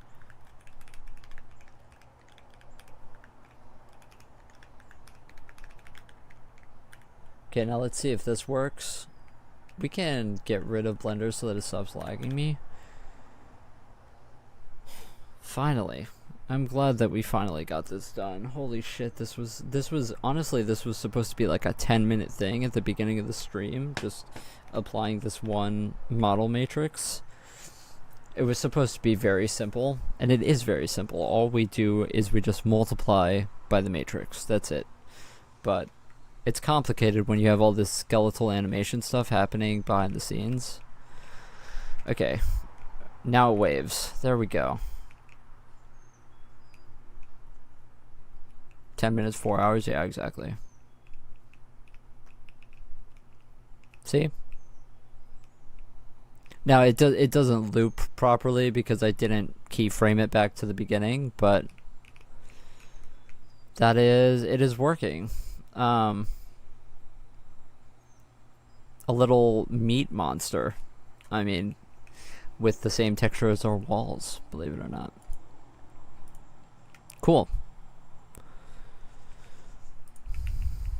Horrifying, but cool. So yeah, this is going to be the thing. So basically it has a leash radius. So for example, if you have like an enemy, right, or whatever, you want to say like 50 meters away, we can start the enemy like, you know, chasing you or whatever. Later we can also like maybe have like a certain barrier that the player crosses, and then after we just activate it. But yeah, that's how the culling works for playing animations and stuff. Is it's just, for now, it's going to be distance based. So we got this working, which is cool. Now the next step is, instead of just this hard-coded in, the idea, right, is to now make a callback function that just gets executed. So instead of this, it would be basically, instead of any of this, it would be basically if we have a function, then just execute the function.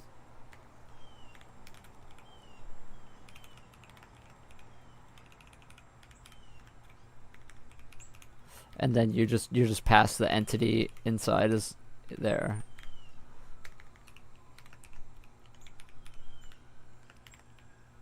Like this. So that's what it would look like, right? Is you just do a callback function that basically controls the behavior.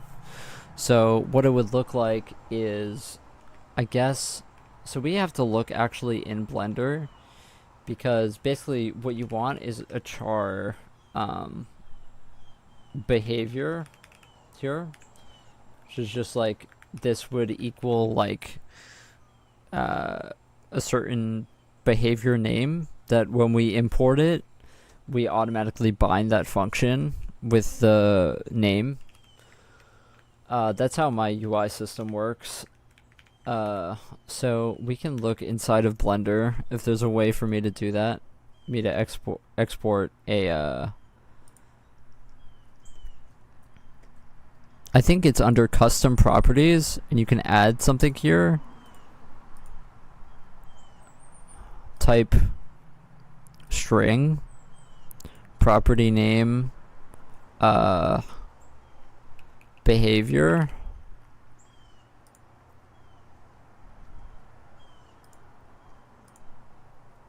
And then set this to wave.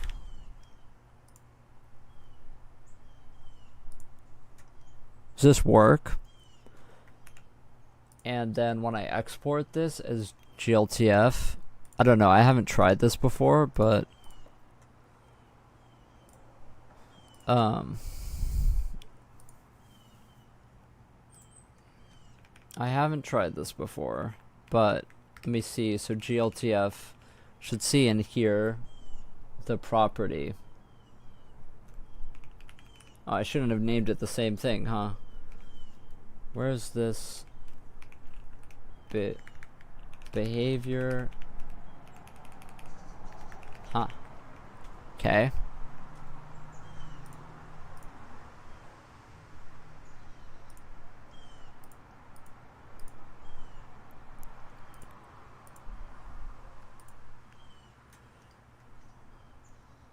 Oh, maybe this gets put in the material rather than... Yeah, it's here that you have to put it.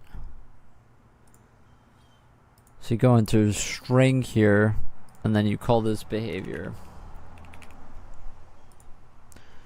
Then you call this wave. Then hopefully this exports correctly. Under here. Oh, now I've got two of these, but yeah.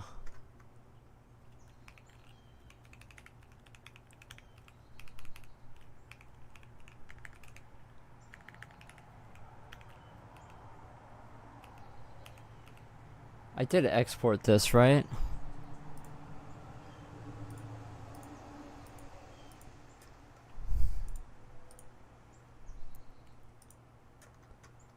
Oh, maybe it has to go on the armature?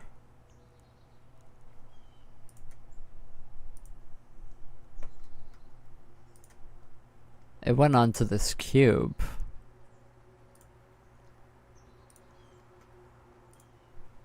Maybe there's something that I have to click on export for it to...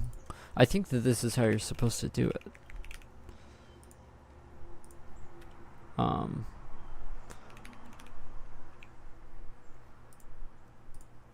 So now it's on the armature itself. Save, export. Let me look at the export options here. Data, compression, scene graph, full collection hierarchy, shared accessors, attributes.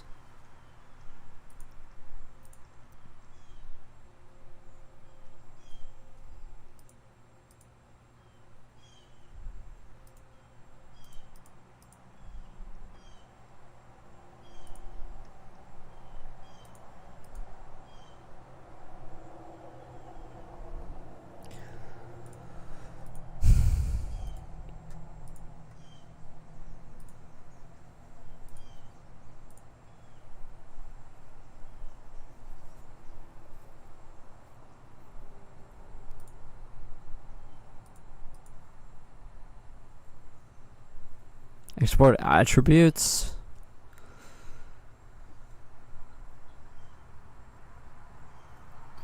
Hold on, let me do Google before I just click buttons for an hour. Export custom properties Blender. To add a custom, use Alembic or... Are you fucking kidding me?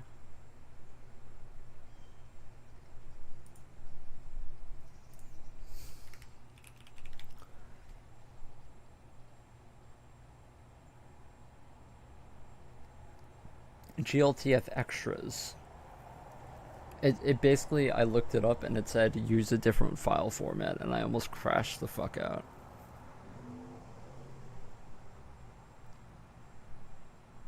In the GLTF export settings, expand the include. What are you talking about?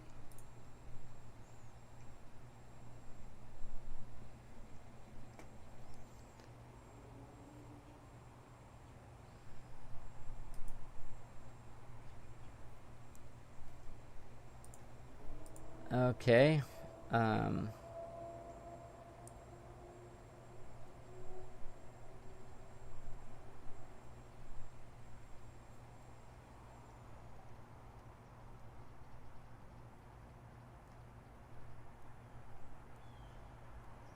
Maybe it is attributes.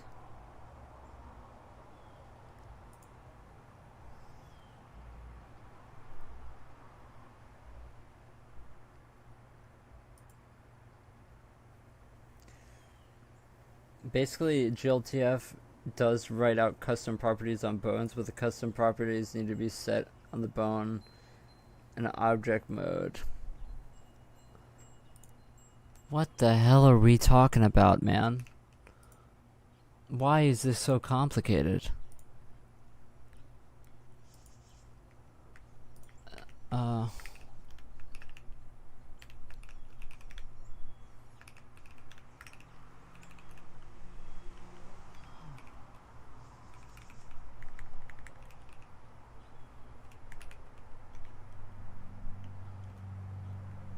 Uh,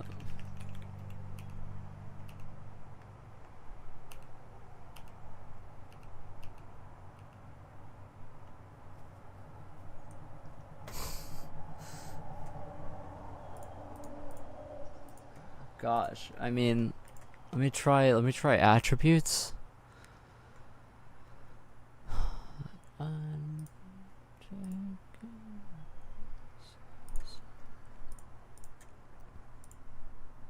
Material mesh attributes.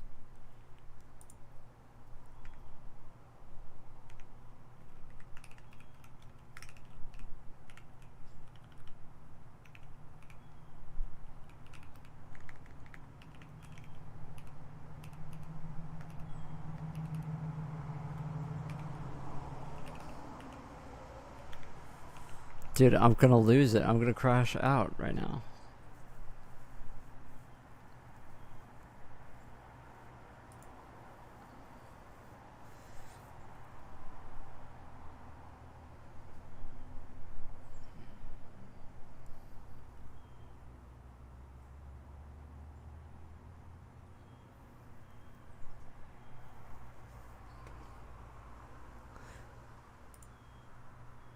Wait a second.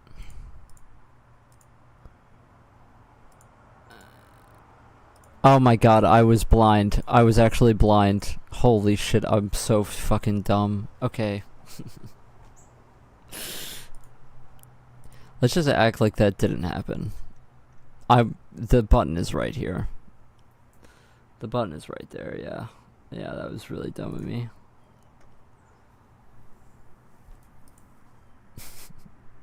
That was like incredibly stupid of me. We got there. I don't really know what this is about. Let's just delete that. Save, and then let's import the new one.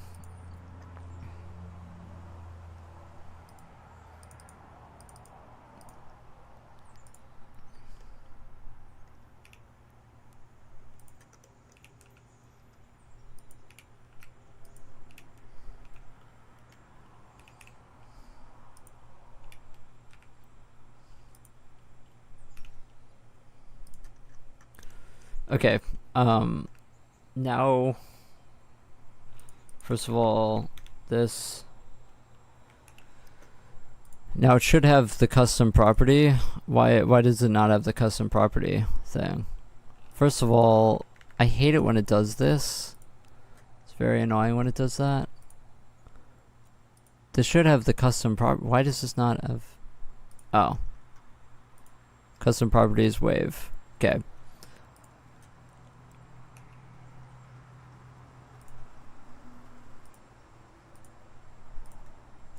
Now the material should be correct. Wall test.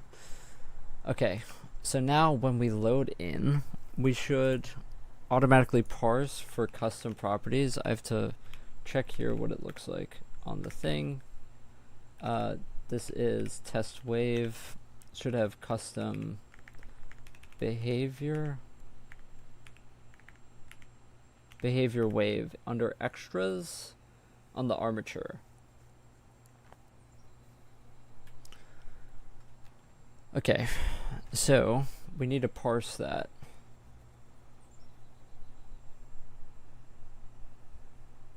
We need to parse that.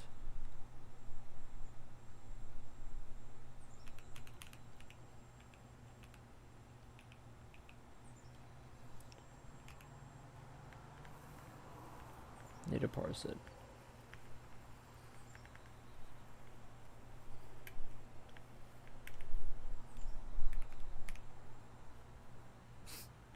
I'm not even gonna pretend like I know what's going on in the CJSON here.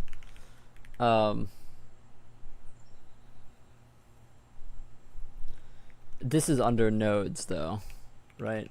Definitely under nodes. Yeah, this is nodes, yeah. So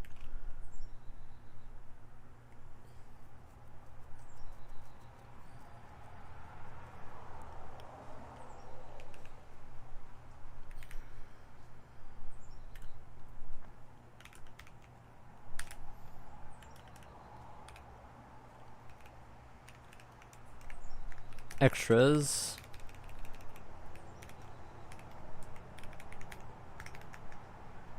And if extras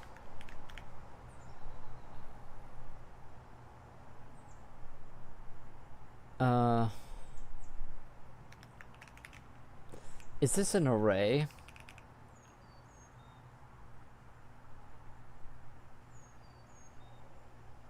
No, it isn't. It's just an object.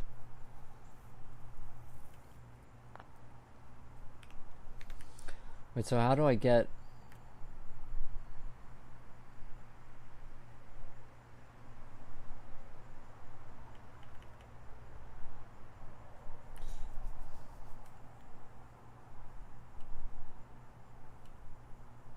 Is it get object item, or is it not? Because the next thing would be CJSON pointer behavior. We'll see JSON get object item case sensitive extras, right?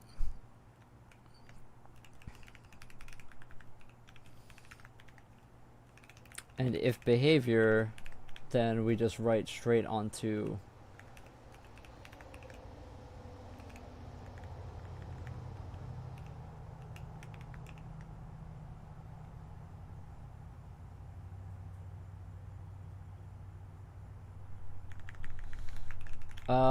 I think we just want to put this on the nodes then. We can get rid of this now. Pretty sure we can get rid of it.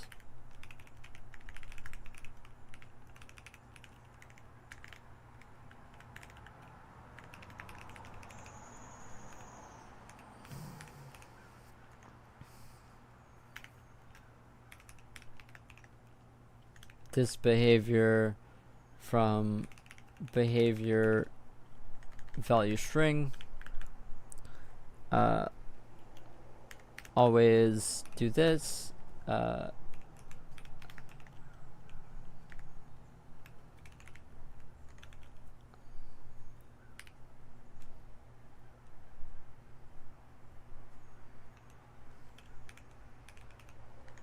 Isn't it like, don't you do this?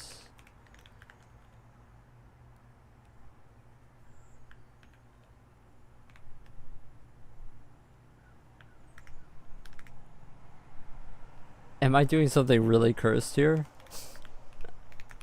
I think that's how you're supposed to do it.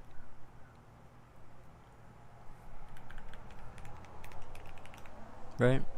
To be safe. Now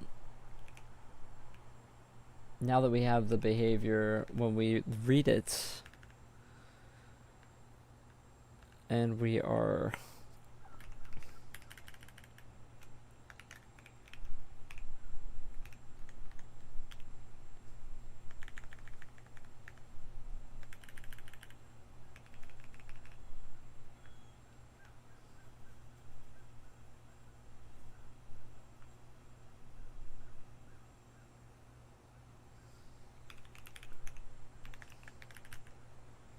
let's just do the thing here where we defer this.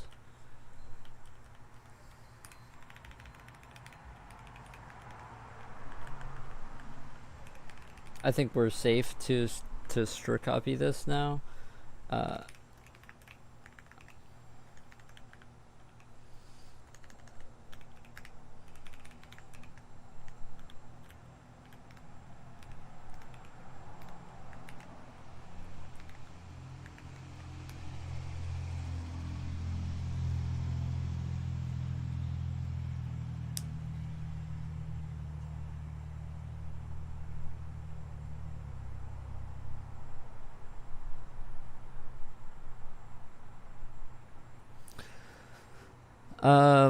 Are we safe to do this? Should I like make a boolean too? Just to be safe? Or huh. I don't know.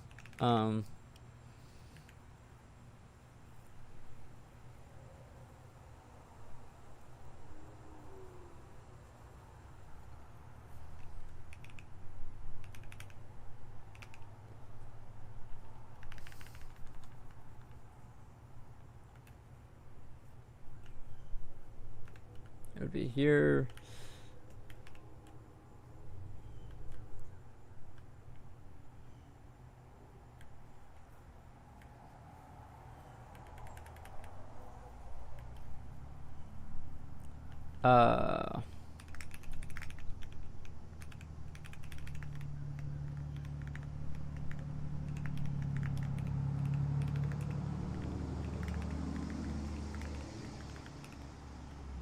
Is this it?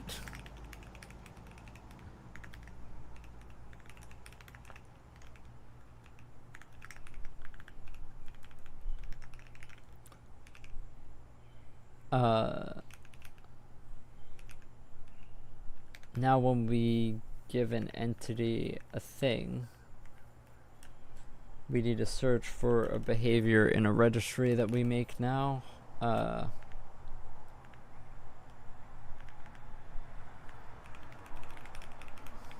put it with the animation stuff. Gonna do it the exact same way that we do our other stuff, so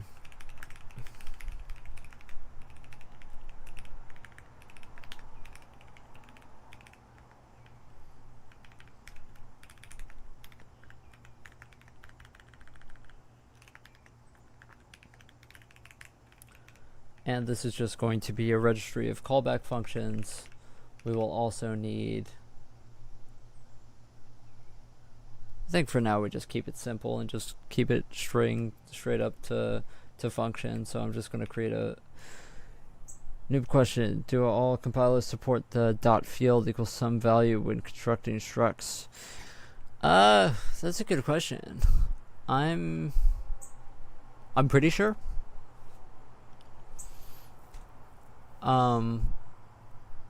I use GCC. I haven't really ever had a problem with it. That's interesting though. I do wonder about that.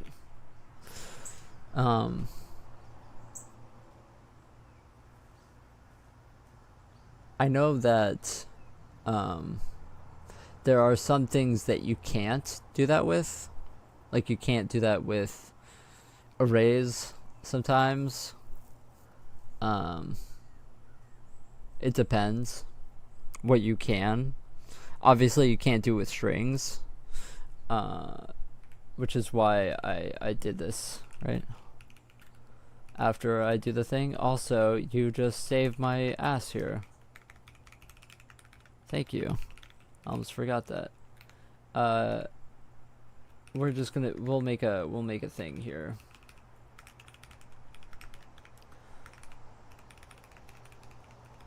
Just to have it nice and clean.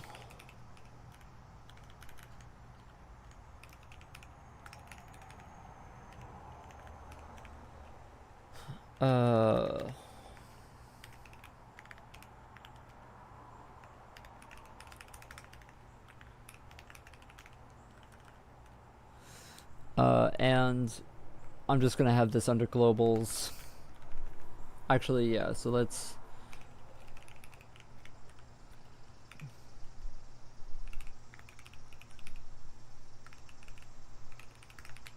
I don't even know if we need this, to be honest, to be resizable.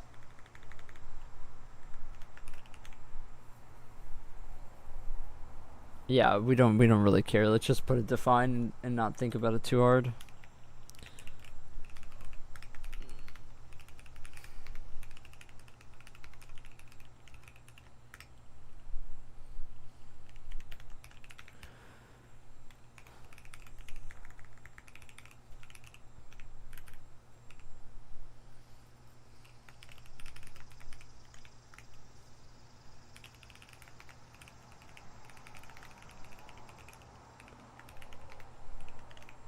Okay. Now,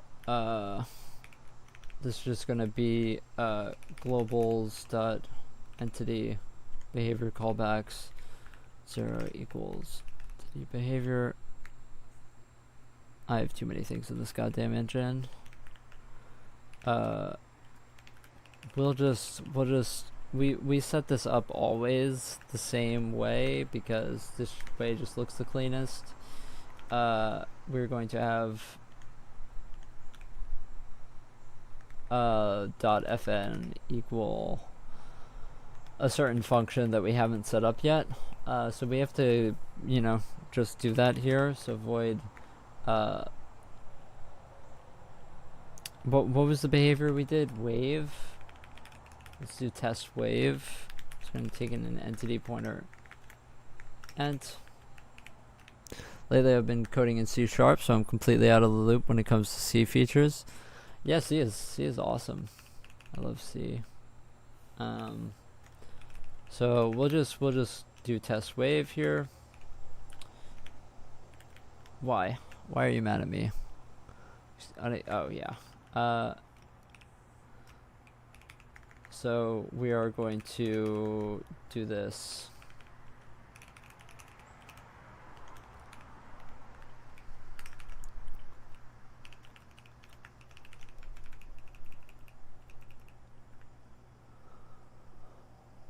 Oh yeah, I didn't put.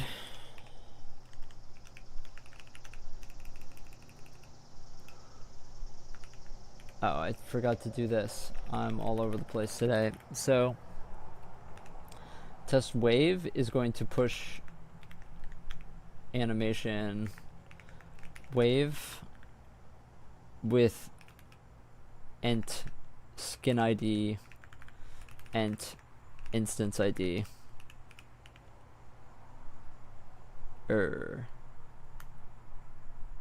Why does ent not have instance ID?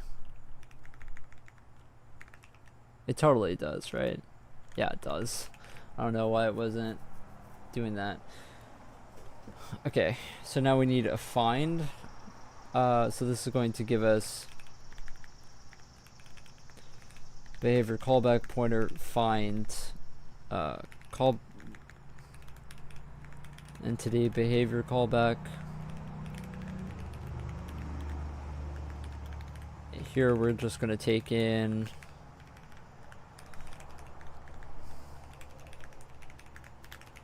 const pointer name for. We also need a count here. We need to put that in our globals.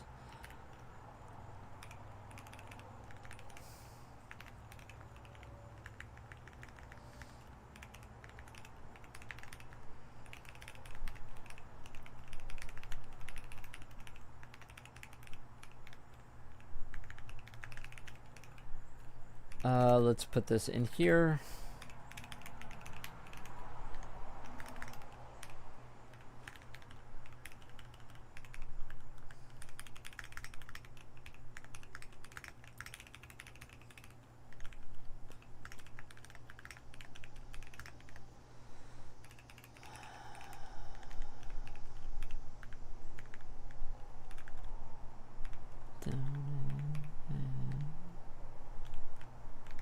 So we're going to string compare this with the name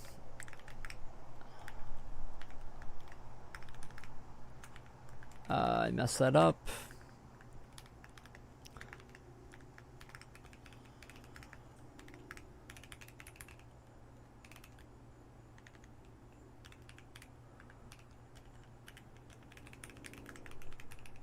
There we go.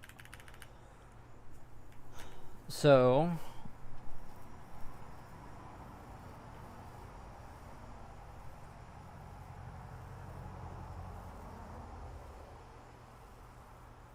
actually we shouldn't be returning a pointer at all.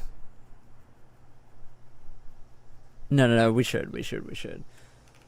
So when we're here, we can find entity. We have to add it to that header file. Find entity behavior callback. We'll put it up here.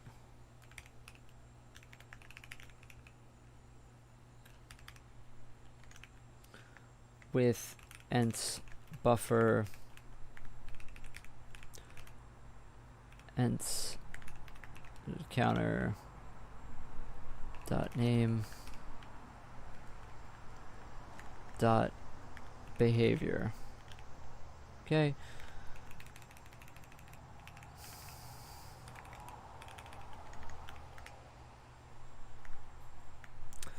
We can just set this straight up. So ents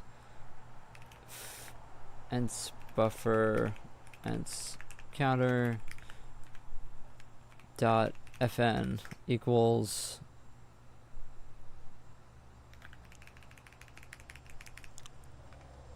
oh yeah, so this is going to give us a seg fault if we do this. Okay, so let's not do that then.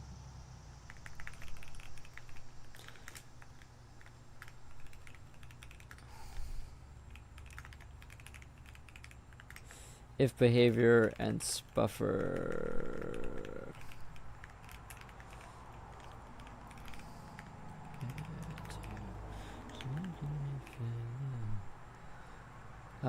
dot fn equals behavior fn, else just set it to null.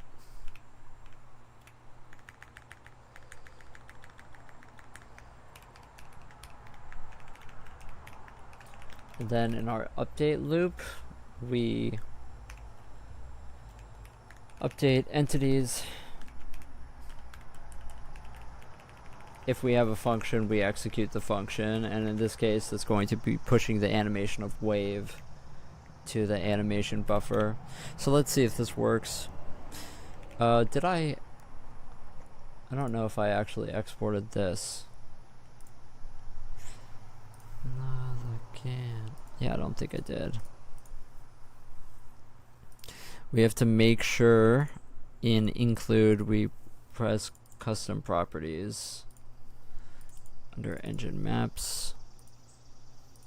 Oh, it's not an engine maps, it's actually just an engine.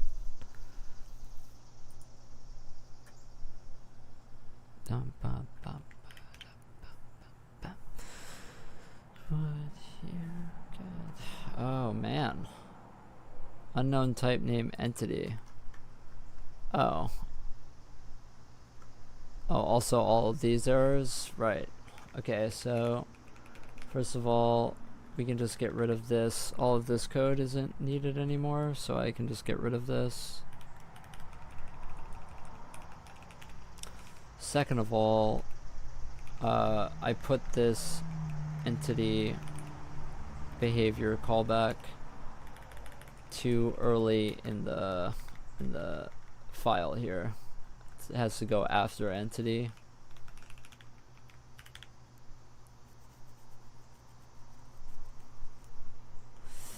Entity behavior callback has no, yeah it does. It's just lying to me. Stand still.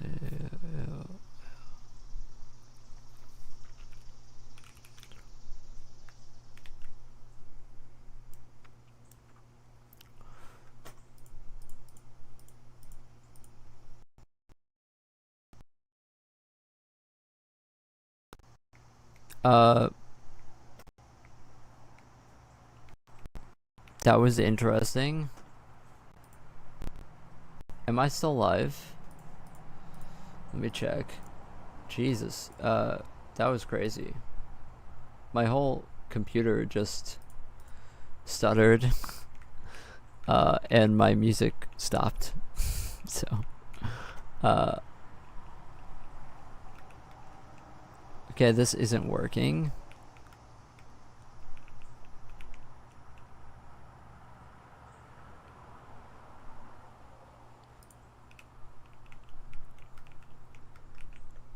This isn't working. Okay. Why is that not working? Let's do some debugging to find out.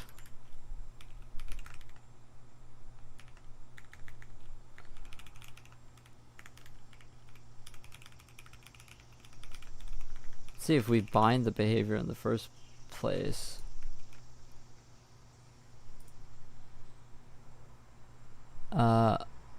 Let's also make sure in the GLTF, in the map 8, we have behavior.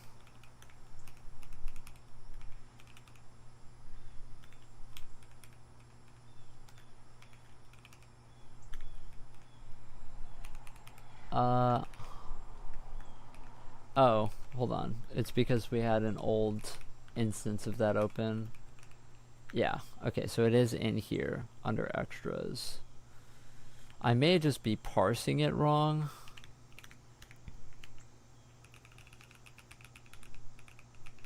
I've got a lot of buffers open, something that I've noticed.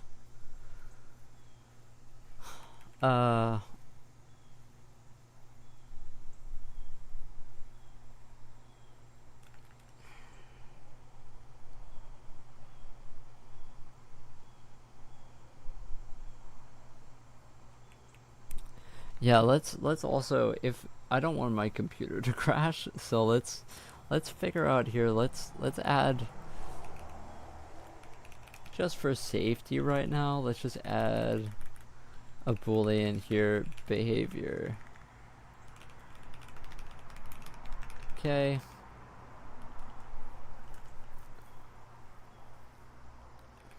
So when we're doing the thing here, let's just not as printf this. Let's just go behavior dist behavior found equals false. Okay, let's just do that because I don't want to crash again. Obviously,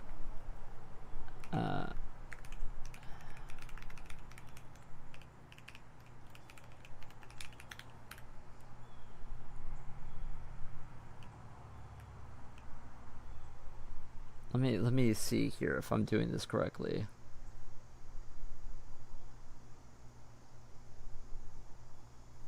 I'm spelling behavior right. Yes.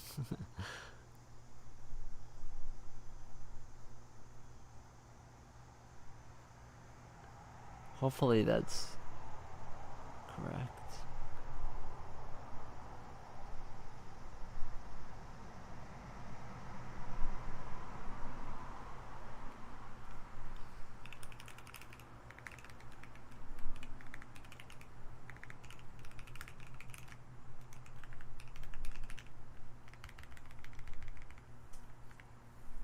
And then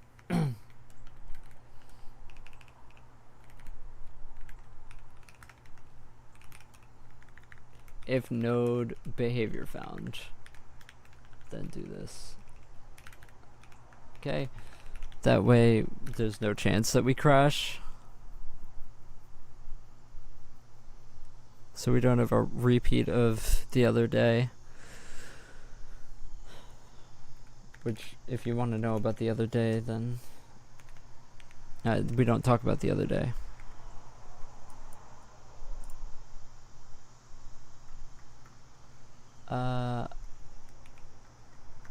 Let's pause it for a second. Behavior found.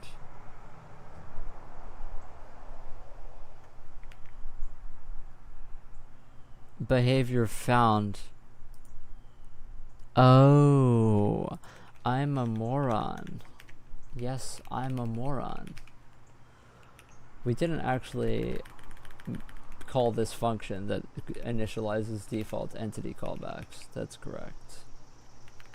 That's very true. We never called that function, which should just go in our initialization routine.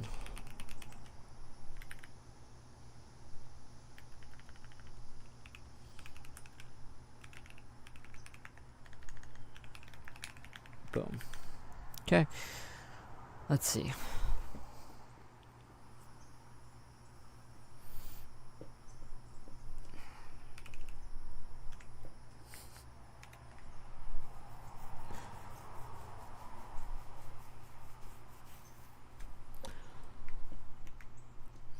Okay, let's take a look if this is correct.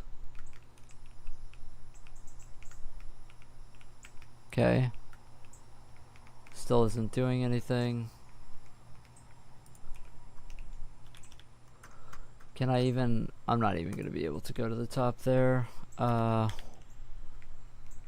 me just take a look here at what the debug said, if we actually got the behavior this time or not.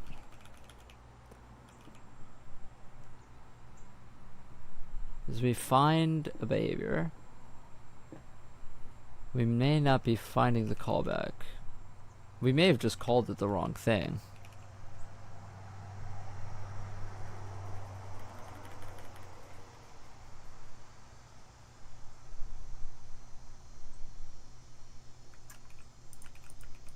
Oh, god damn it. Behavior found, and we never bind it.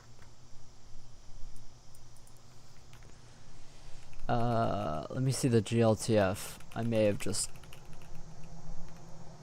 Behavior is wave. Behavior is wave, and this is wave.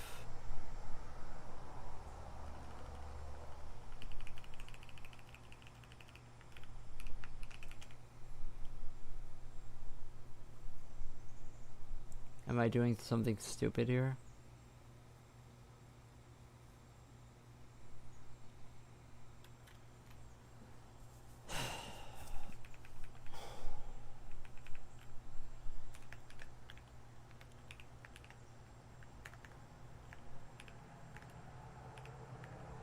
Dude, stop.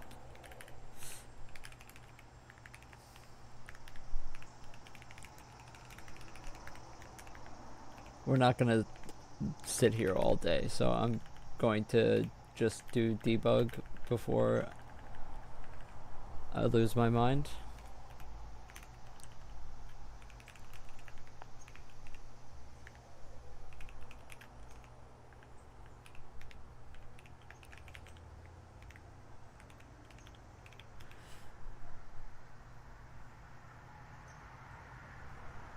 Are you trying to find the behavior for that one block, or will it be for all blocks that look like that?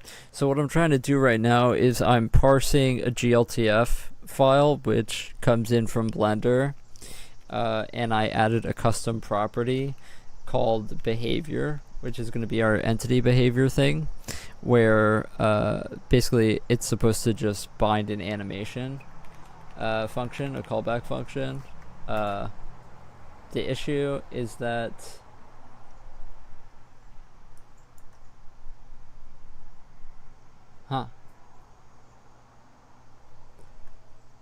we don't even get into the search. We go into behavior found, but then we don't get into the search.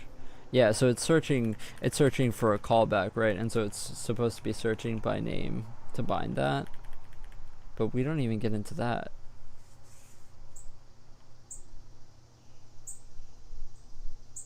So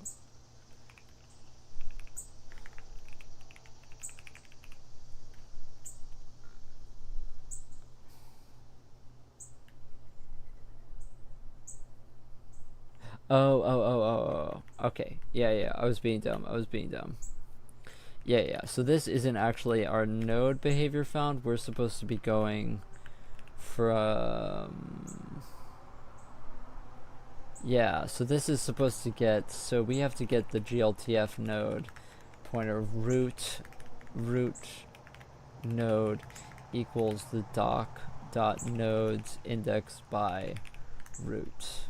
That's what it is. And then we're accessing that data. We're accessing the wrong node and not the parent node, because our current node isn't guaranteed to be the root.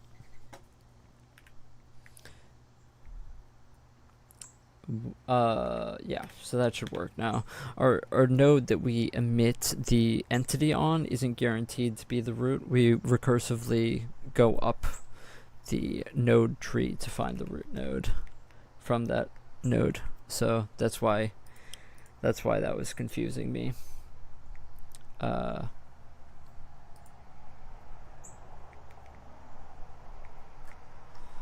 So let me see if this works. This still doesn't work.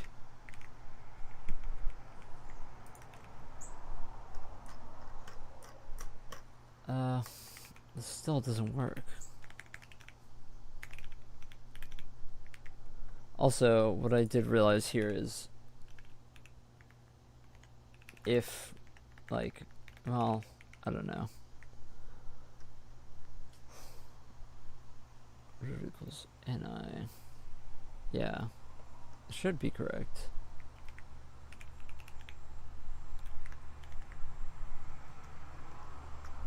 me see the debug here.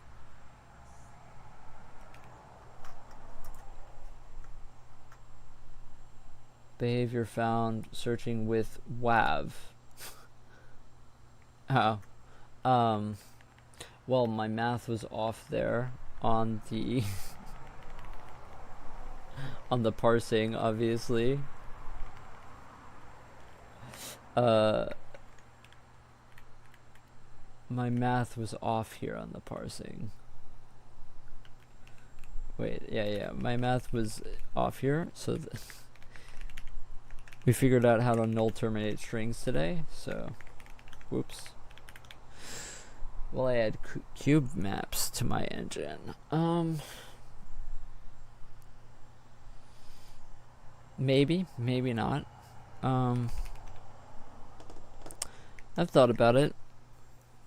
I don't really know if there would be a real benefit for me, since I have like my own kind of lighting system already, and my own whole like texture convention. But maybe. Okay, there we go. It's playing the animation when you get close to it. There it is. A little meat cube doing meat cube things.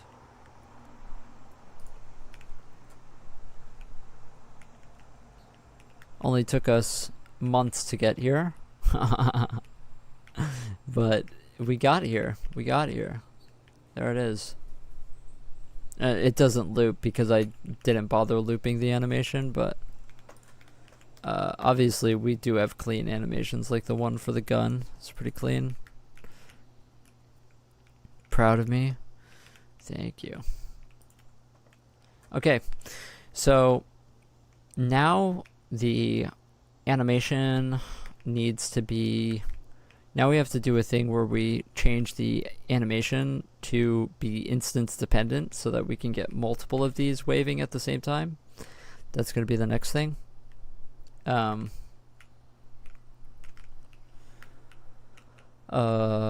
Because right now, if you import multiple of these, they will... Only one animation will get played, and it will just go to this target node. What we have to do is we have to import animations per instance, basically. I think it's not about benefit, it's about time, but technologically I would be. Yeah, I mean, I'm not sure, like, if it would what it would end up looking like in my engine. The character movement looks great. Thank you. It's based off of the Quake source code. So this is W only B hopping. We have A only. I spent a lot of time B hopping when I was a kid, and this is D only. So I wanted it in the engine. You can also go backwards. We have wall running as well. And the wall running, you can change your velocity direction.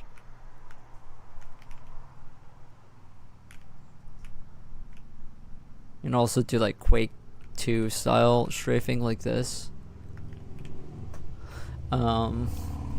It's pretty cool. I think it's cool. I'm a big fan of like b-hopping. Like I have a special mouse so that I can b-hop around in Quake. It's got like the unlocked scroll wheel and all that, so big fan of movement. So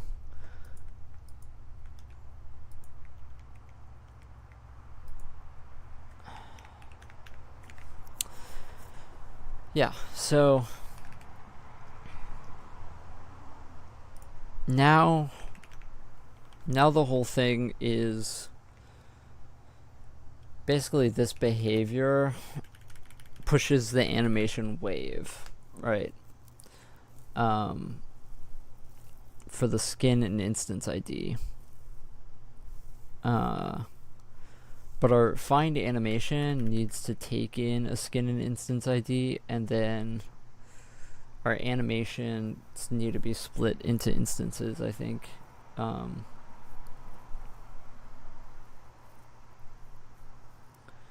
I'm not really sure.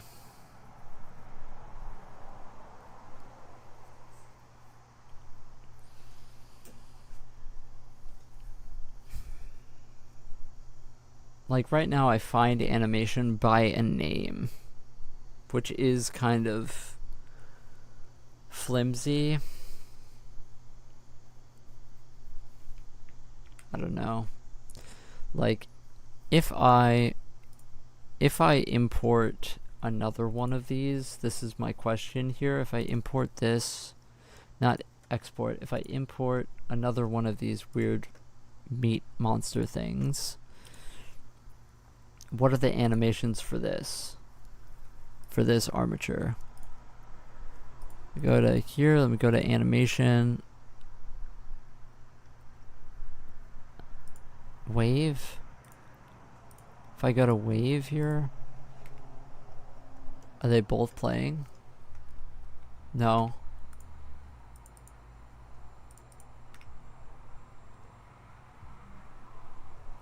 Huh.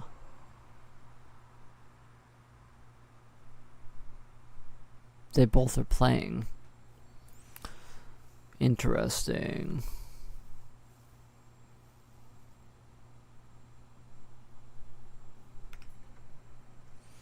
It might not actually be correct. Like,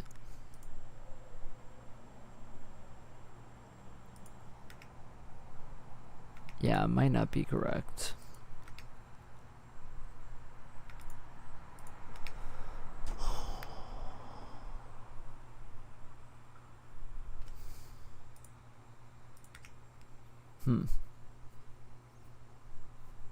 Yeah, I don't know how this works, actually. I might have to look up the documentation for this.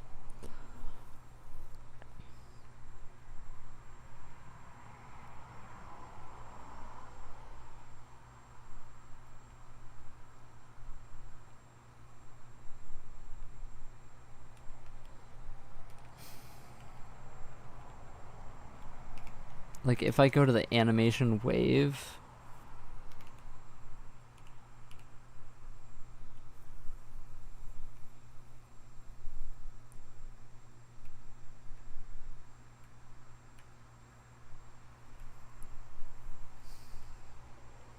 it has these channels.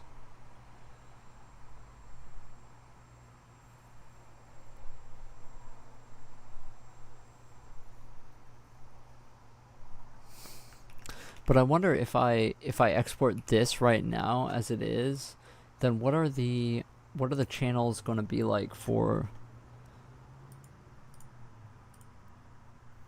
this then? Like if I export it with this, let me see. Let me buffer close and then read this file.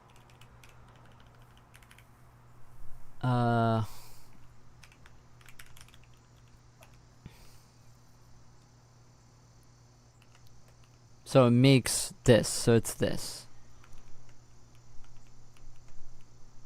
So it makes wave 0.001. Oh, that's tough.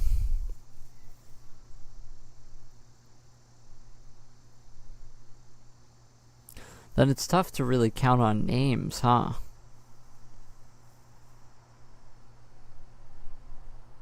For any of this. Unless you like hard code it in there, but we don't want to do that.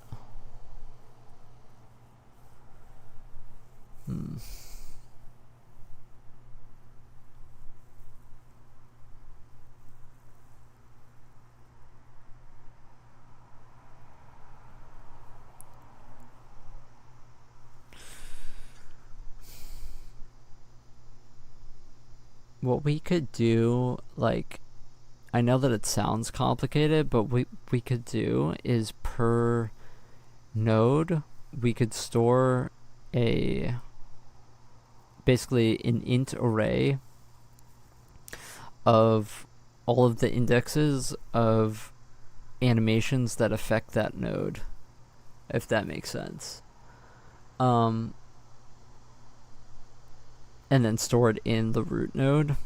And then so when we go from an entity to try and find an animation, we only check those animations, right?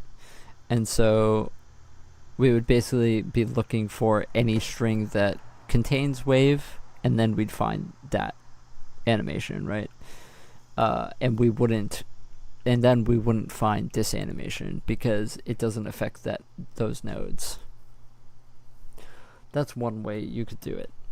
And I wonder if that's the correct way that we're supposed to do it. I don't know what the correct way is. I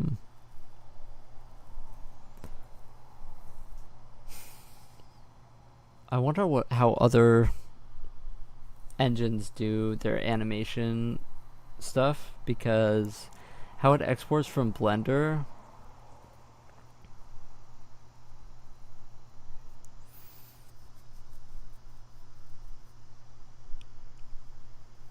is not a very great way. I would say not the greatest way, because if you have a function where you want to get the animation, like we have a callback now that gets the animation wave for this entity. So for example, if you had like an animation called shoot or whatever, shoot the player or whatever, you would push that animation, but you would need the version of that animation for that entity. Like there's no way to just say, for this entity play this animation. It has to be from the other way around.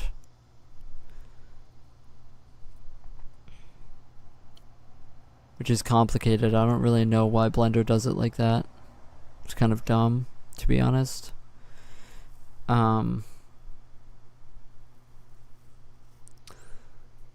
My voice is kind of going because I've been streaming, but I will be back. I'm going to get a coffee and think about this.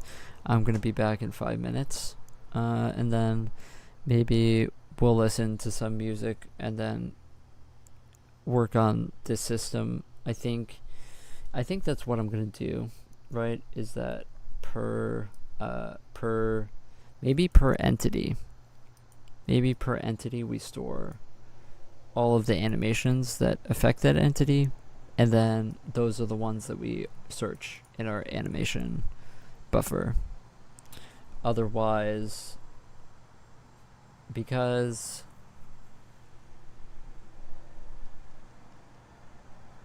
yeah, I think that's what it's going to be.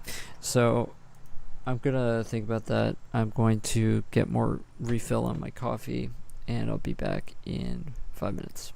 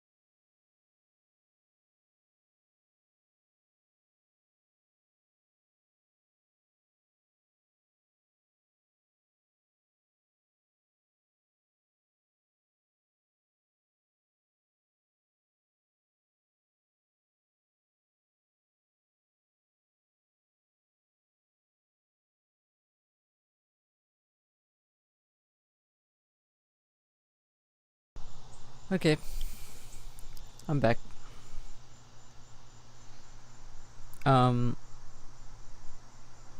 So I thought about how to do this. Um,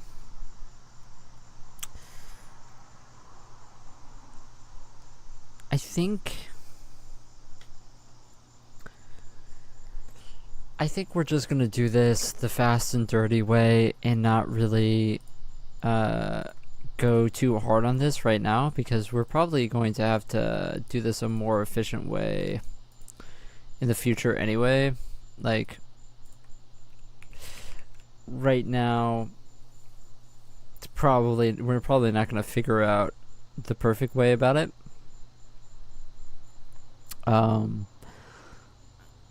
To do this, by the way, I may sound stupid right now because I'm multitasking and I'm trying to think of what music I want to play. So that's why I'm being stupid. I'm just gonna put this on.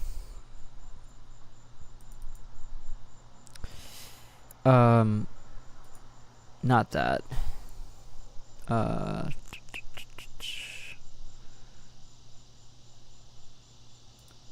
This.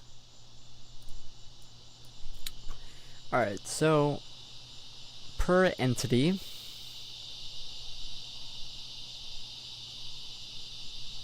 you kind of want to do it per node, but I don't really know if that's like,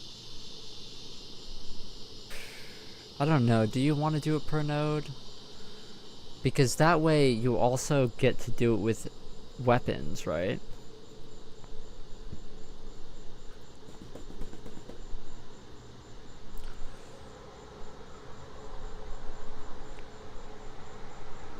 Oh wait, no, our weapon is an entity now, anyway. So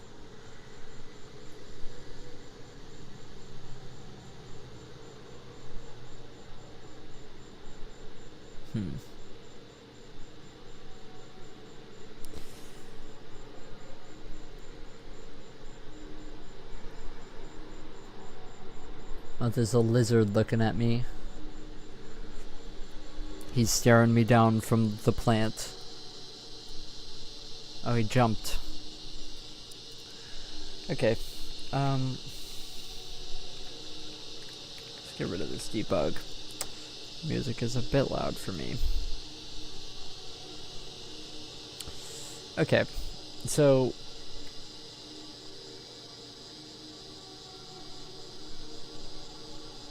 when we push animation, we want a find animation.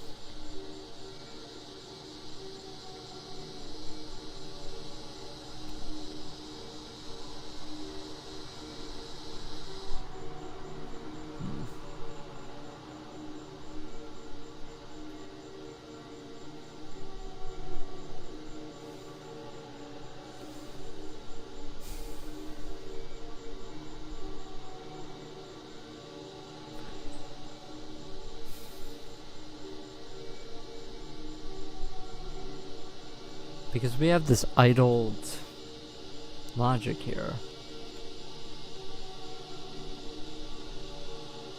Wondering if this is worth it to do this.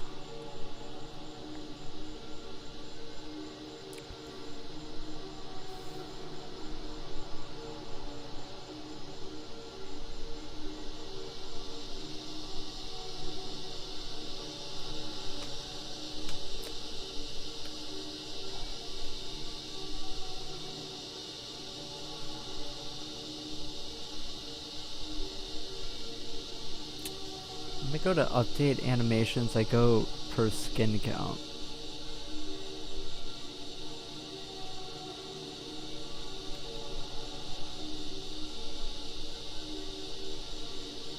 Skin idle.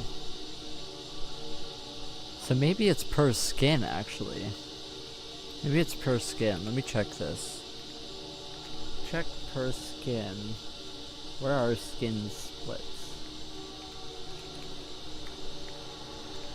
Skins Rhino wave.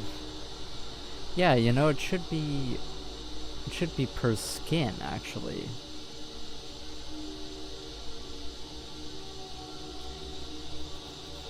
It should be per skin.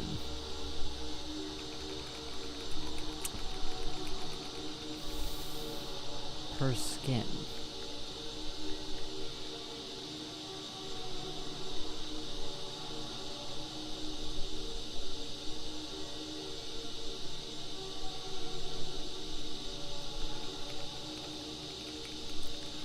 The animation have a skin? Huh. Yo, what's up, Evan? How are you doing? How are ya? Yeah, I think because we put this animation pointer idle here.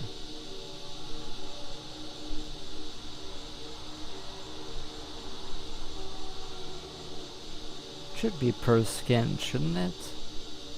Because this is where we have our animation buffer.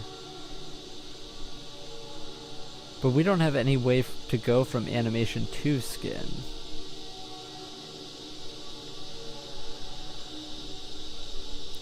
Doing great. What about me? I'm doing all right. We had a lot of trouble today, to be honest, with getting multiplying quaternions. We learned a lot today and failed a lot, but it's all right. I'm all right. It just took a lot out of me, but I'm chilling now. Yeah, you kind of want to go by skin, don't you?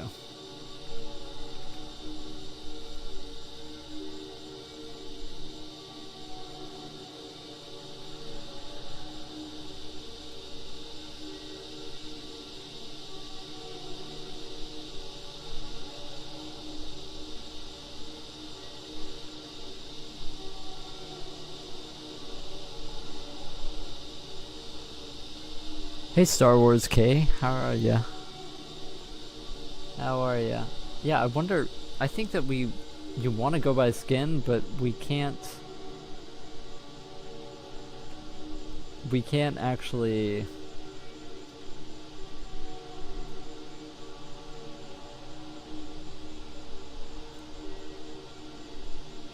I don't think that it's stored. Like, skin doesn't actually... Skin has joints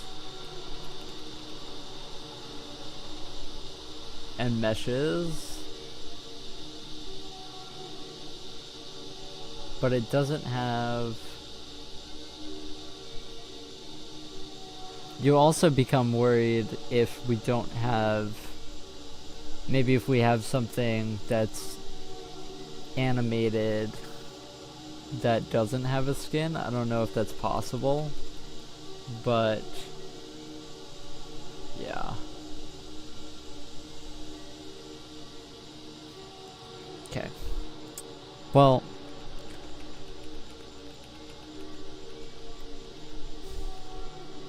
maybe for now we just store it in entity.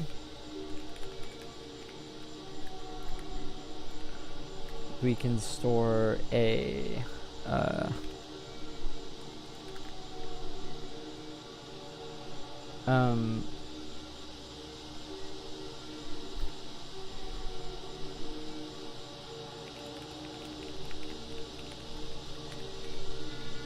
for now, let's just go to 16.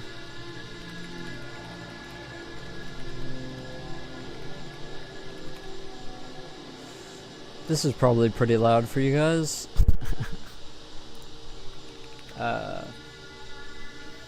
Banger though. Love this track. It's a telepath track from his Virtual Dream Plaza stuff.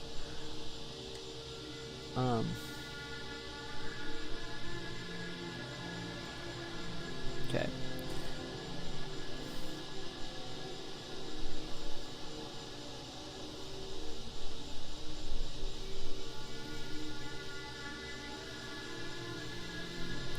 So you want to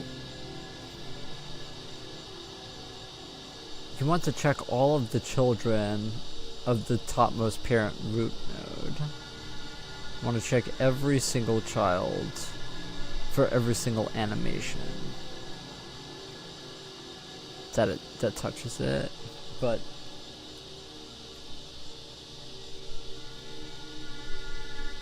you enjoy the volume? Okay, that's good. Yeah, I just see the it being loud, and I get, I've had a few incidents where I'm just drowned out.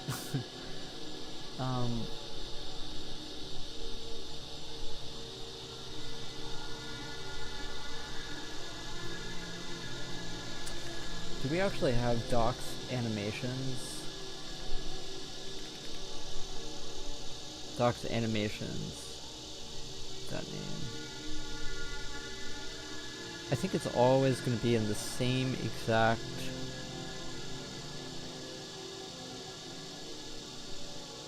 Global's animations equals Calyx. So we don't even reallocate this, do we?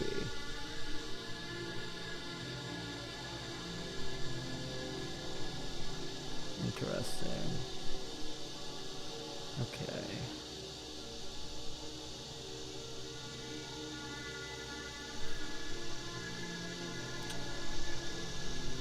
Interesting.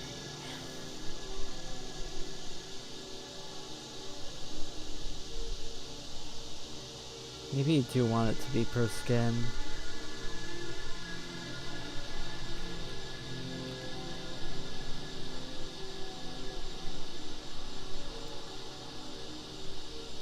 But then, yeah, what if you want to animate... Yeah, it does have to be per entity, but...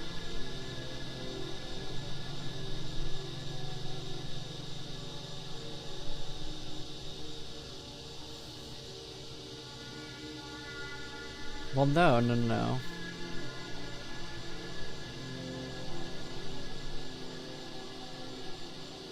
I'm pretty sure that if we,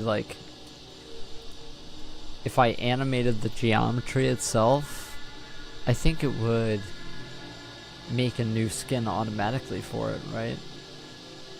So maybe it is just a matter of that. Here, we do it within the skin itself.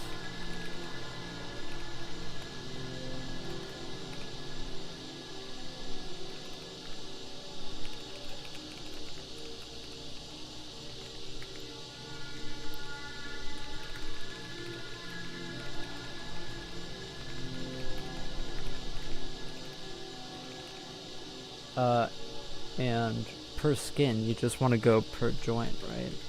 So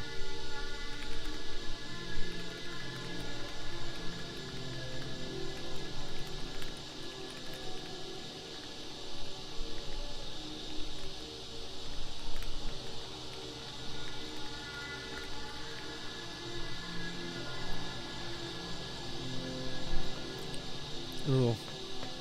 Yeah, this coffee is not that great. That is very true.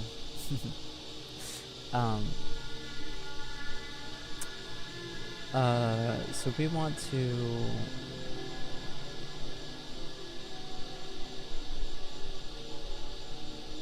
It's a nested loop. Maybe you don't want that. Yeah, you probably want this to be outer is looping through the animations.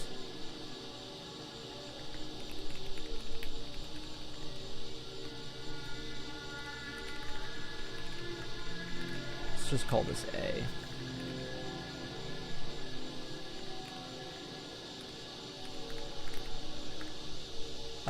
We can't use I. J.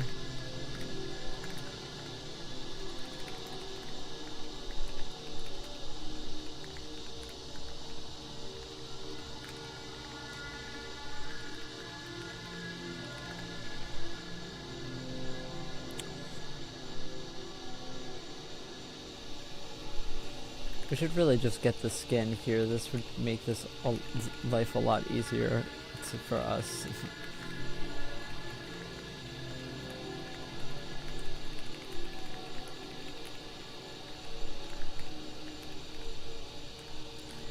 if our skin animation indices count is less than, whoa, magic number. We shouldn't have a magic number. We should make this a define.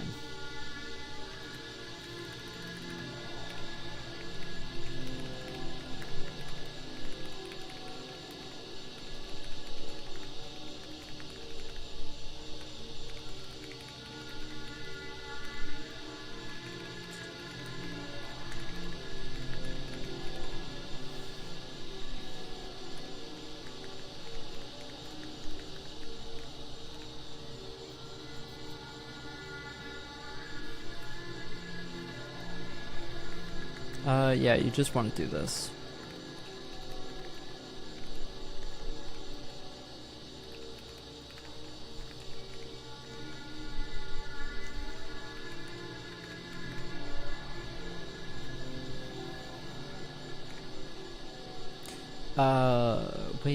Wait, hold on, we have to check here if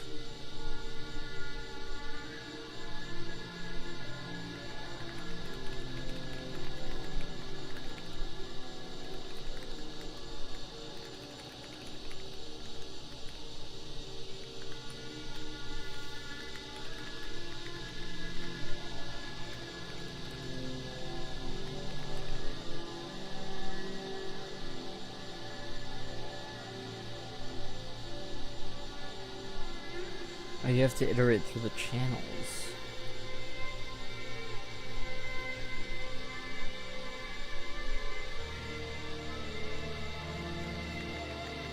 This is a lot of looping.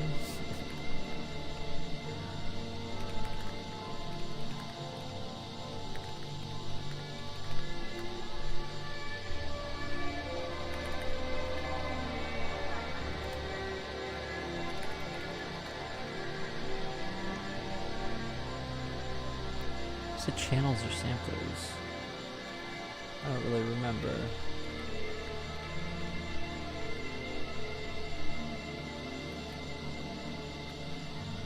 It's channels, I'm pretty sure.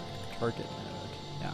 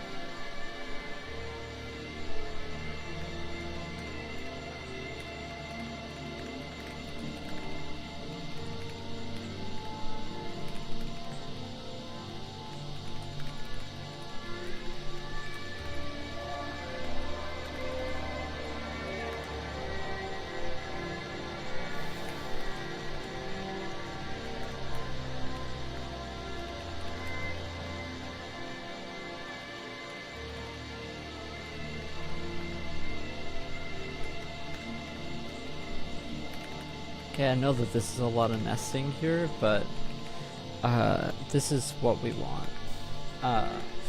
So per skin, we iterate through all of our animations.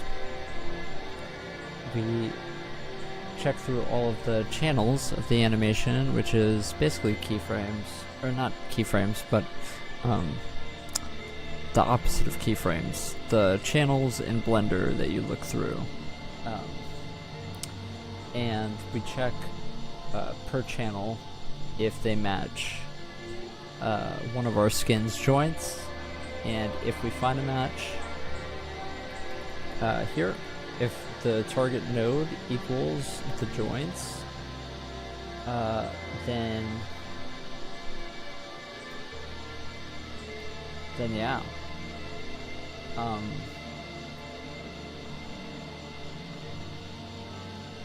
The issue is that this, once again, has to be, so animations have to be a part of GLTF instances. I'm realizing. Then.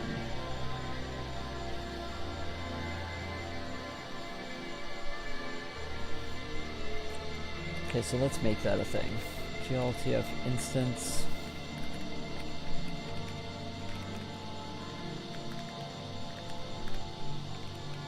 Actually, it's not GLTF, it's animation. It's just animation.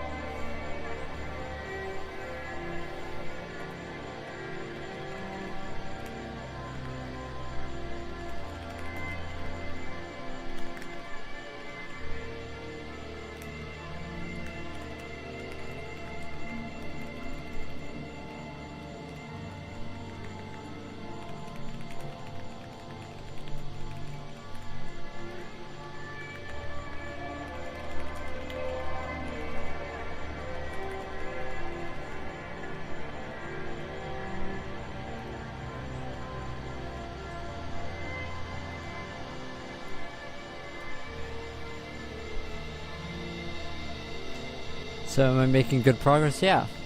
I figured all of the bugs out, and now we are trying to bind our animations per instance, per loading instance. So basically, instead of having a global registry of animations, we're gonna have them per instance, and we look up inside of here per skin to find which animations target a skin. And so when we go to push animation,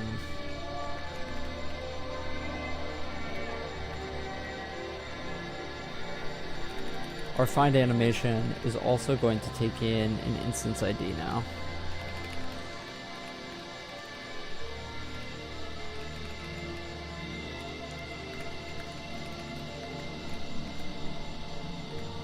And instead of going through global's animation count, this is going to go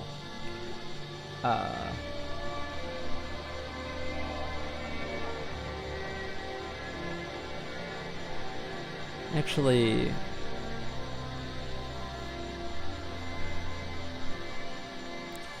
you also want to take the skin ID, because we're going to be only going per skin, so skin ID as well. We're only going to be checking for the animations that we have cached earlier as targeting that skin. This is pretty loud. I just realized. I was carried away. So we want to get a GLTF skin. Pointer skin equals globals dot GLTF instances indexed by our instance ID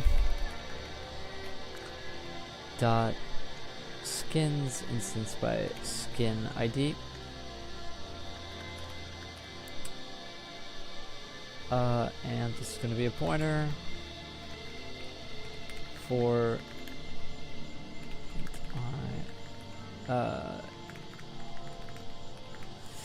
what am I using? Is it NeoVim? Can you get my dot files for it? It's Helix. It's Helix. So it's similar to NeoVim, but a little bit different. My dot files, you can do exclamation point theme for my theme and exclamation point font for my font. But as far as the Helix dot files go, it's pretty much standard for the Helix stuff.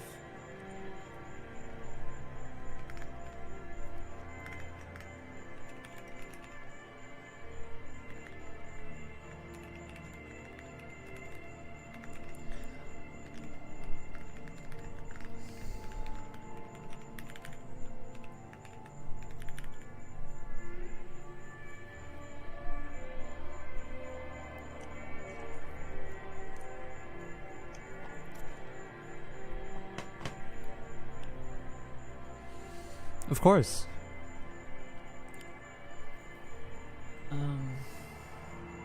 So we're not going to be going through this. We're going to be going through the animations that are inside of our GLTF instances that buffer instance ID.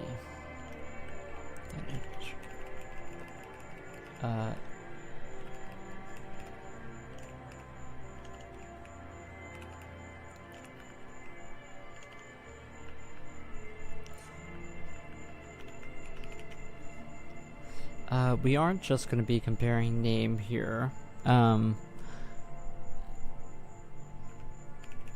Global's GLTF, yeah, I should really just get the pointer. I'm just lazy. We aren't just going to be comparing the name here, though. Yeah, we should really get the GLTF instance.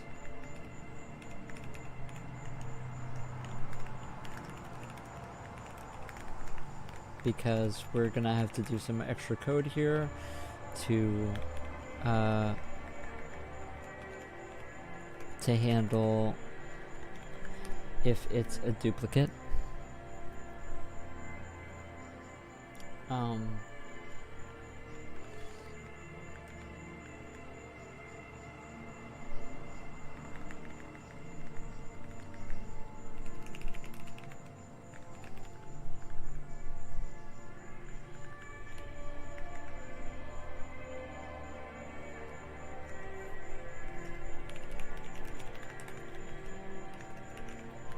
Okay, so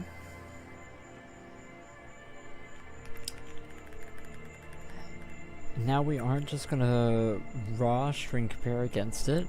We are going to iterate through all of the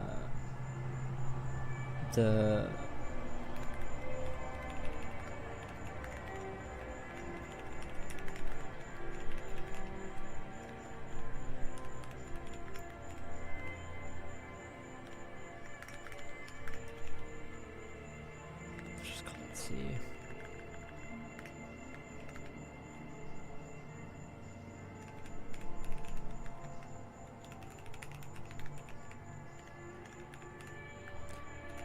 I'm not really sure if this code is gonna work in terms of what we're about to do, but what's my DE? My desktop environment. Oh, I'm sorry, I'm dumb. I use i3 for my window manager, and I'm on Linux Mint.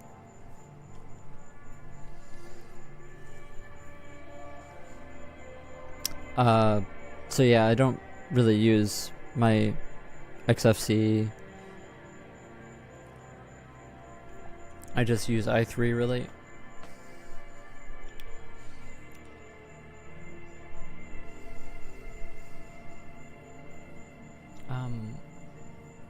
So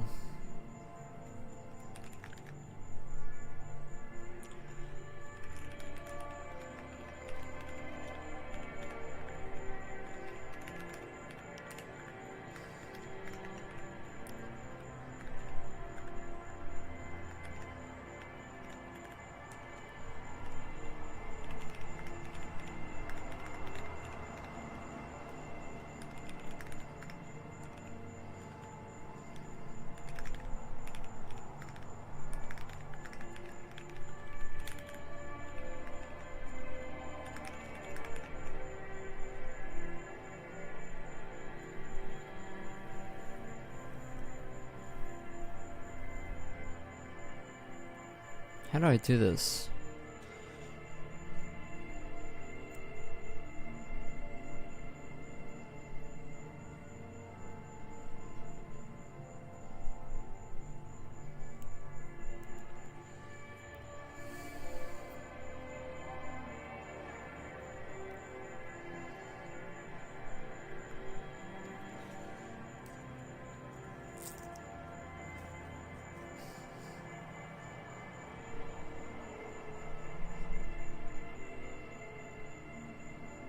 Cool. Want to try some title manager later too, but don't know what is better. I know there's some people like going Hyperland better, and some people i3 better, so I have to choose. To be honest, I didn't really put that much thought into it. Like I don't like to spend a lot of time configuring stuff, to be honest.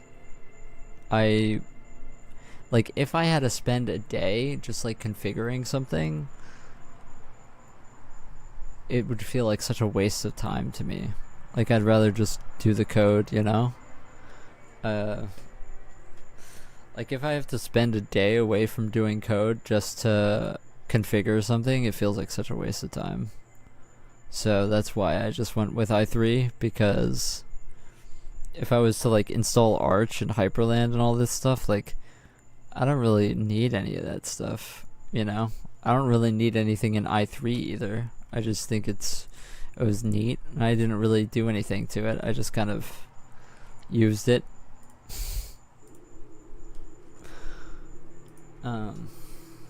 But maybe I'm just a bit boring. Honestly, I think that we should just do this. We should probably just do this not at runtime. Like, why am I doing this at runtime? When we load in animations, we have this function that does it.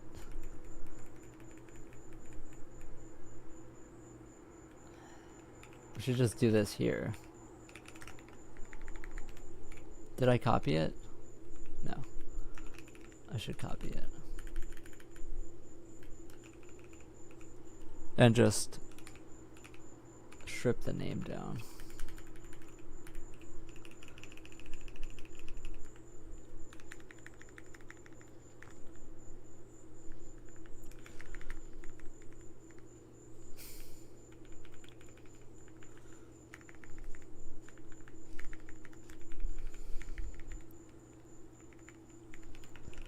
I had a phase in which I write Qtile and awesome WM than Hyperland. Yeah, same for me too. I'll probably try i3 too, or maybe someone's Hyperland pre-built config. Yeah, honestly, that's probably a good idea. Someone else's config probably be pretty cool. I also have a really bad computer, so all those like fancy animations and stuff just look like, oh, this is gonna run like shit on my shitty computer.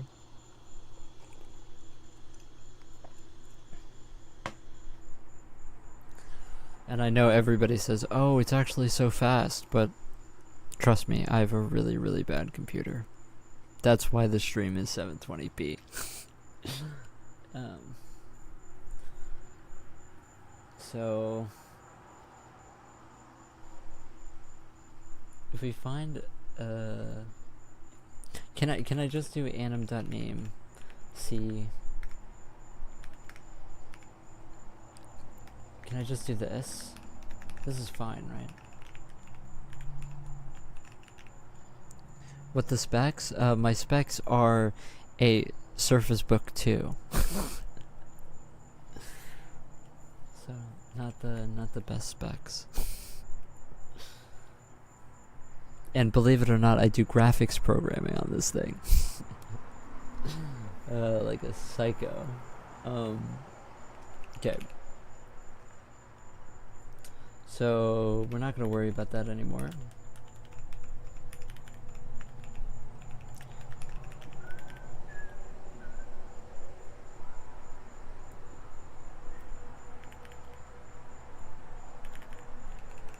We have to go in the header file and change this.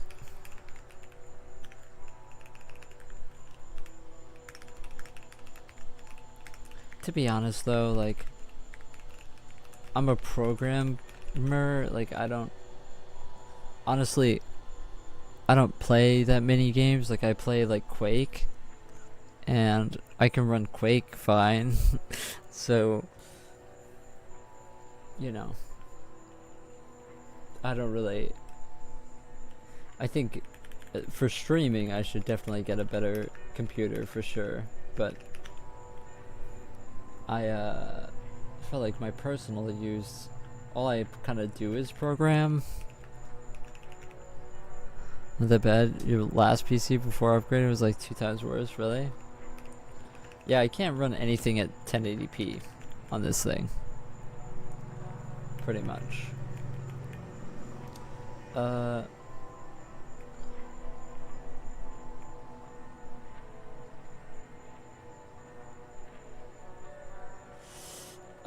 Actually, we aren't gonna go through this. We only want the instance animations, skin animation indices indexed by A.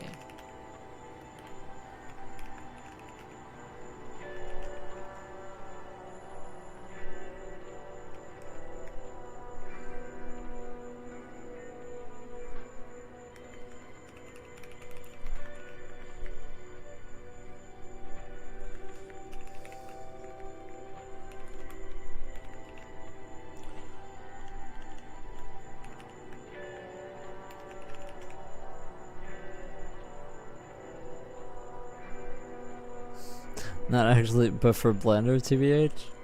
Yeah, that's very true.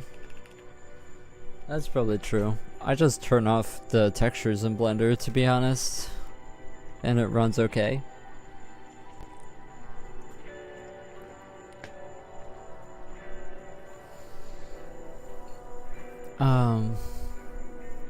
It's actually kind of why I'm making my own engine, is because I've kind of a standard of trying to get it to run on this thing, you know? It's a good kind of goal for me to have, to keep it as performant as possible.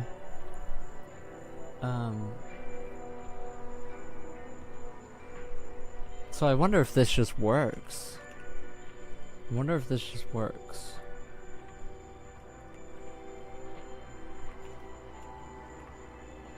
I don't really know if this is going to work. I kind of lost the plot on it, to be honest. Let's just save it and let's try to export it again, and then let's see if it works. Let's make sure to have custom properties. Making your own engine to run on your PC is wild. I don't know if it's that wild. I think that, I don't know, modern game programming is not done very efficiently anyway. Like, ray tracing and all that is just kind of taking the lazy way out. At least that's what I feel.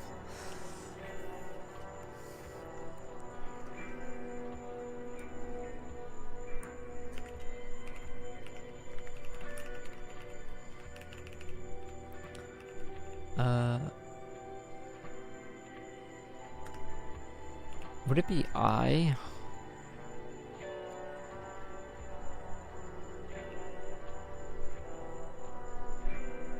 Wonder if it goes straight to I.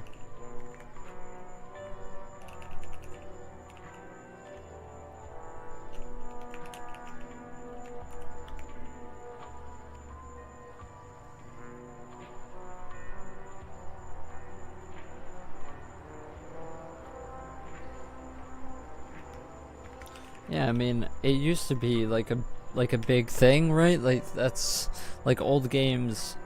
You used to have to like really spend a lot of time. This is interesting. You used to have to spend a lot of time like baking your light maps and stuff. Oh, my gun doesn't have any animations. Does this work? No. Interesting.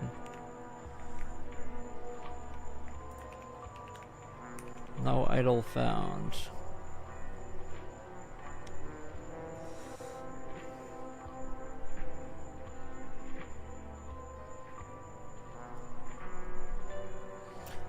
Interesting. Seems to not be finding any animations.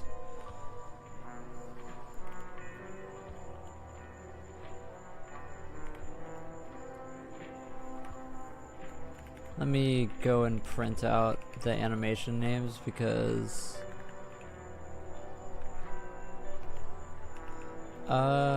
wait, hold on. I may have like really botched this name truncating thing. Oh yeah, my moronic idiot person.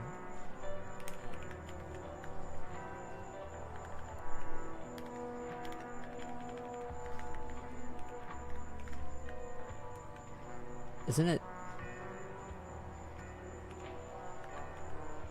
What's the name of this? What's the name of this function? I'm looking it up on my phone.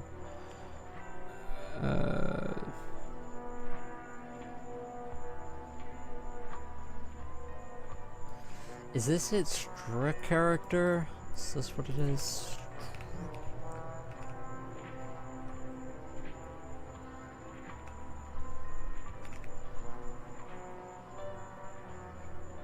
Returns a pointer to the first occurrence of character in the C string. Okay, yeah, I think that this is what it is.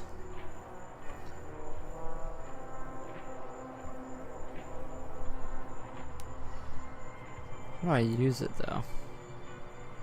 Thumbnail looks awesome. Thanks, Shade. I appreciate that. That's just taken straight from my engine.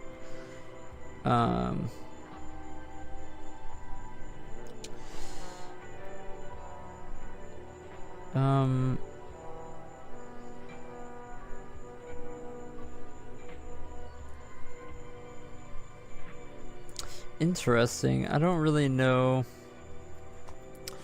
Okay, so let's try this. I've never used this function before, so apparently this gives me chart pointer dot equals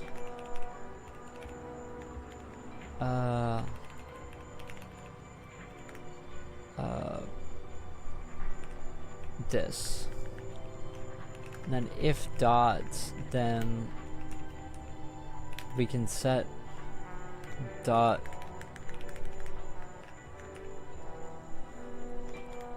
to null terminate. Let's try that. Didn't get the hype around ray tracing either, but it takes a ton. Yeah, exactly. But the whole thing about ray tracing is that it lets companies